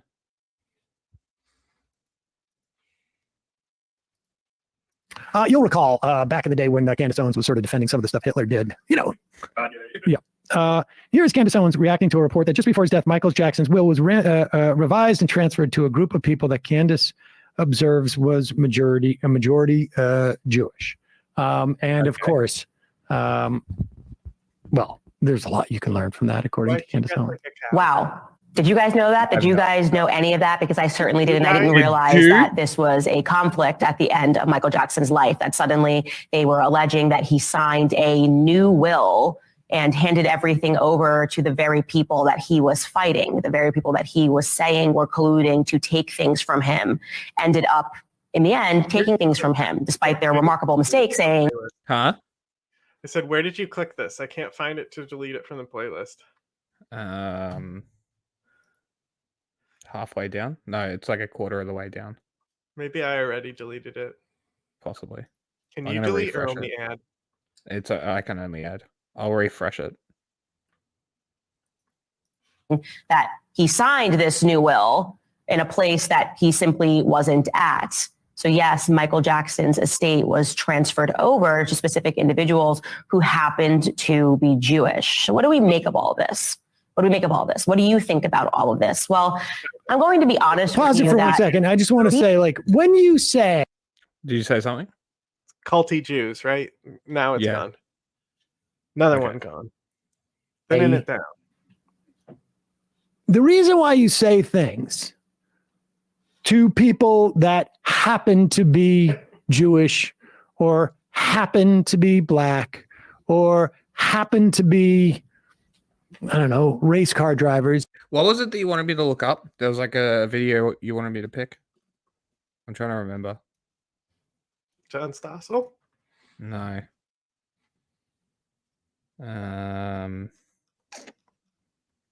Specific topic. I'll keep looking. I might find it. Is to say that it's irrelevant. That they were of that category of people was irrelevant.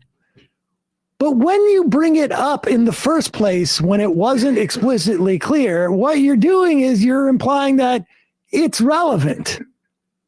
Even though I'm pretending and using a language construct that suggests that it's irrelevant. So if I say to like Bradley, like, Bradley, good job with this sound sheet today, even though you happen to be late. Reminds me of a mom. And there's some things about this sound sheet that didn't work out that I think next to a 10-year-old in the 90s. Where she's like talking down and real condescending. Yeah. probably could have used more time, even though you happen to be late. I didn't realize we were talking about the tardiness also. It just happened to be right there. But okay, so here, continue, because it just so happens that they were Jewish. That's not relevant to the story, except for...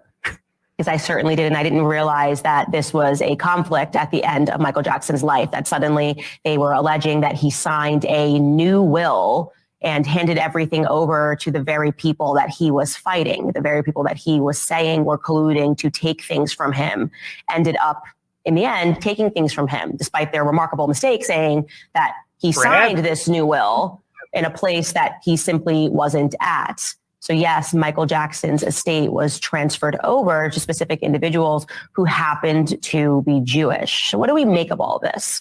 What do we make of all this? What do you think about all of this? Well, I'm going to be honest with you that these claims keep coming up too often in Hollywood for me to be comfortable with it, right? We saw this, obviously, it's not just now the Diddy lawsuits, it's not just now Michael Jackson. We also have seen these claims with Kanye West, notoriously, obviously, when he tweeted out, "I'm about to go." Huh? Was he yelling at Bradley, or is this video Bradley catches heat? Don't know. DEFCON 3 on some Jews, and the media freaked out, and people in the Jewish community were understandably. She referenced the DEFCON 3, DEFCON 3. She defended Kanye saying that. Yep, that's exactly what happened. That's epic. Very scared, I not really knowing what don't he know meant. which of these Nazis to support. They're both pretty good options. That's pretty much Candace right now. And I very much abstained from speaking much about the issue because people were so You emotional that agreed with people him? couldn't hear, even if I had shared. And even when Kanye did share that he was speaking about specific people in Hollywood, that he... Why would she talk about Africa? believed were coming after him and were trying to control him. He actually named some of those individuals. He shared personal text messages of a friend of his, a personal trainer to the stars, who again happens to be Jewish, who's threatening to put him in. Fucking hell. We're doing more Kanye apologia, Candace. Jesus Christ. It's pretty good. In the hospital and to drug him against his will. Harley Pasternak is his name, and the media barely reported on those text messages that he shared publicly because obviously he was enemy. First of all, I don't know what that is at all. Secondly, she identifies as a fascist. Number one. And here's what else I will tell you. When that Kanye situation went down, I was being threatened by a person named Rabbi Shmuley, person that Michael Jackson put on his enemy list, the person that I had never heard of, was threatening me and saying that unless I came out and said things explicitly against Kanye, he would effectively ruin my life. He said that he would take out a front page ad and smear me as an anti-Semite. And it wasn't just him, it was also his daughter. They're messaging me saying, don't mess with Jews. Very bizarre stuff, and they have not stopped. So why didn't you double down, coward? She is. That's why she got fired. Be clear.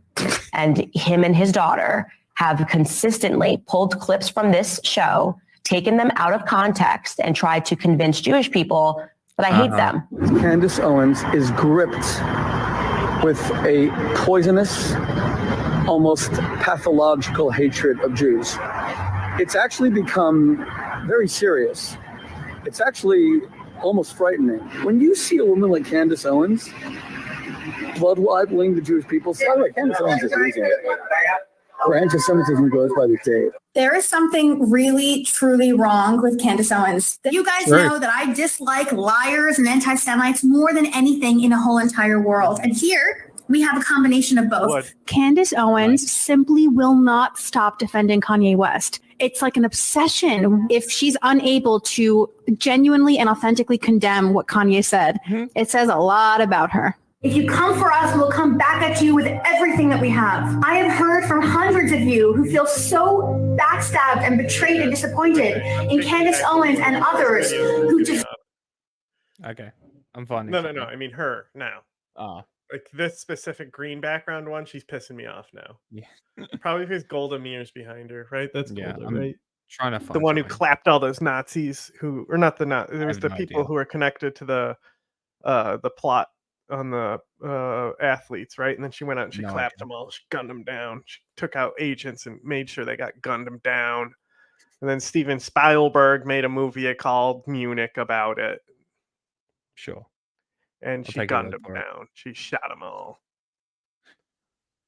Defended, who enabled and encouraged Kanye West to continue spreading lies and venom and medieval Jewish hatred. Candace Owens posted a picture of my face and my name and my account to her over 4 million followers yesterday, many of whom are violence crazed and unhinged. You really went after Candace Owens today. Well, Yeah, let's move past all of this. But I will say this. I agree. Let's move past. And let's go to this. Picking a metric of, because this sounds fun. Oh no, we're doing more Candace Owens. Yeah, just this because it's Chris Cuomo debating about Putin. So And fun. it's Patrick Bet David. Yes, it's the triple threat. You see why I put it on? what's the guy's IQ is not enough for me. You First of all, famously he did said not give you that the, I'll tell that you the why. name I'll tell you Fredo why. Because yeah, it's what was do you like do the with your N-word for intelligence. Italians. You think Yes, that was a he gave mistake. you an accurate recitation of Russian pause history it, starting in the please. 8th century because Candace just said that so. one. It So is a you bit famously said We'll do it. that Then we'll go. that the name Fredo was like the N-word for Italians. Yes, that was a mistake. She's wrong and you're wrong. Okay. He did not give you an accurate recitation. He gave you a KGB doctored look at why it's on Newsmax. What? Yeah, I think he went over. That's where he has been for a minute. I'm not That's sure though. hilarious. That's so funny. okay that he wants to reestablish the Soviet Union. That's what he gave. Oh, stop And it. Listen, Stop I'm not here it. to play No, Russia good. Sorry, Cuomo, you are incorrect. It's not the Soviet Union. It's the Russian Empire. It's worse. Well, what do you have to give him some credit? He's Italian. He's not that good with history and geography. Russia bad, okay? Russia has a If- smaller GDP than California. He's So not what? like So what? They're also invading a country right now just for that avarice. Americans are economically Look, so what I- unintelligible that they are going to believe. Isn't it crazy that she hates America so much that she will defend Putin in a live debate? Insane. Like, just reassess your life. That's advice that you should take. I don't give advice because it's bad. But this is advice, Candace. Take a break. What I'm that saying the threat is that we are facing today is Russia trying to reestablish. So this is like Cold War propaganda. We got to move on from that. Okay, But it's just as real now this as it isn't was the then. 1960s. And remember, in America, these people are allowed to be here right now doing things they could never do in Russia. Never. Nobody can speak out against Putin. He is at over 75% in popularity polls because people know what happens if you answer differently. They make no money. Yeah, They have no press close freedoms. enough. When they try to exercise It is themselves, along even with on the Bill internet, O'Reilly. Starting to they sound get like it's what? He's with Bill O'Reilly on News Nation. Okay. chased. America today. Because January Well, 6ers and- are locked and that up is- for and that wrong is things. something You to- locked up grandmas for expressing That their is something to be opinions. concerned about. You are saying That is if something you to be speak, concerned about. That is Not correct. Freedom of admired, press. You're but sitting used here. as a point they of wanted fear. to arrest Tucker Carlson for going over to speak to a leader they- of a country that they we are really- allegedly not. Or was that bullshit from Tucker? Did we ever get verification on that? Or was that just his word and you're just taking it as fact? Just that alone is She enough to doesn't say care. that everything she says is horseshit. She doesn't care. At Listen, war with. listen. So you're also describing America while you are I am telling us. not describing America. Yeah, I'm describing what America should not be. So be careful about putting up a model of what you think has some value. Nobody said there That's was a what I'm model. saying. We just said that it's That's what I'm very saying. obvious that Putin can complete a sentence and that Biden can't. Yeah, and he I'm can not, complete a sentence. He can also weird likely Cold War murder his vibe. opponents. And that's a function of his intelligence also, because it's not guided by any sense of morality.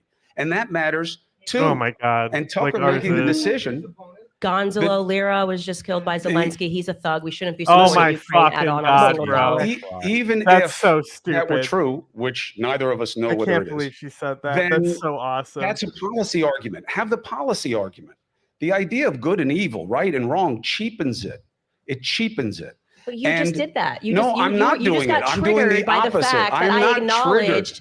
What are you, that 19? Putin. We're using 19-year-old woke language now that I'm triggered? Okay, are you I'm just, not triggered. I got my you're legs try- crossed. It means I'm comfortable. Okay, well, you just seemed a little triggered. You like Well, I don't like literally setting up Putin as a model. triggered. I didn't. Nobody here. Everyone is listening to what I said, and I'm gonna not just double down. I'm gonna triple down, quadruple down on the fact that it's very obvious to the American people Yes. that our leaders are extremely lackluster, and that Agreed. has been made even more Agreed. I said the abundantly same. clear Isn't it funny that it's after really easy having to agree watched with the Tucker points? Carlson sit across from Vladimir Putin, which was 'Cause everyone heroic on agrees? his part, because we are tired of being propagandized. We are tired of people Tucker pretending. Carlson interviewing If you Putin live was in Russia, heroic. so Oh it's my propaganda. God. Did you just hear that? She's like, we're tired of being propagandized, yet they believe all of the Russian She propaganda. said Tucker Carlson was heroic for interviewing Putin. Morons.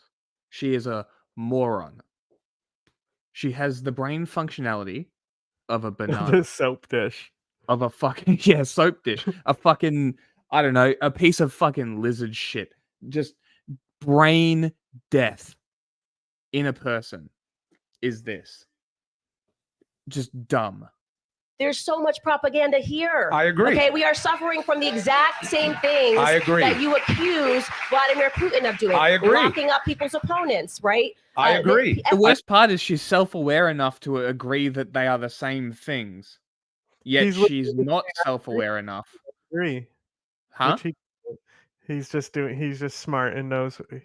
So, like, he even tried here and to like both sides it with this type of fucking ultra right fucking podcast is so funny. I don't FBI agree with agents locking up their showing opponents. FBI agents showing up on American people's doorsteps because they attended a rally on January 6th. 3 of my friends had FBI agents. They didn't even step foot in the Capitol. Okay, had FBI agents show up because they wanted any person that even showed up to hear Trump speak on January 6th to feel threatened by that, because the establishment said that you weren't allowed to support Donald Trump. Okay. So I'm going to speak to how the public Okay. is feeling right now. And we are very Oh, yeah, aware Candace, of the voice of the fact people. that Joe Biden could potentially be dead right now. Okay? Yeah, We don't the even know, like, establishment he's said you clearly can't into support resentment. Donald Trump. And That's when why we he see won the somebody, primary. Sorry? They said, yeah, the establishment says you can't support Trump. That's why he won the primary. Yeah. No shit, right? You do like know that Vladimir Joe Biden Putin, is who not dead, able right? to is what? You do know that Joe I'm Biden's being not dead. tongue in cheek. And you do know that he That was wasn't tongue in shot cheek. up with something. No, I actually do. before I he went out there. actually do believe he was shot up with adrenaline before he goes. Come I think. on. What do you mean? Come on, Come JFK used to on. do that. Come on. So it's like, Listen, they obviously the truth are is giving him enough. drugs The before he truth speaks. is enough. And I'll tell you why it becomes problematic, okay? Look, it's a half joke. They shot Biden up with something It's last not a night. half joke. I But really here's believe what, that. I wanna here's be what clear. happens. Well, look, if you really believe that, Yes. that's fine. It would be just nice to have a basis for it. But yeah, he's going to take a drug test. Okay. Look, here's what's going to happen. Here's what's going to. Have you seen the drugs they were dealing out at the fucking White House under Trump? Under Trump, yeah, we watched the thing on Literal fentanyl and shit. Mm-hmm. Yeah, insane. Xanax Like, don't and even shit as try well, it. right? Like honestly, it's not even an argument we should be making with Biden, because if he takes some Addies to get through his speech, No, does a little sorry, it was cocaine, a shit ton of Adderall, wasn't it? It was like a shit ton of Adderall being no, sold he through the wasn't. White He House. would have been talking faster if it was Adderall. No. Through the White House, there was a shit ton of Adderall sold. Oh well, yeah. I mean, that's Trump, Sniffy McAdderall. Yeah. That's what I'm saying. Yeah. And fentanyl. Yeah, but no, Probably you're because right. he's He in would have so been much talking pain. a lot faster. Look Yeah. at him. Jabba the hot motherfucker. Here's what's going to happen, okay? Just trust me on this, because you've already seen it. You're going to know that it's already true. You are allowing for a BS standard of appraisal. So now Intelligent is a BS. Oh, shut up, it's Candace. not intelligent. It's the shooting up part. So now they'll start showing clips of Trump where it seems that he's not speaking fluidly, and they'll talk about whether he's on drugs. And They did that then already. They will, but that's what you enable with this. I'm saying just stick with the truth. Are our I agree. leaders performing the way we need them to be? It's a No. rhetorical question. No. You had in Congress last night, I forget who smacked me with this stat, but it was a great one. 14% popularity for members of Congress, right? That sounds about right. It's somewhere between 12% and 20%. Everyone hates depending on the poll. Congress. Look at what they're doing. 94% re-election rate. How do you have such low popularity and such high re-election rate? Gerrymandering. Next. Because the game is rigged. There you go. That's why. Now, the truth is enough, okay? Just I stick kind of with the agree with truth. The problem is when you get into these situations. You know what's funny here is he's trying to help them. This is the because funniest I part. think Kamo's genuinely a nice guy. Like it genuinely seems like he is trying to help them, almost like he feels sorry for them. But just the truth Of is enough is comparing- actually such like a good thing. It's a good good quote, advice. Too. Yeah, it's good advice.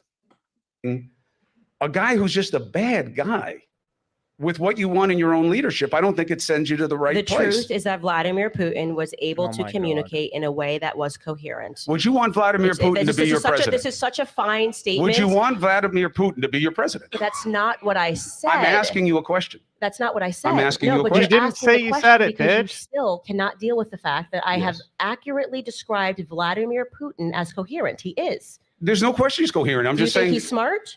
I think he's an intelligent man. Yes. That's all I said. Oh my God, we got there. We can move on. Good. listen. Oh my God, we got there. No. Amy. It's just that's all I said, right? But Okay, it's cool. about why you're using him Okay. as an instruction. I have sat I across just from said serial killers that are intelligent men.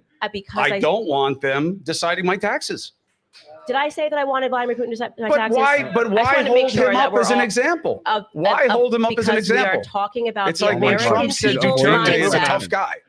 Everyone Why was do able to that? comprehend this, so It's I'm going to real reset it dissenting one now. more Yeah, time. one more point. Gonna go to poopy time. Oh my God. Hey everyone, I am Rhea Ripley, and I am currently here with God, I my hate when Latino she talks, heat, bro. my Why? dirty, dumb, Because her accent is awful. Like, just be Dominic muscle mommy Mysterio and over shut the here, fuck up. Just and we're stare at about to people. Is she Australian?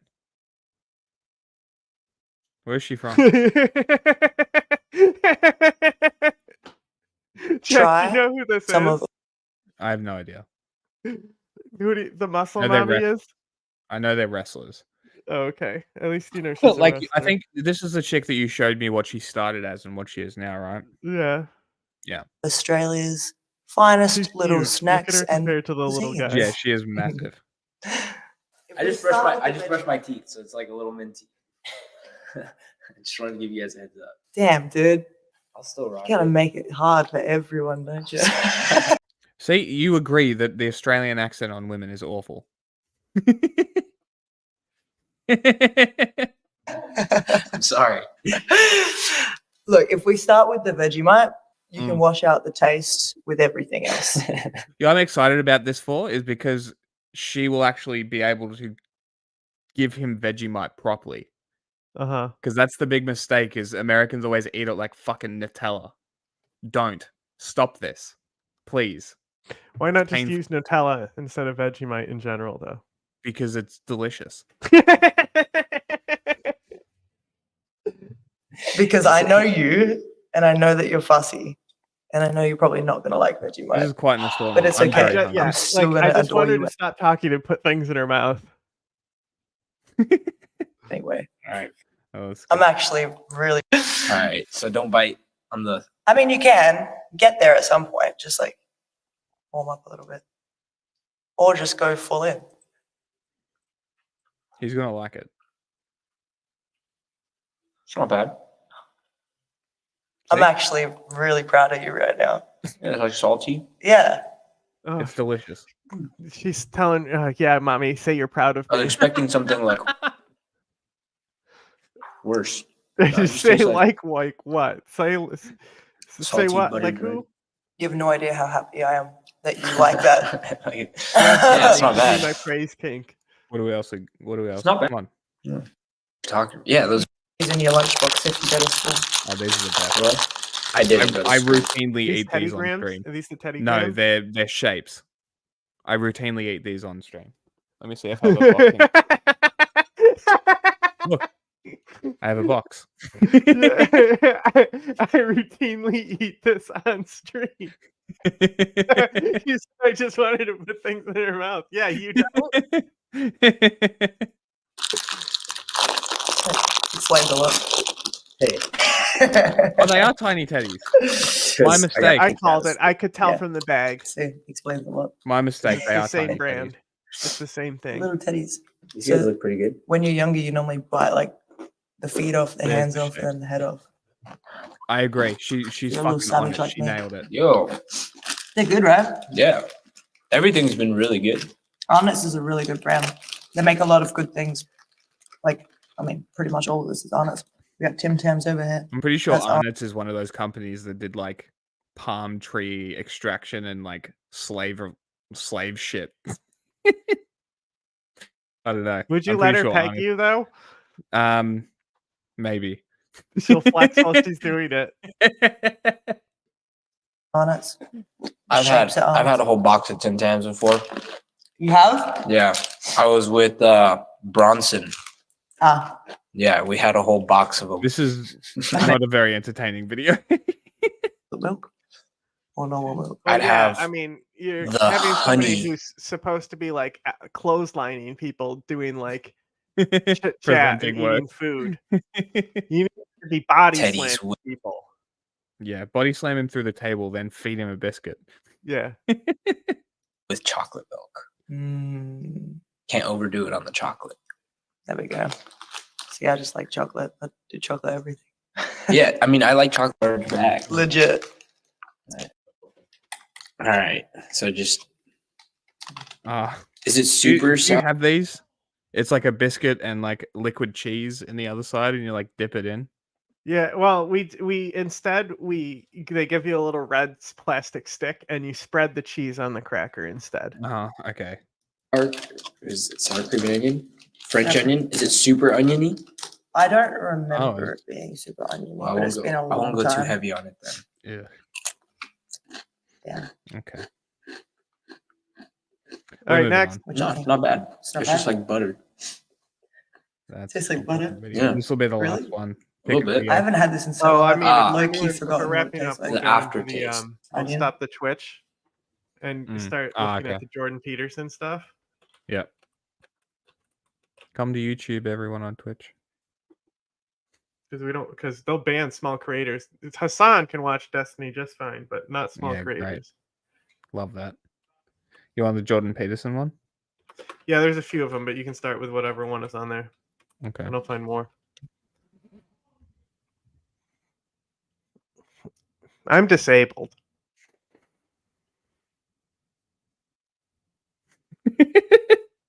So that's your excuse? No, that's why I can't have that happen. I'm disabled. I had a son basically around the first year I started streaming. Yeah, stop this one. Okay. Bye, Twitch.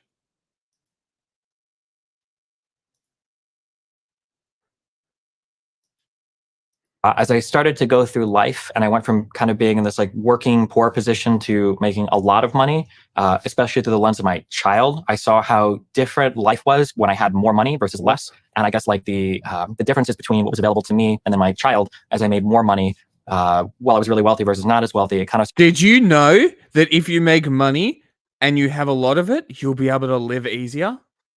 Wow. Crazy concept. Insane. You have no idea what you're talking about. So you got more It's just so embarrassing. At least have some humility. Inequality? Basically, I would say, yeah. Okay, and so how did that lead you to develop more sympathy for left-leaning ideas, particularly? I thought psychology sessions were meant to be private, doctor-patient confidentiality sort of shit. Well, this is Jordan Peterson. Why are we watching a upload, so I therapy think session? This is going to be the most normal he is, right? Yeah. Because he's doing his thing. I guess my core beliefs have never really changed, but I think the way that those become applied kind of change. So much the same way that you might think that everybody deserves a shot to go to school and have an education. That might be like a core belief where as a libertarian or conservative, I might think that as long as a school is available, everybody's got the opportunity to go and study. But maybe now as like a liberal or progressive or whatever you'd call me, I might say, okay, well, we need to make sure that there's enough, maybe like food in the household or some kind of funding program to make sure they can actually go to school and study, basically. So like the core drive is the same, but I think the applied principle ends up changing a bit based on Right. So is your concern essentially something like the observation that if people are bereft enough of substance chapter marked, I don't know, maybe Jordan Peterson is one of those people who claims a lot of shit, but that's chapter marked, and go to the part where it's mRNA, like vaccines. Yeah, you can tell she's a nice person. Who? What? Oh, yeah, she seems nice.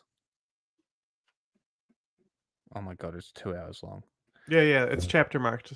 Go. Yeah. So go to the part where he talks about vaccines, mRNA. It's really the second half that I've heard gets really unhinged here, and I've seen some of the stuff. Reality's Malevolence Party. This one. I understand the fear of having a government agency say climate change, therefore we have a blank check to do whatever we want. That's scary. Which is what they are doing. The conservatives do the same thing, though. I'm not claiming otherwise. Yeah, but the problem is I think people don't talk about it. So for instance, so we can pretend now that the conservative argument was just compulsory vaccines are bad because they infringe on my freedom. That wasn't the conservative argument. The conservative argument was that mass deaths were going to happen, mass side effects were going to happen. There was going to be all this corruption and stuff related to vaccine distribution, to the crazier theories for microchips and blah, blah, blah. None of that came true. Absolutely none of the conservative fear-mongering related to the mRNA vaccines came to fruition. But now that's all forgotten. And that was What do you mean? What do you make of the excess? Imagine being able to transition academic and even just use science. What's deaths? For related to vaccines, there are almost none. The mRNA vaccines have been administered related to vaccines. We don't know. No. We absolutely know. We absolutely. This is like settled science. What do we know? In terms of vaccine related? No. That's not my question. Settled science. Excess deaths in Europe are up about 20%, and they have been since the end of the COVID. Because this is really funny.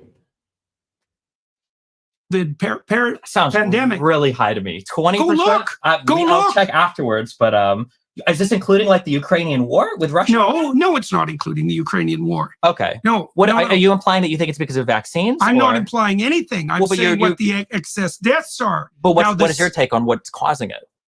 Well, you said that, and you said that in a counter to me describing mRNA vaccines. You said, "Well, the excess deaths are 20%." That makes sense. The implication is that the vaccines are causing it. Okay, first of all.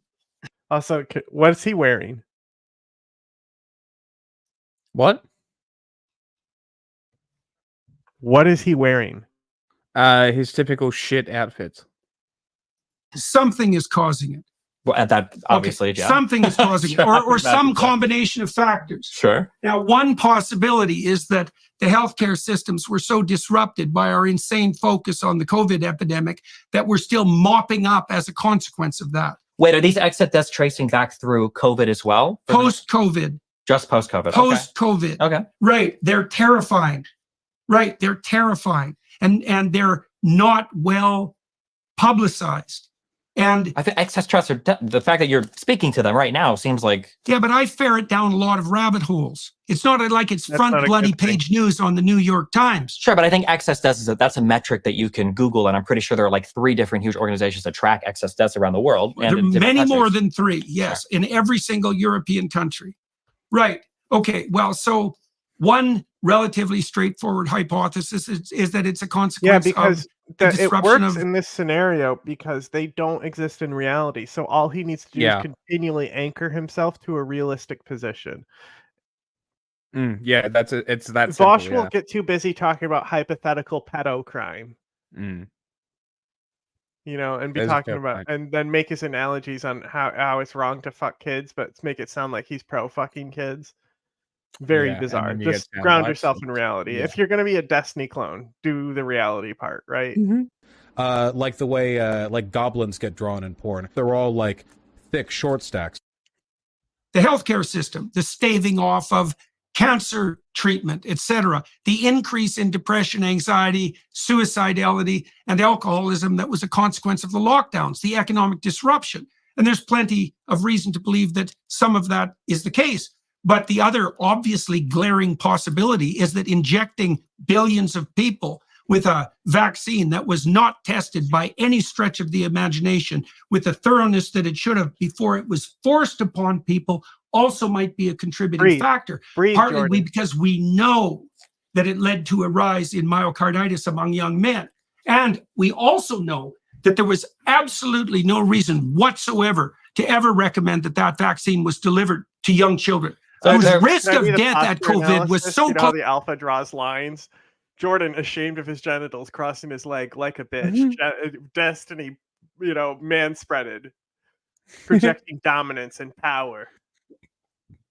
Close to zero, that it might as well have been It's not, zero. when you're talking about a disease, the risk of death isn't the only thing that you worry about for the disease. There's also So you're going to talk long-term- about transmission? Well, Because we that can was talk another about- thing that the we can talk COVID about vaccine transmission. pushed. Yeah, We but can- it didn't hold do on. anything We to can talk- transmission. It absolutely did because it decreased transmission. No. I have to agree with Jordan here. The vaccine did nothing to stop transmission. Masks did. Definitely. Distancing, sure. You could argue that.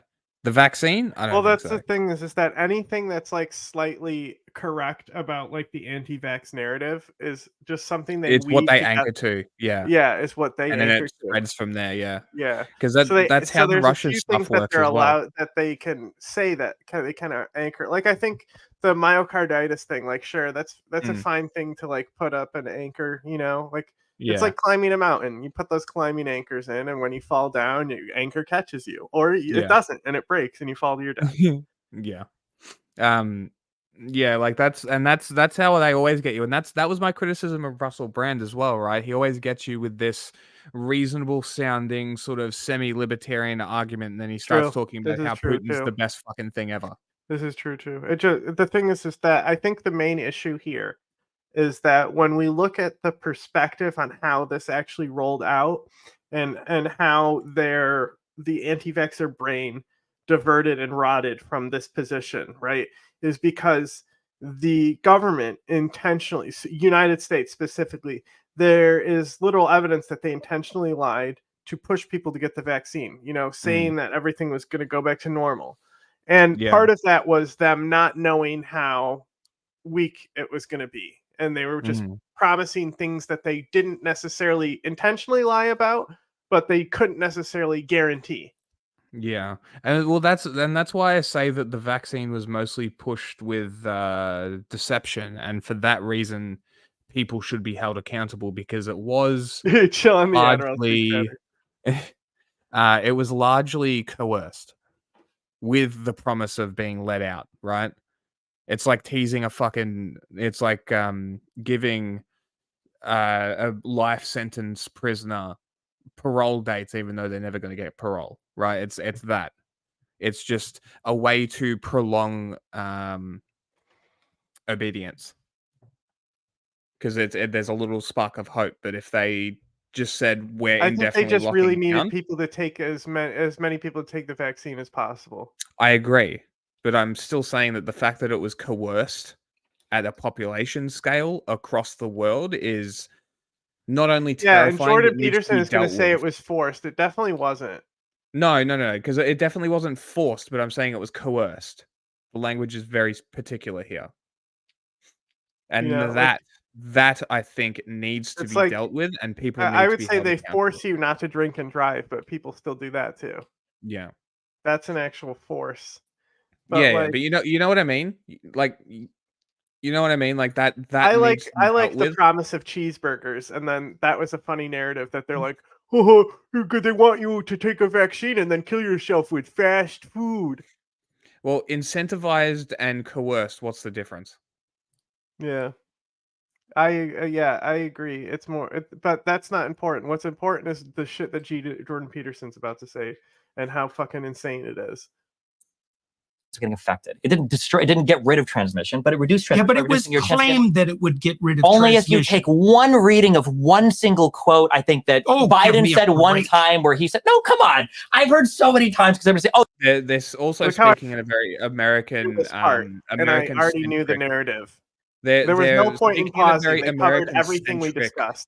Yeah, like they're speaking in a very American-centric world here, because Australia was all about it's going to stop transmission. It was all lies, and it culminated in the police dropping riot police on top of protesters, a group of like 30 protesters. So pretty fucking cool. So yes, maybe not in America, but other countries definitely had more serious issues with authority. Also, it was also in the government's best interest to do it because they needed the capitalism to restart. Yes.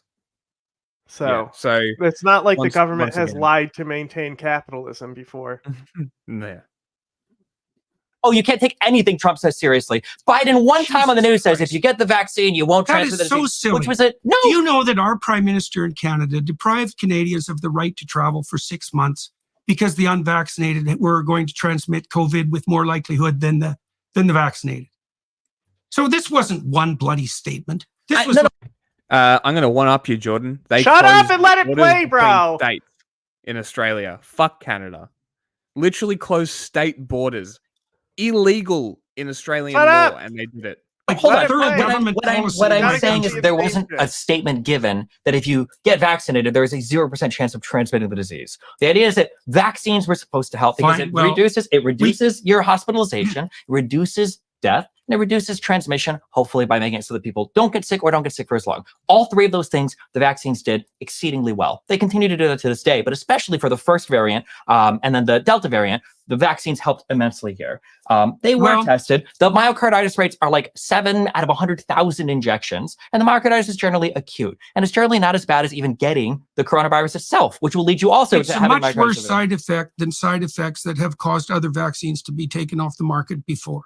That a 7 out of 100,000 rate of acute myocarditis or pericarditis is not a worse side effect than any other vaccine. I think that is a completely acceptable, given that the disease itself is more likely to cause myocarditis or pericarditis. Yes, I don't think the data suggests to support that presupposition anymore. The latest peer-reviewed studies show that that's simply not true. Especially untrue. That's actually verified. Nobody cares. Especially Let it play. for the older ones.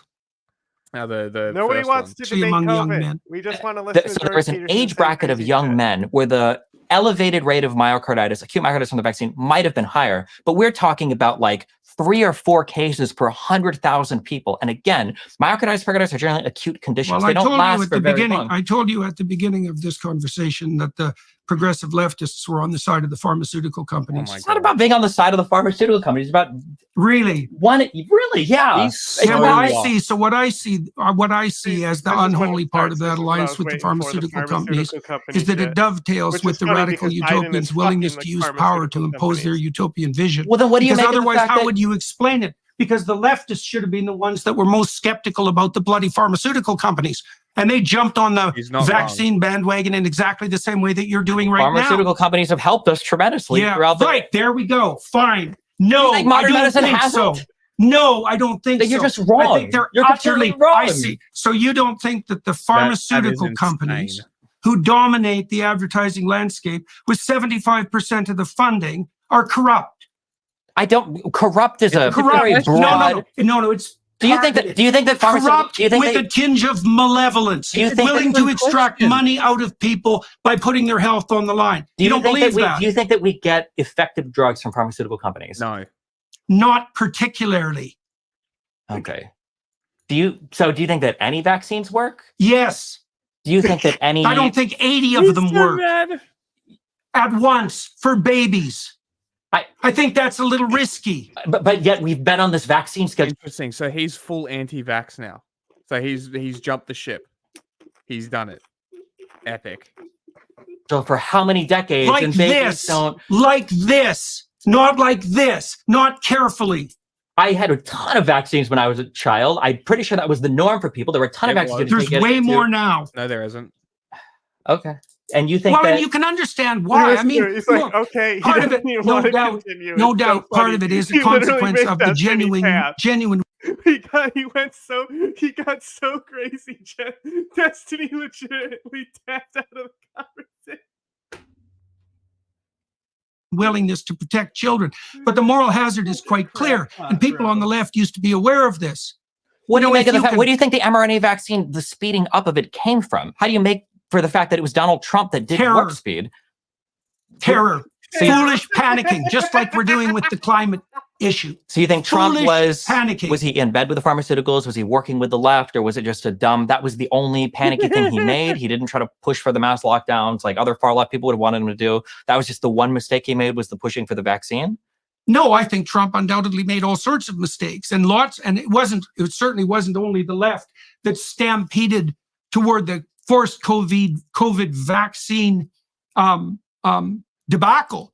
But it was most surprising to me that it emerged on the left, because the left at least had been protected against the depredations of gigantic predatory corporations by their skepticism of the gigantic enterprises that can engage in regulatory capture, and that just vanished. Is it not possible that maybe people looked and they said, hey, if all the governments, all the institutions, all the schools, all the private companies across all the countries around the world are saying the same thing, maybe it is the case that this vaccine just helps. Is that not possible? Oh, sure. Of course it's possible, but that didn't mean it was right. Well, they used force. They used. I think you're 100% Shut up! correct. Shut up! This is the best part. Fuck, it'll play Nobody cares about regardless. your Fucking opinion hell. on COVID, Jack. It's not an opinion. Fucking whatever. Force. We use force for all sorts of things in terms of public We don't health. generally use force to invade people's bodies. How long have vaccine mandates been a thing in Canada, the United States, and the entire world? I don't think they should have been a thing. That's great if you don't think they should have been, but when you say we don't generally use force, we absolutely use force. We use, we've enforced vaccines for a long time. It's an important part of public health. Fair enough. We did it on a scale and at a rate during the COVID pandemic, so-called pandemic, that was unparalleled. And the consequence of that was that we injected billions of people with an experimental, it wasn't a bloody vaccine. Of course it wasn't. Yes, it was. No, it isn't. Yes, it is. It's What, not. because it doesn't have a 100% success rate? You think it's a definition of vaccine? The whole point of the vaccine is to give your body a protein It's to train not on the so that your same immune system works. technology. Who cares if it's not the same? There's They different used types the word of... vaccine so that they didn't have to contend with the fact that it wasn't the same technology. There are different types of vaccines There certainly are. that are And different technologies. Fine. The mRNA vaccines is a type This of used vaccine to be technology. vaccines. Now this is vaccines. No, it was like this, and now it's like this. No. It was like this, and now it's like this. The mRNA technology was a radical, qualitative leap forward in technology. You can call it a vaccine if you want to, but it bears very little resemblance to any vaccine that went before that. And the reason it was called a vaccine was because vaccine was a brand name that had a track record of safety, and shoehorning it in that was one of the ways to make sure that people weren't terrified of the technology. And I think the reason it's called a vaccine is because they're injecting you with something that's inoculating you against something in the future because it has proteins that resemble a virus that infects there are your immune system overlaps trained against. between the mRNA technologies and vaccines, to be sure, but they wouldn't have been put forward with the rate that they were put forward if they weren't a radical new technology. And it's bad in principle to inject billions of people with an untested new technology. Isn't it also bad in principle for billions of people to get infected with a worldwide pandemic that initially was causing a decent number of deaths, a ton of complications, shutting down world economies? Maybe it was. Maybe it was. Live fact check. The word vaccine comes from a cow because of the use of the cowpox virus against smallpox. So shouldn't we be able to engage in that analysis and figure out, like, if we look at the we're side not effects of the engaging vaccine? in the analysis. No, because now we're talking about whether or not vaccines are even vaccines or not instead. No, don't play that game. That is not what I was doing. I was making a very specific and careful case.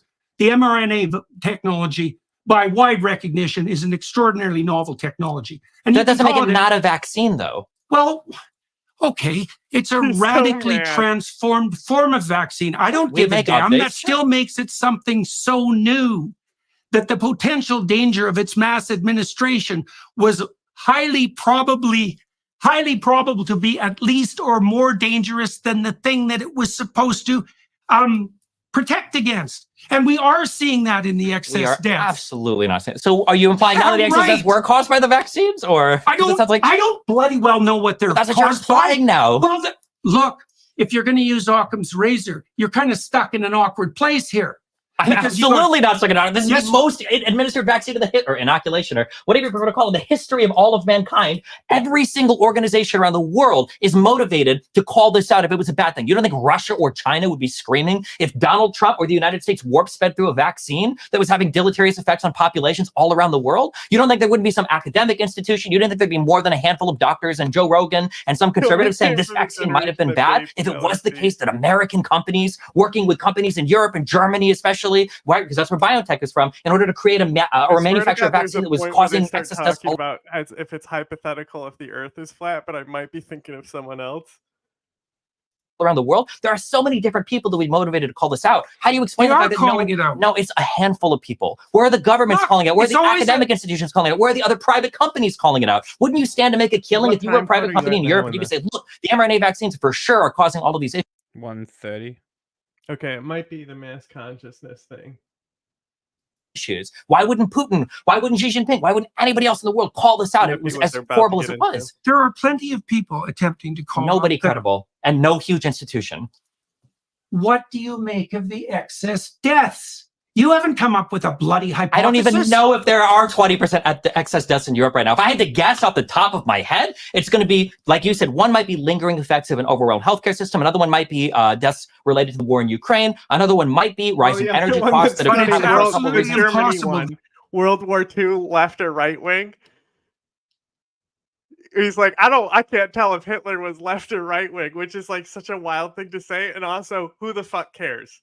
Fuck I think that the left beat the thing, because as we've established, it means nothing. It's different for every person. It's just it's not even like an equal measurement that we're all doing. We're each making up our own fucking metric system. Right, because the right wasn't trying. I don't think it's because Hitler's lack of trying led him to kill less people than who ended up dying during the Great Leap Forward or during the industrialization of the Yes, well, I also think it's an open question still to what degree Hitler's policies were right-wing versus left-wing, and no one's done the analysis properly yet to determine that. Well, what do we because consider? It was a national socialist movement for a reason. And the socialist part of it wasn't accidental. Well, but there was no, cooperatively formed businesses that were owned by all of the people for the people and distributed to the people. And I don't think redistribution was high on Hitler's list of things. True. That's true. It was a strange mix of totalitarian policy. I don't think it was a strange mix. I think it was a bid to appeal to mid-left and center-left, the KPD and the German Socialist Party, by calling themselves National Socialists. Right, I think it was very because it's the same fucking philosophy under Saddam. Yeah. Mm-hmm. Much like an authoritarian, ultra-nationalist regime that pretty squarely fits with. People get mad if you call something far right or far left because they have an attachment to terms, one of the things I would have done if I would have been able to hang on to my professorship at the University of Toronto would have been to extract out a random sample of Nazi policies and strip them of markers of their origin and present them to a set of people with conservative or leftist beliefs and see who agreed with them more. And that analysis has never been done as far as I know. So we actually don't know. And we could know. Because it doesn't fucking matter. Who gives a shit? It was 80 years ago. If the social scientists would do their bloody job, it would be different. Huh? Depending on when you give that sample and what's going on in society, it would be different. Yes. Yes. And also which cities and where you put it. Like, we already do this who shit you where ask. we fucking change the Jew stuff to trans things. Mm. And they've done these experiments, these Yeah. social experiments, and every time people run with it. Mm-hmm. Just like, it's literally changing out the word Jew for trans. Mm-hmm. Raisins. job, which they don't, generally speaking. That's something we could know. We could probably use the AI systems we have now, the large language models, to determine to what degree left and right beliefs intermingled in the rise of National Socialism. Oh my so that's God, all bro. technically possible. So, and it hasn't been done, so it's a matter of opinion. What was left Sure. and right? But- I don't necessarily disagree. At this time, good question. Did they say we're left wing, we're right wing? What did Hitler identify with? Did he identify with the spectrum of left and right? I think I identified with Nazi. That's something you could do. Okay, so I was going to tell you this story. Start. Okay, well, this has to do with the use of power.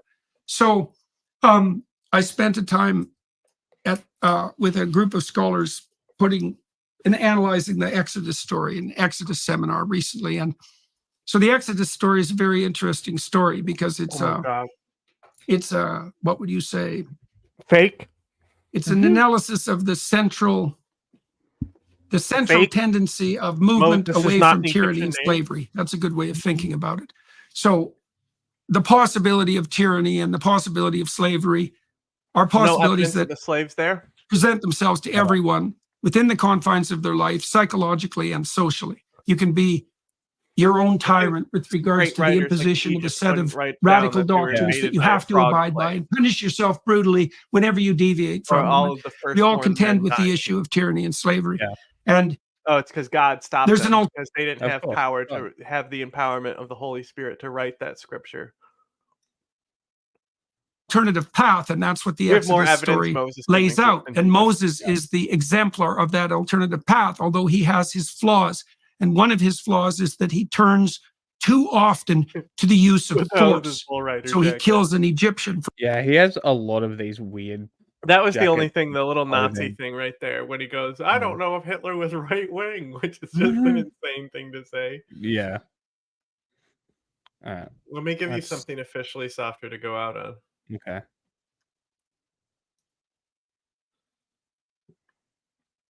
Let's see what kind of fun stuff I have. This sounds interesting. Everything you've said is true. What do you think is the plan then? What is the goal? What is the drive? It says the psychology of people who say there are too many people on the planet. It's actually pretty interesting. Why push obviously horrible ideas for the planet and the poor? That's a good question.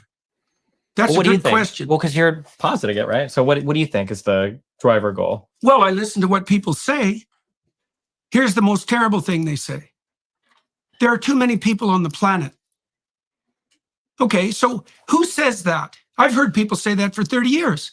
Perfectly ordinary, compassionate people. Well, there's too many people on the planet. And I think, well, for me, that's like hearing Satan himself take possession of their spine and move their mouth.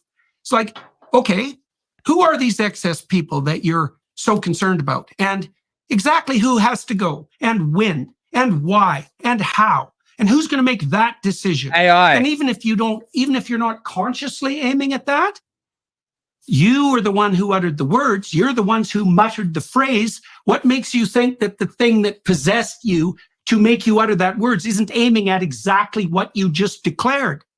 And so that's a terrible vision. But when you look at what happens in genocidal societies. Did you send?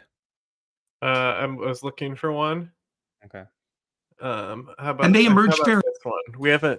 We've joked about this, but you haven't seen it, I don't think. Maybe I might have shown it to you. Maybe. I'm gonna play an 18-second chinchilla video.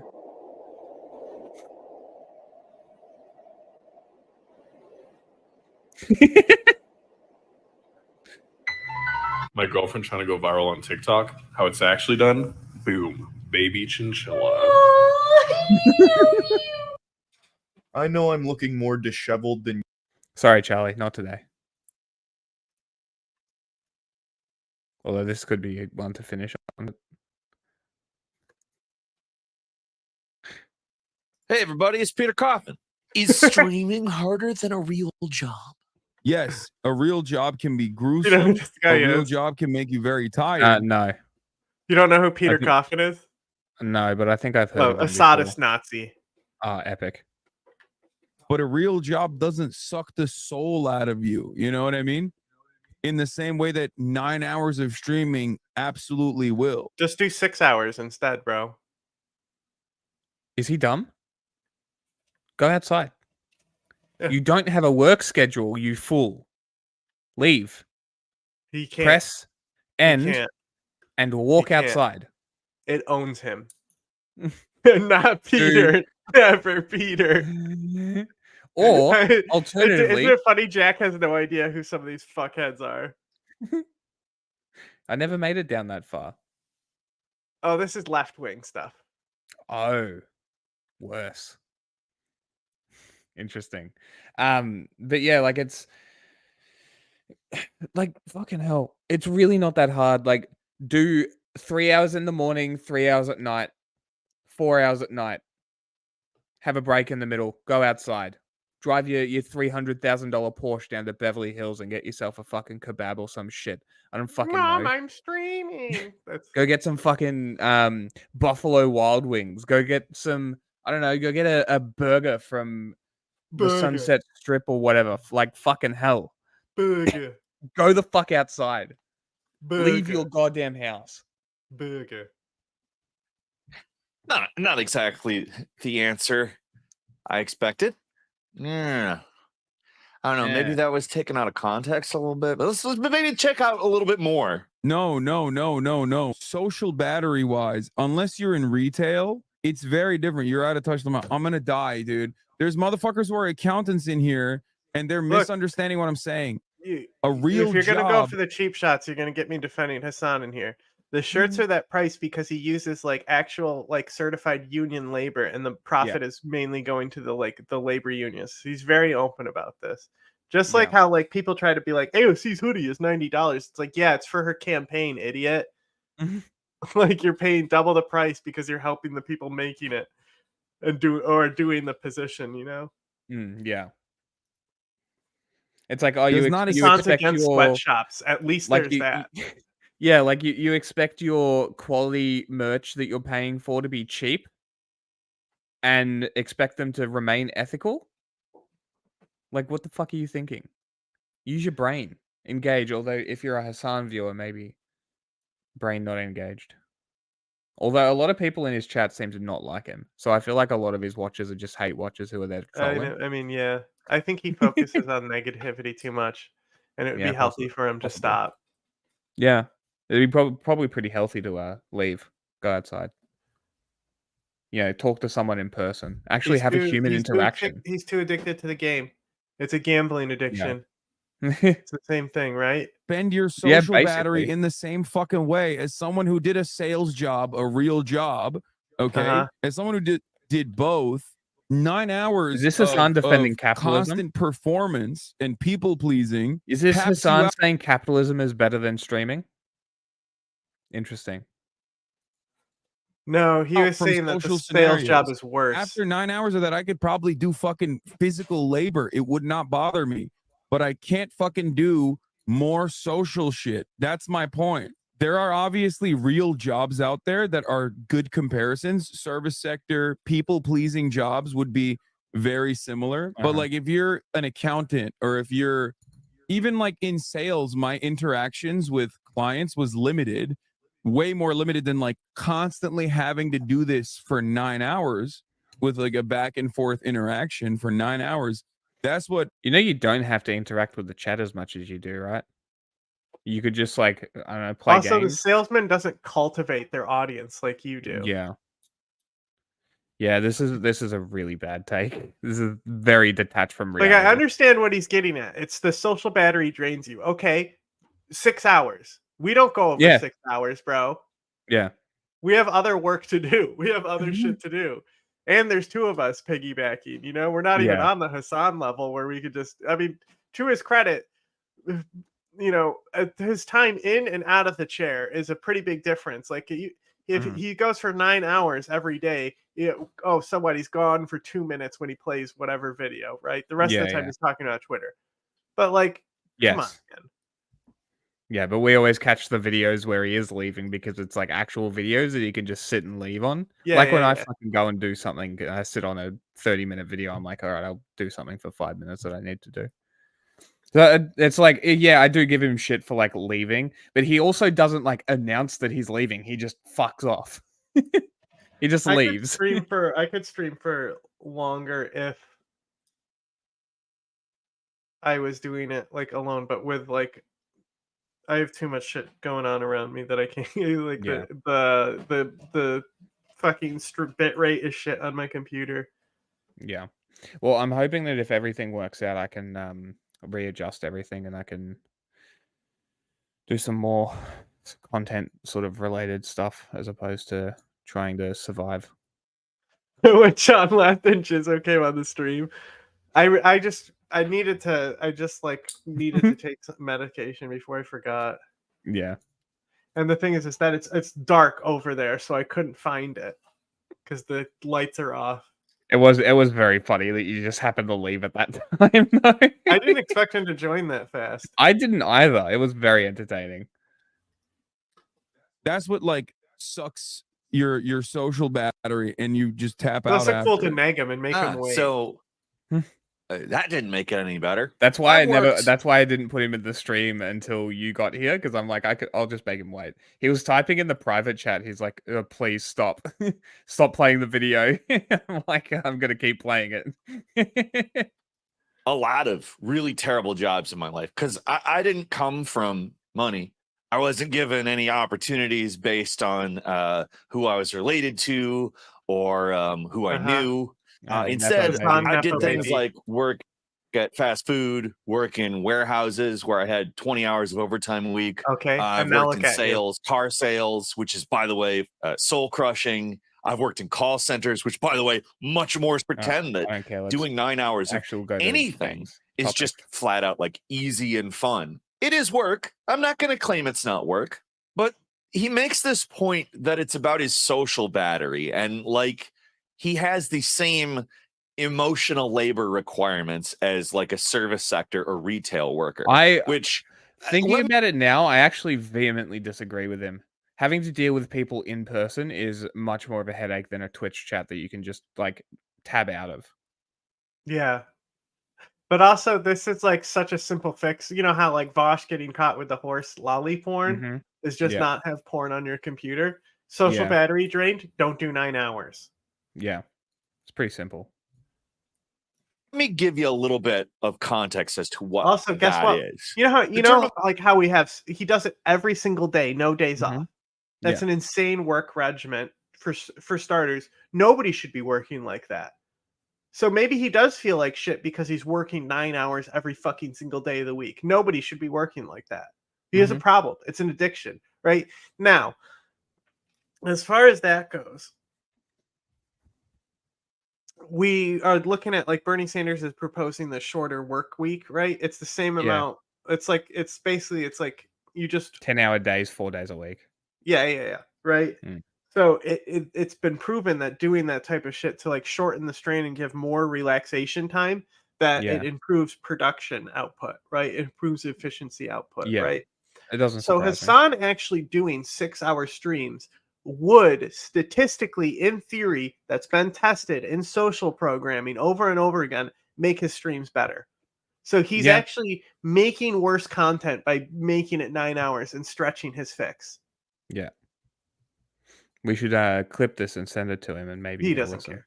He's not going Emotional labor is a year older than I am. It was coined by Arlie Hochschild in a book called The Managed Heart. It's a pretty good book. There's some aspects of it I don't completely agree with, but the concept overall I think is a worthwhile thing to at least investigate.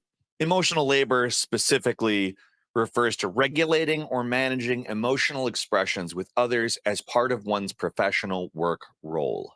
I am very much sympathetic to the idea of a social battery. I'm not going to pretend I'm not. You know, I this love guy social should just be like a situations. I love StarCraft being 2 around announcer. He's got a good voice for StarCraft 2 announcing. Yeah.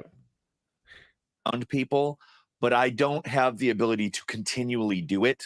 And when I did my Vosh reaction stream the other day, I completely sympathize with the idea that it takes a lot of effort to stream. I don't want to pretend that it's nothing.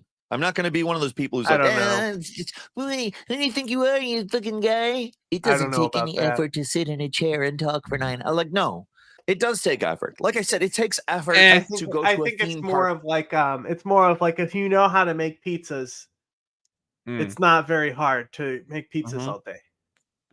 If you don't know how to make a pizza and you think you're just going to be a master chef pizza man, Yeah. it's not going to you work kidding out like yourself. that. That's not proper pizza etiquette. You can enjoy yourself. It expends energy. Like even it was pretty rough at the start, and then we just sort of got used to it, and now it's just a thing that happens now. And now 6 hours is nothing. Social situations expend energy. I'm not going to pretend that this doesn't take energy, but as somebody who has worked in fast food, in straightforward retail, in similar situations, the emotional labor of a service sector or retail job is essentially. Oh, really? Yeah, I was out so quick. Oh my god, worst boss I've ever had. Ugh, that job. The understanding. Yeah.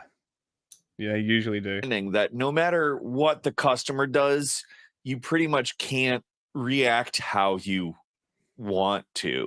Like, let's say you have a customer who comes in and berates you, treats you badly. They say unnecessarily mean things to you. They've got a bad attitude. They act like everything's your fault. Blah, blah, blah. You, as a representative of the company you're working for, have to act like. Okay, I'm bored. Is there more Hassan? I want to see more bad Hassan takes. No, it's just this weirdo talking, and We will continue to be your single source of truth. Dismiss anything else. See if there's another funny short one. Labor to be a chatter on the live stream. I think it's on stream. Yeah, we're closing anyway. I don't know. Oh, you're gonna play this? It'll sometimes release a sort of. Ew! That doesn't taste like a gusher.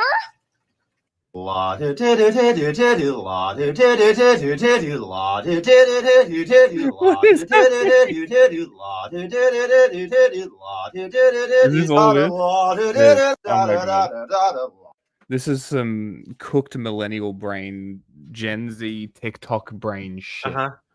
Jesus fucking Christ. Now watch this drive. Mr. Kirshner, all of this must have a cost. He said it never happened. He said the Holocaust never happened. Thank you, Jared Kushner. Just to match the Well, when the president does it, that means that it is not illegal. By definition. Exactly. All right. Thanks for tuning in. Catch you And you later. got a lot of them. I love dogs. You love dogs. Good boy. I say it loud and clear. They'll blow up that dam.